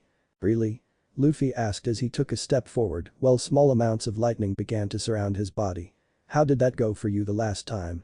Luffy asked, causing Smoker to growl once more. Smoker, deciding to make the first move, turned his left hand into smoke and sent his fist forward towards Luffy. Just as Luffy was about to launch his own attack, everyone present heard someone shout out. "Fire fist!" The voice shouted out before a large vortex of fire came down from the sky and intercepted Smoker's fist. The large vortex of fire caught everyone except Luffy by surprise. When the fire died down, everyone saw Ace standing in the middle of the two groups with flames lacing his arms and shoulders. Luffy's crew and the marines had their eyes widen at what they were seeing. The Straw Hats recognized the man in the middle of all the flames at the Whitebeard pirate they saw earlier and were beginning to get worried. "It's about time you showed up," Luffy said with a sigh. "You're the one who ran off without me," Ace yelled back at Luffy, ignoring Smoker. "Not my fault you're so slow," Luffy retorted, causing a tick mark to form on both Ace's and Smoker's head for 2 different reasons. "Hey!" The two of them yelled simultaneously. Ace and Smoker paused and looked at each other before Ace spoke. "Oh right, you're still here," he said, causing Smoker to growl. "That's it," Smoker said in anger. "I am taking you both in," he said, causing Luffy to chuckle. "Oh yeah?" Luffy asked with a smirk on his face. "You and what? Those marines behind you?" Luffy asked while looking at the group of marines behind Smoker. He then aimed a strong wave of Conqueror's Haki at the marines, causing all of them except for Tashigi to pass out foaming at the mouth. Tashigi fell to her knees staring at Luffy with nothing but fear in her eyes, with her entire body covered in sweat. Luffy decided to have some fun with the female marine, kept the wake of Haki going, and aimed it all at her before he spoke. "Look at them, they can't even stay on their feet," Luffy said as he took one step forward, causing Tashigi's breath to hitch in her throat and her heart rate to increase as she struggled to breathe. "You should run along, little girl," he said while staring at her. "This is a fight for the grown-ups, and I don't exactly have the time of day to teach an infant how to breathe," Luffy said coldly as he increased the strength of his Haki, slightly causing the poor girl to pass out, not from the Haki but from fear. As she passed out, Luffy cut the Haki off and chuckled. "That was mean, Lu," said with a chuckle. "Yeah, but it was fun," Luffy replied before he turned to leave. "I'm sure you can handle this?" he asked, causing Ace to chuckle before he replied. "Why, of course," he said before he turned and looked at Smoker with narrowed eyes. "Come on," Luffy said to his stunned crew before he began walking towards the spot where they docked the ship. His crew came out of their shock and began walking behind their captain. "Luffy, who was that?" Niko asked while walking. "That was my big brother," Luffy replied nonchalantly as they were walking. "You have a brother?" everyone yelled out in surprise. "And by the looks of it, Luffy's brother is really strong too," Johnny said, causing Luffy to chuckle before he replied. "You have no idea," he said with a chuckle. As they were walking, the entire crew suddenly stopped and looked behind them and saw a large tornado of smoke and fire rising to the sky. "So, I take it your brother ate the flame fruit, Luffy?" Sanji asked while looking up at the tower of fire and smoke. "I guess so," Luffy replied as he stared at the two clashing elements. "He didn't have it when I last saw him," Luffy commented. "Oh, and when was that?" Niko asked Luffy. "About 5 or 6 years ago," Luffy replied before he turned and continued walking towards the ship. The entire crew along with their captain walked for about 5 minutes before they reached the area where they docked the Going Merry. Everyone climbed on board the ship and raised the anchor before they started to sail away from the island. As they were sailing away, Luffy finally noticed his crew new attire. They were all dressed like locals from Alabasta, well except for the girls. "Sanji," Luffy called out from the upper deck looking out at the crew. "Aye, Captain," Sanji replied while looking up at Luffy. "Were you the one who picked out the girls' outfits?" Luffy asked while staring at Nami, Vivi, and Niko. "Yes sir," Sanji replied with a salute. Luffy smirked before he replied. "Nice job," Luffy said while nodding and staring at the three girls, causing them to blush and look away. Just then, a shirtless man landed on the side of the ship in the crouched position. "Took you long enough," Luffy said to the man, who then looked up at Luffy and smiled before he spoke. "Well, forgive me for not having lightning speed," he said, causing Luffy to smile, and began making his way down to the main deck. "Everyone, I would like to introduce you all to Portgas the Ace," Luffy said as he put his arm around Ace. "My quote-unquote big brother," he said with a rare smile. "Ace, this is my crew," he added while waving at his crew. "It is a pleasure to meet all of you," Ace said with a bow. "And thank you for taking care of my little brother, I know he can be a handful," Ace added, earning a growl from Luffy. No problem," Luffy's crew replied with a smile. "Wow, I can't believe Luffy has a brother," Usopp said while at Luffy and Ace. "Well, we are not biological brothers," Ace said while Luffy nodded. "We met 8 years ago when I spent some time on Whitebeard's ship," Luffy said nonchalantly as he leaned against the side of the ship. "We became really good friends before we became brothers over a cup of sake," Luffy said while Ace nodded. When Luffy and Ace looked at the crew, they all saw everyone staring at Luffy with eyes the size of dinner plates, causing Luffy to raise his eyebrow in confusion. "You were on Whitebeard's ship?"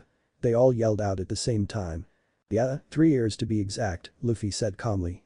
"Shanks and his crew had to go somewhere to do something, and it was apparently too dangerous for a 9-year-old, and at the time I couldn't properly control my Logia powers, I was still electrocuting people when they touched me. So, Shanks called in a favor that the old man owed him and dropped me off on his ship to learn how to better control my powers while they were away," Luffy said before he looked at his crew with a curiosity written over his face and spoke. "Did I not mention this?" he asked. "No." They yelled out, causing him to shrug his shoulders before he looked at Ace. "So Ace," Luffy said in a serious voice, getting his attention. "Mind telling me just what exactly you are doing here in paradise?" Luffy asked with a raised eyebrow. "Well. Present. Well, I'm hunting someone," Ace said, causing Luffy to look at him with one of his eyebrows raised. "Not just someone, a pirate to be exact," he added, causing Luffy to chuckle. "What, turning into a bounty hunter now?" Luffy asked with a chuckle as he jumped up and sat down on one of the barrels on the deck. "No, this isn't about the money, it's more about vengeance," Ace said with a serious tone, causing Luffy to look at him strangely. "Who is this pirate?" Nami asked Ace. "His name is Blackbeard," Ace said with a lot of venom in his voice. This caused everyone's eyes to widen in shock. It was the second time that this pirate's name had come up, with the first time being back in the Drum Kingdom. "Blackbeard?" Chopper asked, causing Ace to nod his head. "That's the pirate had attacked my home," he added in a slightly sad voice, causing Nami and Niko to place their hands on his shoulder. "This is the second time I heard about this pirate named Blackbeard," Luffy said in a serious voice. "Who is he?" he asked while looking at Ace. "He may be going by Blackbeard now, but you name him by another name, Luffy," Ace said seriously while looking at Luffy. "Marshal D. Teach," Ace said, causing Luffy's eyes to widen the size of dinner plates. "Marshal D. Teach?" Vivi asked in a confused voice. "Who is he?" "He is a member of the Whitebeard Pirates," Luffy said in a disbelieving voice. "Why the hell you want to kill that fat fuck?" Luffy asked in a confused tone while looking at Ace. "All that idiot knows how to do is eat pie," he added.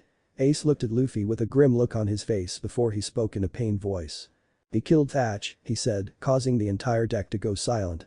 Luffy's crew didn't know who Thatch was or what was going on, but they all were certain about one time right now, their captain was pissed. The skies above them began to darken and were beginning to be populated to storm clouds. Vivi looked up at the sky with a look of total disbelief. They were in desert country, it was extremely rare for rain clouds to show up anywhere around here and here, the entire sky covered in storm clouds, as though they were about to have a tropical storm that would go on for days. She then looked back at Luffy and began to think to herself. Just how powerful is her? She asked herself while looking at Luffy. I'm going to kill him in the slowest and most painful way possible, Luffy said in a cold whisper before a loud thunder boomed overhead sending vibrations for miles. Oh no, you don't. Ace yelled before marching up to Luffy. He is mine. He yelled while looking Luffy dead in the eyes. Give me one good reason why I shouldn't kill him the next time I see him. Luffy replied equally as loud. Peach was in my division, he was one of my men. Ace shouted. I'm responsible for dealing his punishment, he said causing Luffy to growl before nodded his head. Good, Ace said before he walked back to his earlier position while the rest of Luffy's crew remained silent as they watched the interaction between the two brothers while at the same time noticing the skies were beginning to clear up. Why did he kill Thatch though? Luffy asked causing Ace to growl as he leaned against the side of the ship. He killed him over a devil fruit, Ace said with a growl causing everyone's eyes to widen. What kind of devil fruit? Luffy asked in a curious voice. I don't know, Ace replied with a sigh. Thatch didn't know either, but apparently Teach knew, he said in anger. Luffy didn't say anything, instead, he hopped off the barrel that he was sitting on and began walking up to the upper deck towards his private quarters. Everyone watched Luffy enter his quarters and 10 seconds later he came back out carrying a chest. Nami, Zoro and Usopp recognized it from when they got the going merry. The three of them saw Luffy take the chest into his room, but they never saw it after that. Luffy walked down the stairs with the chest before walking up to the barrel that he was previously sitting on and placing the chest on top of it. Everyone began to gather around Luffy wanting to see just what exactly was in that chest. Luffy reached into his coat and pulled out a key before he opened the chest, causing everyone's eyes to widen at what was inside. When Luffy opened the chest, everyone saw the chest filled with devil fruits of all shapes and colors, and on top of them was a thick book with a picture of a devil fruit on the cover. Are all those? Johnny asked in a disbelieving voice. Yeah, Luffy replied before he grabbed the book that was on top of it all. Where did you get? Nijiko asked in a similar voice to Johnny. I have my ways, Luffy replied cryptically before he closed the chest and began to open the book. What's that book, Luffy? Zoro asked while looking at the book. This is a book of all the known devil fruits, Luffy replied as he flipped the pages of the book, allowing everyone to see on each page there was a different devil fruit's name, pictures, and other information about the fruit. Regardless of what we may think of Teach right now, he and Thatch were friends, Luffy said causing Ace to growl. And there is only a handful of devil fruits out there that he would be willing to kill his friend for. Mine is one of them, Luffy said as he flipped through the pages. The old man's one is up there as well, Ace added as he looked at the pages Luffy was flipping through. Big Mom and Kaido's fruit being up there as well, Luffy added before he turned to Ace and spoke seriously. However, seeing as how he calls himself Blackbeard and has this whole black thing going on, I can only guess that this is the fruit, Luffy said as he stopped on a page with a large round, light purple fruit made up of many small teardrop-shaped components with swirl patterns and green leaves sprouting from the top. Its overall shape and appearance closely resemble a pineapple or a bunch of oversized and teardrop-shaped grapes. The dark fruit, Luffy said. That's the fruit. Ace yelled out in surprise as he stared at the picture. It is one of the more powerful devil fruits out there, Luffy said getting everyone's attention. And also, a pretty stupid fruit if you ask me, he added confusing everyone. It's really powerful because one of its abilities allows the user to cancel another person's devil fruit powers just by touching them, he said, causing everyone's eyes to widen. How? Yusaku asked with a confused look on his face. I do not know, Luffy replied with a shrug. So, when you find him, don't make him grab a hold of you, Luffy said to Ace. Why is it stupid though? VV asked causing Luffy to chuckle. It is stupid because of his weakness, he said vaguely, the dark fruit is a Logia class devil fruit. All Logia class devil fruit allows their user to turn into a certain element and their bodies in a sense can become that element anytime the user wishes. Likewise, every element has a weakness and that weakness becomes the devil fruit user's weakness, understand?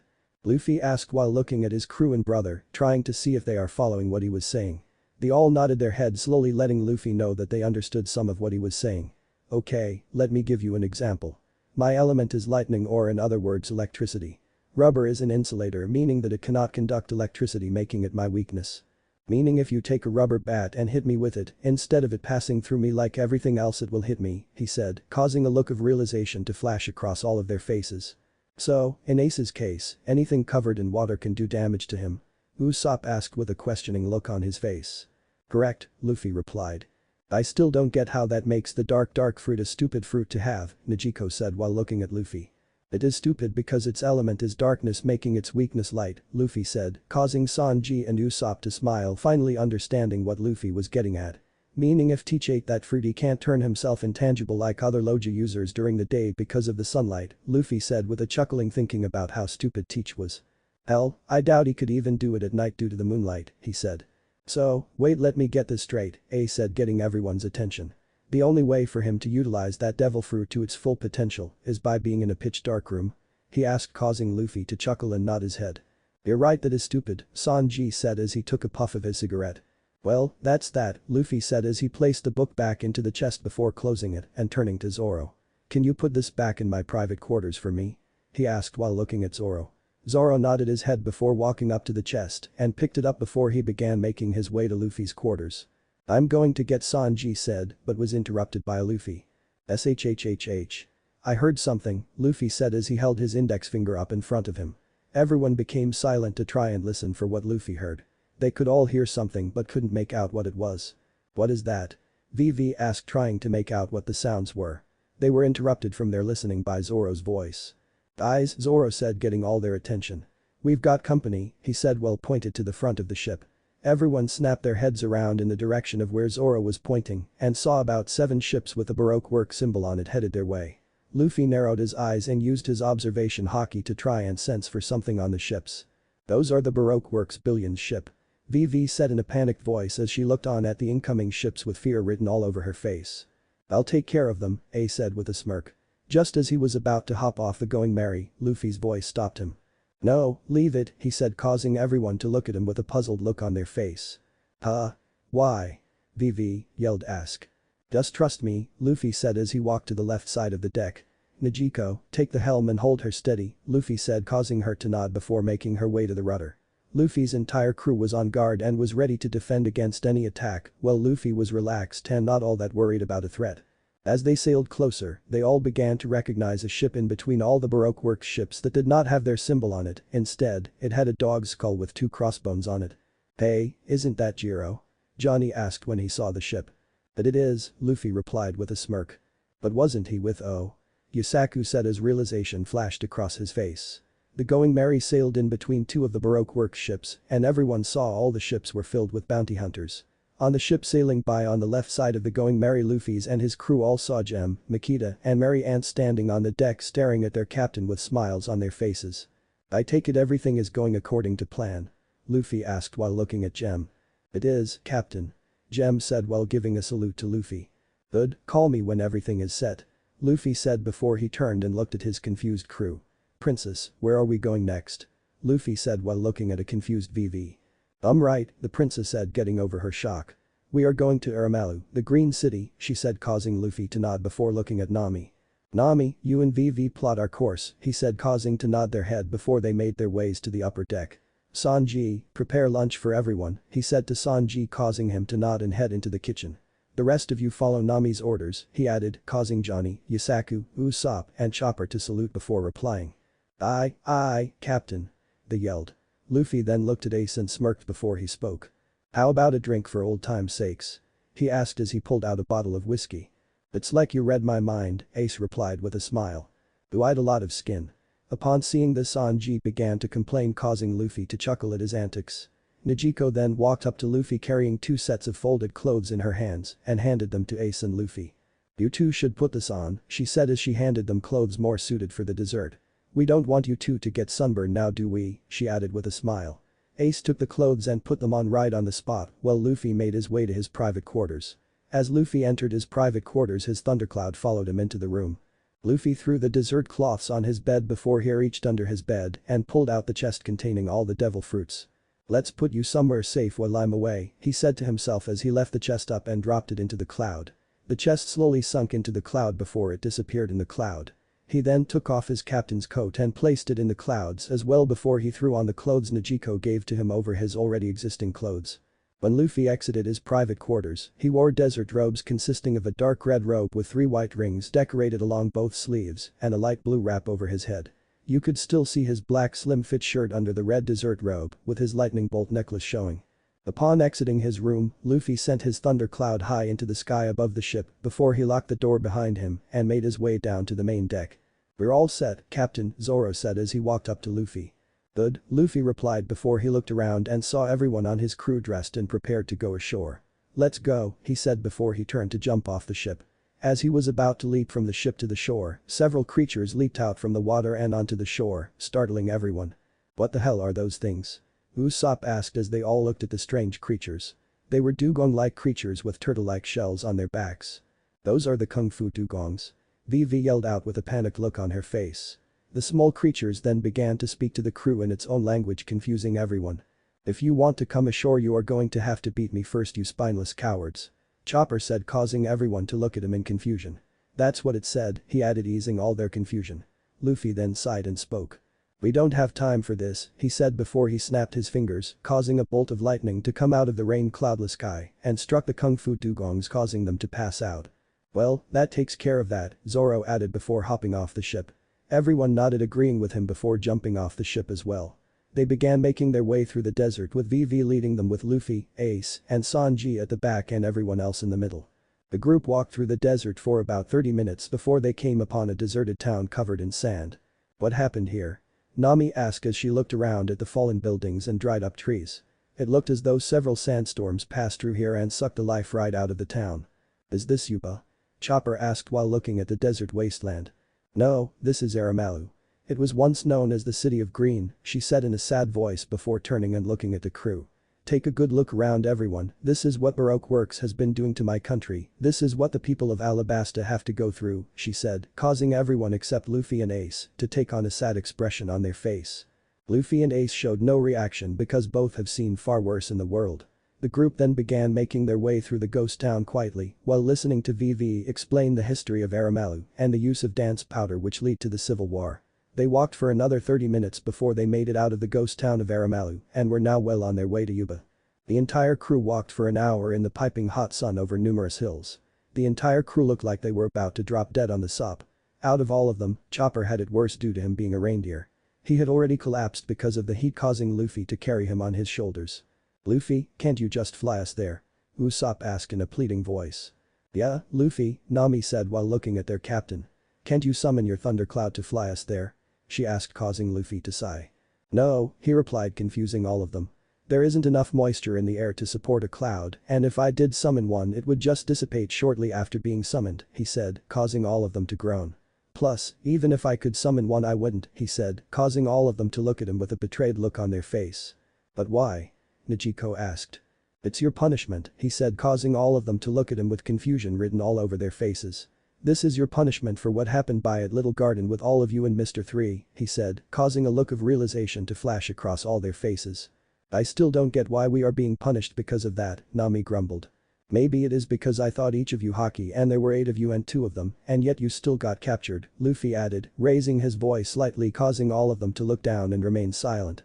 "Now stop all of your arguments and save your energy, we still have a way to go, and the sun won't be setting anytime soon," he added before focusing on journey ahead of them. Ace just looked on at his little brother and smiled. Night. They walked all day until nightfall, where they found a nice place among some rocks to pitch a couple of tents and camp for the night. Johnny and Yusaku along with the girls helped pitch the tents while Zoro and Usopp got a fire going while Sanji got the food they were going to cook ready. Luffy, Ace, and Chopper were lying on the ground with their back braced against a rock looking up at the sky, enjoying the cool desert atmosphere. "Wow, look at all those stars," Chopper said with a smile as he looked up at the countless stars in the night sky. "Didn't you see the stars back on the Drum Kingdom?" Luffy asked as he looked over at Chopper. "No, the skies above the Drum Kingdom is filled with snow clouds, so I never get to see them before," he said in a happy voice. "How can you 3 just sit there?" came to voice of Niko, getting their attention. "Aren't you cold?" she said as she hugged herself. "Devil fruit," Ace said. "Devil fruit," Luffy said. "Luffy fur," Chopper said. Niko looked at the 3 of them with a jealous look on her face before she walked to go sit next to the fire. Luffy then got up and spoke. "I got to go take a leak," he said before walking off to find a place to relieve himself. He found a spot some distance away from their campsite and went behind a rock and did his business. When he was finished, he reached into his pocket and pulled out a small transponder snail with a single button on its shell. He pushed the button, causing the snail to wake up and began calling someone. "Pura pura pura pura pura pura pura pura pura chakak." Hello. Came the voice of Jem over the transponder snail. Yo, Luffy replied. Captain, what can I do for you? Jem asked. I want you to see if you can get your hands on that dance powder that Crocodile has, Luffy said. Dance powder? I heard some of our new recruits talking about it earlier today, Jem said through the snail. Find out where it is and steal it, Luffy ordered. It was made illegal by the world government, but it still fetches a hefty price on the black market, he added, causing Jem to chuckle before he replied. Looks like we got our first product to sell on the black market, he said, causing Luffy to chuckle as well. Indeed, I'll be in touch, call me when everything is done, he said. Aye, Captain Jem replied before they both hung up the phone. Luffy then put the snail away and began making his way towards the campsite. When he got there, Sanji spoke to him. Dinner is ready, Captain, Sanji said as he picked up a stick with dinosaur meat on it and handed it to Luffy. Thank you, Luffy replied before he went and sat down next to Ace and Chopper and ate his dinner. After he finished eating, he gave a yawn and stretched before he laid against the rock and pulled his straw hat over his face and went to sleep. Ace and Chopper got up and went next to the fire with everyone else giving Luffy some space to sleep. As Ace sat down eating his dinosaur meat, Vivi was the first to speak to him. He looks so peaceful when he is asleep, Vivi said, causing everyone to look over at the sleeping Luffy. It's hard to imagine he can be so cold when he is awake, she added, causing Ace to chuckle. He's been that way since I've known him, Ace said, causing everyone to look at him. As far as I know, he has always been this way. Always serious and cold, but once you get to know him, he'll warm up to you, he said with a warm smile. Yeah, we've only been together now about a month or so, Nami said as she took a bite of her meat. So, it is understandable that he won't open to us just yet, she said while everyone nodded in agreement.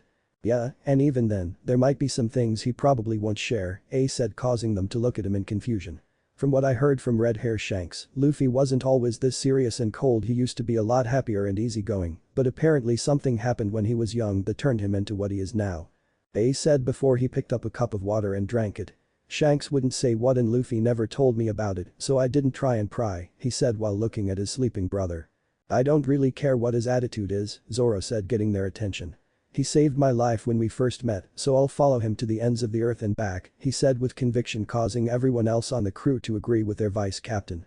It's nice to know my brother is in good hands with some good people, Ace said with a slight bow in his head, causing all of them to blush slightly, while over with Luffy a small smile could be seen forming on his face. Next day. At the break of dawn, the next day Luffy began to stir.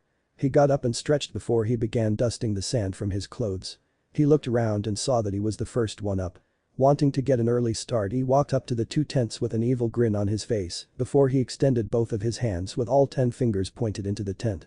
Electro murder. He called out, causing 10 bolts of lightning to come out of his fingers and shocked his entire crew. He made sure to lower to voltage so it would cause some pain, but not enough to kill them. Ah! They all yelled as they were shocked. Rise and shine, Luffy said before he walked away. What was that for? A smoking Nami yelled. Time to wake up, I want to get an early start walking before the sun becomes too hot, he said. Nami was about to yell at him, but stopped when she realized that it made sense to do that. That made sense, she said before going BK into the tent to get ready. Luffy had to wait about 30 minutes before they got everything ready to go. Once everything was packed, they all set out once again for Yuba. The evening. Luffy and the crew had been trudging through the desert all day and are currently on the final leg of their journey to Yuba. Nami and Vivi were currently riding on a camel that they saved from being eaten alive by some sort of desert plant. Chopper was still riding on Luffy's shoulder and everyone else was just walking along. The Straw Hats and Ace went their separate ways after Ace ran into a bounty hunter that he was looking for and got the information he needs on Blackbeard. Before he left, however, he left Luffy with a piece of paper which Luffy knew exactly what it was. Luffy, what was that piece of paper that Ace gave to you? Usopp asked as he dragged himself along with a walking stick. It's called a Vivre card, he said, confusing them. A Vivre card is made from part of a person's fingernail which is then made into paper. It is completely water and fireproof but can be torn and given to a cared person that one would be separated from. The torn pieces will point to and move towards each other, no matter where they are in the world, allowing one to always be able to tell in which direction the other person is, he explained, causing everyone's eyes to widen. Wow, really? Chopper asked from Luffy's shoulder. Yeah, it is only made in the New World, he said as he took out his bottle of whiskey and took a sip directly from the bottle. I have a few sheets of them, he added. That's amazing, I never thought something like that could be made from a fingernail, Vivi said in an amazing voice. It was then something caught the young princess's eye, causing her to smile before she spoke to the others. You guys, she said cheerfully, getting everyone's attention. Yuba is just past those rocks there, she said while pointing off in the distance in front of them. Just one more push and we'll be there, she added with a smile, causing everyone to perk up at the thought of this journey to be over. The crew walked through the last leg of their journey, it took them a while, but after another 30 minutes of walking, they finally arrived at Yuba or what was left of it. Oh no. Vivi yelled out in a panicked voice. The entire city has been struck by a sandstorm. She said as they stared at the sand-covered city. I don't know, Princess, Luffy said as he walked forward and looked around. This place looked like it was hit by quite a few sandstorms, he stated as he looked around at the dried-up trees, sand-covered housed and piles of desert sand everywhere. What was even worse was the fact that there wasn't a single person anywhere. It was as though everyone abandoned the city. This place doesn't look much different from that Aramalu we passed earlier, Zoro said as he walked forward and inspected the city. VV, I thought this place was supposed to be some sort of oasis, Sanji said as he looks around. It looks like the oasis has disappeared. It has been swallowed up by all the sand, Vivi replied in a sad voice. Just she said that everyone heard some noise in front of them. When they all looked up, they saw an old man with a shovel digging in the ground. I assume you are all travelers, the old man said while digging. You must be exhausted from traveling in all that heat. Sorry, but this town is dried up too, so we don't really have much relief to offer, but still you are free to rest here for a while, he added as he looked behind him at the crew. Upon seeing his face, Vivi pulled the hood of her robe and hid her face from him, causing Luffy to raise his eyebrow. We may not have much water, but there are plenty of inns here in the town. It is what we prided ourselves on, he said as he continued to dig. Thank you, but we actually came here looking for the rebel army, Vivi said as he hopped off the camel. The old man turned and looked at the group with an angry look on his face before he spoke in an angry tone while throwing rocks at Luffy and his crew. What business you have with the rebel army? The man yelled while throwing rocks. Curse you. If you came here to join the rebel army you can just go back to where you came from. He yelled. Well, that was interesting, Luffy said as he stood there perfectly unscathed. If you are looking for those fools you can go look elsewhere, they're no longer in this town, the old man said as he continued to dig. They're gone. Luffy's entire crew yelled while he remained silent. I'm sure you noticed the town was just hit by a sandstorm, he said as he struggles to dig. That one certainly wasn't the first. With no rain for 3 years, sandstorms became a common occurrence until little by little the oasis we used to know was slowly swallowed up and the town became what you see now, a dying wasteland, he explained to the crew. With too little supplies the rebel army could no longer support themselves here, so they moved on. The rebel base is now located in Katoria, he said causing Vivi's eyes to widen. Katoria? She asked in a whisper. Where's that? Is it close by Vivi? Nijiko asked while looking at the princess. It is near Nanohana, back the way we came from, she said, causing Luffy to slump down on a rock and let out a tired sigh. Well great, coming all this way was just a waste of time, Johnny said as he sat down on the ground. Vivi, the old man said with wide eyes as he began walking up to Vivi. Princess Vivi, is that really you? You're alive, I can't believe it, he said in a relieved voice. It's me, don't you recognize me? The man asked. He placed his hands on her shoulder. Toto, Vivi replied with tears in her eyes. That's right, the man replied with tears in his eyes as well. For whatever it's worth Vivi dear, I have faith in you and the king. He's a good man, a true king who would never betray his country. I know it.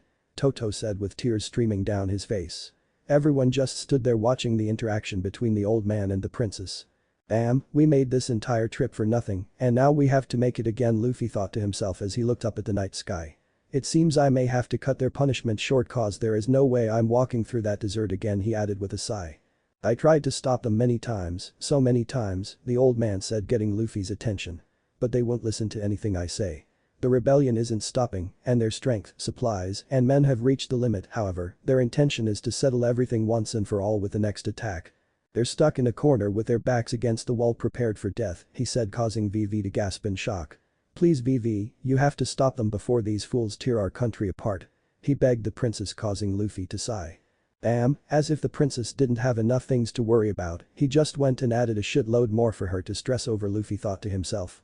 Toto my old friend, Vivi said softly as she handed the old man a napkin.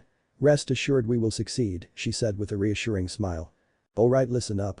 Luffy yelled out in a commanding tone.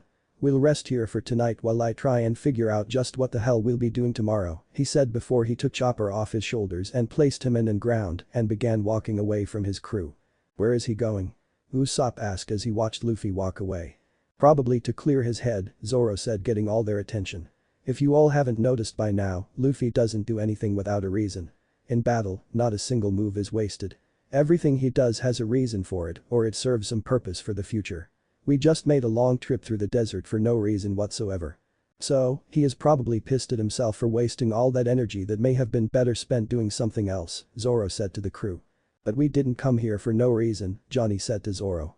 We came here thinking the rebel army was going to be here, he added, while everyone else nodded, causing Zoro to sigh before he replied.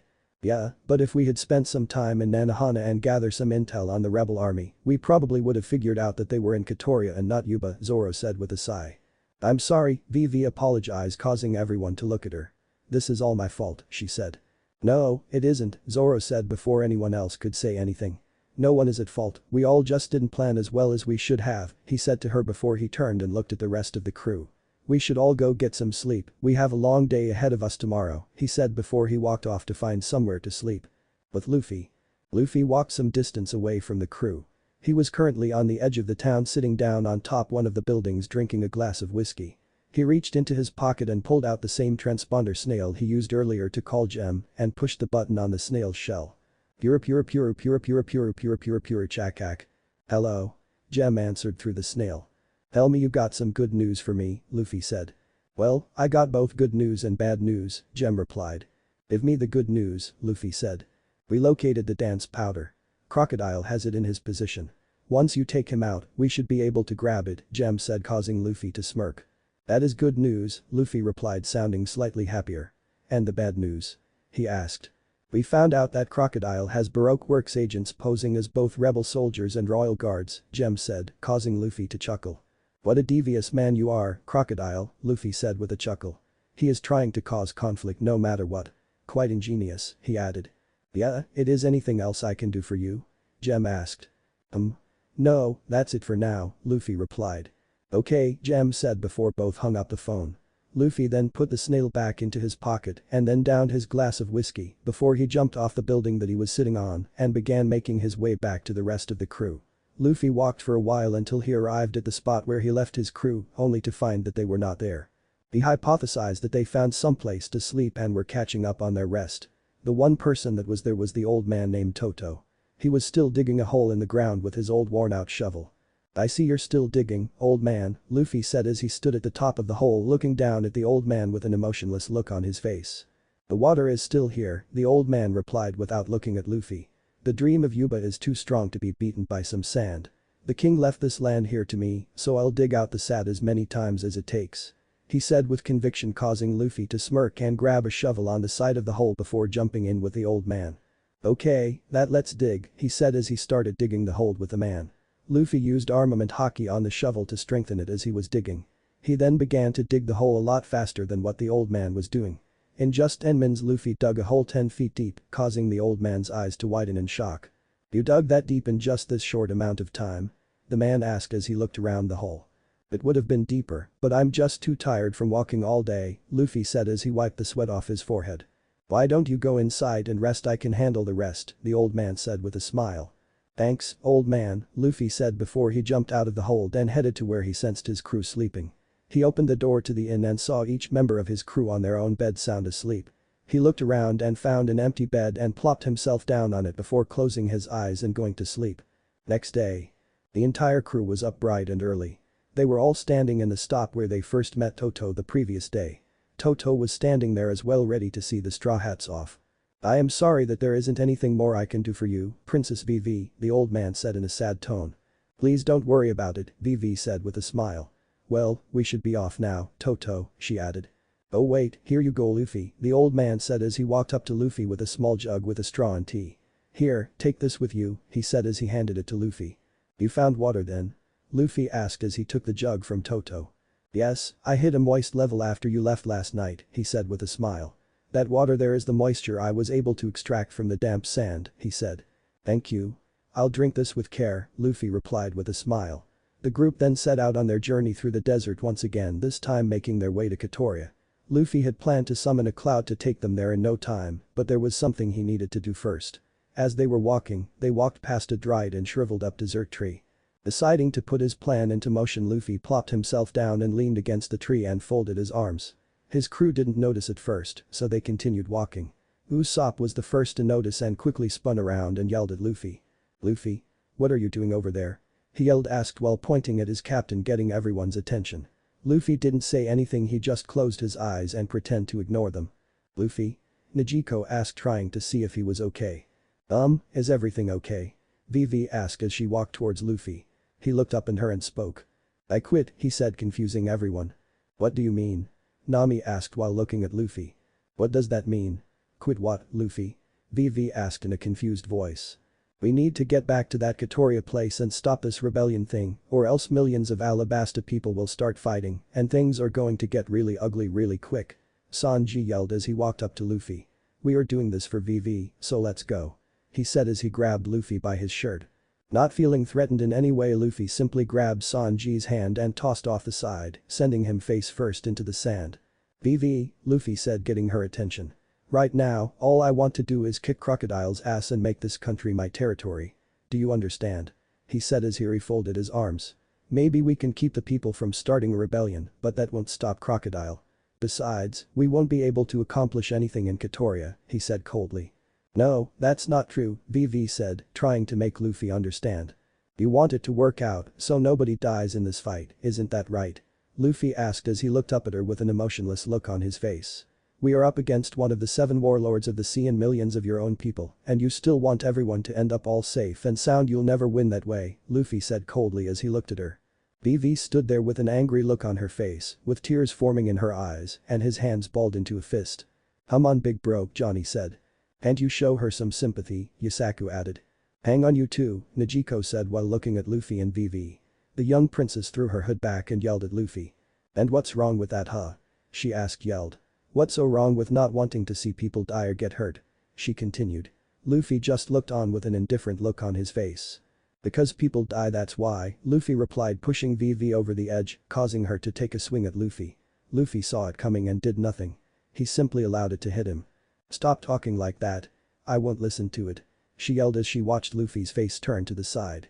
If you keep talking like that, I really am going to hurt you. She yelled, causing Luffy to chuckle at what she just said. And let me guess, you think it is only okay for you die huh?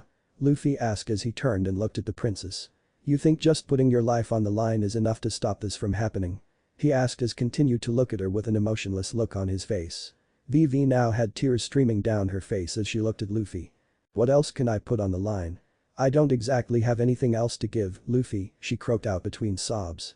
And here I thought we were friends, Luffy said with a smile causing her eyes to widen. You got our lives to put on the line, he added, causing her to look around at the rest of Luffy's crew and see them all smiling and nodding at her. Luffy then got up and dusted himself off, adjusted his straw hat, and spoke to the princess in a cold, emotionless voice. Now, tell me where I can find Crocodile, he said as he narrowed his eyes. Luffy is right, that does seem to be the quickest way of ending all of this, Vivi said as he wiped the tear away from her eyes. Yeah, and we can finally stop wandering around the desert. It was beginning to get old, Zoro said as he folded his arms. So, where is he? Sanji asked, causing Vivi to pull out a map and unroll it in front of everyone. This where Crocodile is, Rain Base, she said while pointing on the map. It is a city north of our current location and about a day's journey from here, she said. Good, now stand back. Luffy said as he looked up to the sky. I'm going to summon a thundercloud to take us there. As soon as it arrives, I want you all to hop onto it as quick as possible and hold on tight, as he began to summon a cloud. But why? Niko asked. Because I am going to need to get it as high as possible to a point where there is enough moisture in the air to sustain it, he explained. Everyone then looked up to the sky and saw a large thundercloud coming down from the sky. It bigger the ones they usually see from Luffy, much bigger. When the cloud was about 5 feet above the ground, Luffy yelled out. Everybody get one. He yelled as he jumped on the cloud. Everyone else didn't waste any time, they quickly hopped on board the cloud. As soon as everyone was on, Luffy gave the mental command to the cloud to take off, and so it did. The cloud shot forward at blinding sleeping, kicking up a trail of sand behind it. It then began to climb into the air at a rapid pace, causing everyone to hold on for dear life. They were moving at about 100 miles per hour, and after 1 minute of flying they were already at about 300 feet above the ground, but Luffy knew that it was still not high enough. He then increased the speed, causing the cloud to climb faster. Is it just me or has the cloud shrunk? Usopp asked as he looked around the cloud. No, it did shrink, Luffy replied as they continued to climb. What? How? Usopp asked. Loss of moisture, Nami replied for Luffy. Luffy simply smiled at her and continued focusing on getting high enough. When the cloud was about 5,000 feet in the air, Luffy stopped it and let it hover there. "Let's stop here for a bit to allow the cloud to gather some moisture," he said as he plopped himself down and let out a sigh of relief. After waiting for 30 minutes, Luffy willed the cloud to move forwards, and so it did. "I going to take us to just outside Rain Base," he said as the cloud flew in the direction of the city at about 80 miles per hour. "Why outside?" Johnny asked as he looked back at Luffy. "Well, it might draw too much attention if a cloud carrying people suddenly land in the middle of the town," he said with a deadpan look on his face. "Oh, right," Johnny said while scratching the back of his head. They flew for about another 30 minutes before they came to stop mid-air. "Okay, we are going to have to go down at the same speed at which we came up with," he said, causing everyone's eyes to widen. Before any of them could say anything, multiple bolts of lightning came out of the cloud and wrapped around everyone, acting as seatbelts.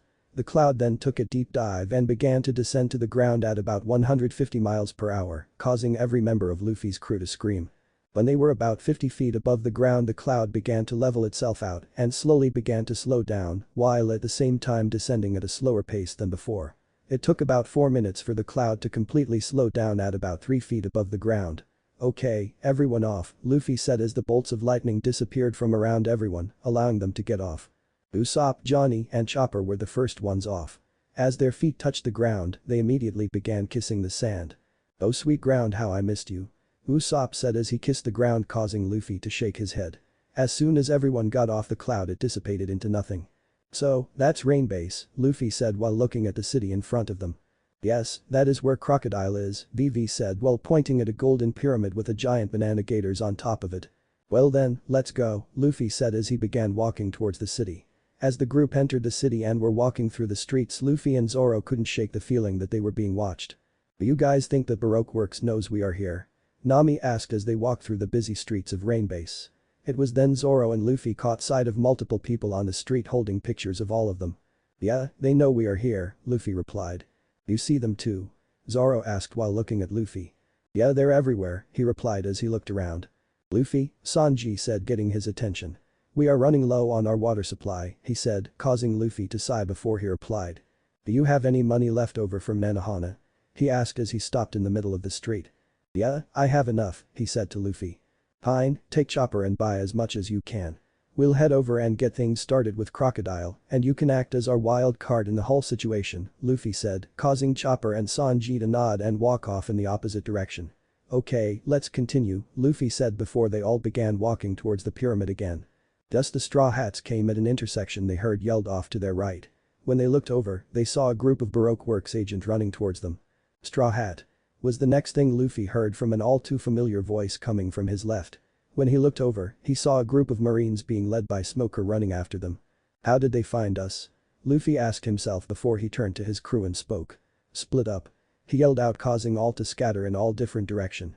Luffy then looked at Smoker and smiled before he spoke. "Hey Smokey. Bet you can't catch me," he said as he stuck his tongue out at him before he took off running with Smoker following right behind him while his Marines went after everyone else. Luffy ran around the entire city with Smoker following closely behind him, with both taking out random bounty hunters as they go along. After running around for about 10 minutes, Luffy was finally approaching Crocodile's main base of operation. He can see every one of his crew standing out in front of the casino, except for Vivi, Sanji, and Chopper. Luffy, Nami and Niko yelled when they saw him, causing everyone to turn and look at him. "I think it's time for us to go inside now," Luffy said while running towards them, causing them to run towards the casino. When they entered the casino, they saw a lot of well-dressed people gambling, completely ignoring Luffy and his crew's presence. The group continued running even though they were in the casino with Smoker right behind them. As they were running, they were approaching the rear of the casino and a door with VIP written above it. "Welcome," a man dressed in a tux said. "The VIP room awaits you," another man said, causing Luffy to raise his eyebrow. Luffy could tell it was a trap, but it was nothing he was all too worried about, so he went along with it. "Did he just say a VIP lounge?" Usopp asked while running. "Do you think it could be a trap?" Nami asked. "Maybe only one way to find out," Luffy said as he kicked open the door. As the doors came open, the group found themselves running down a long hallway. "Hey, Captain," Zoro said while running. "The hallway splits up ahead," he said. "It says VIPs go left and pirates go right," Luffy read the two signs out long. "Let's go left," Nami and Usopp yelled out. Luffy doubts that sign really means anything. He was sure that both would lead to the same place, a trap. Sorry, but we're pirates so we are going right, he said, causing all of them to groan while he smiled. As they made the turn they came upon a dead end. Huh? Was the one thing they all said. Straw Hat. Smoker said, joining them. Just as Smoker arrived the floor gave way, revealing it to be a trapdoor, causing all of them to fall through. Luffy and Smoker were the only ones to land on their feet, while everyone else well laid out on the ground. Luffy decided to see where they were so he had a look around and saw that they were in a rather large prison cell. Well, seems we're caught, Luffy said nonchalantly.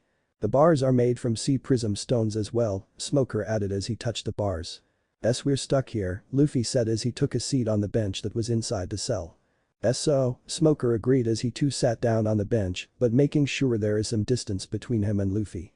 How can you two be so calm? Luffy's crew yelled. Calm down, we have company, Luffy said as he narrowed his eyes and looked out of the cell.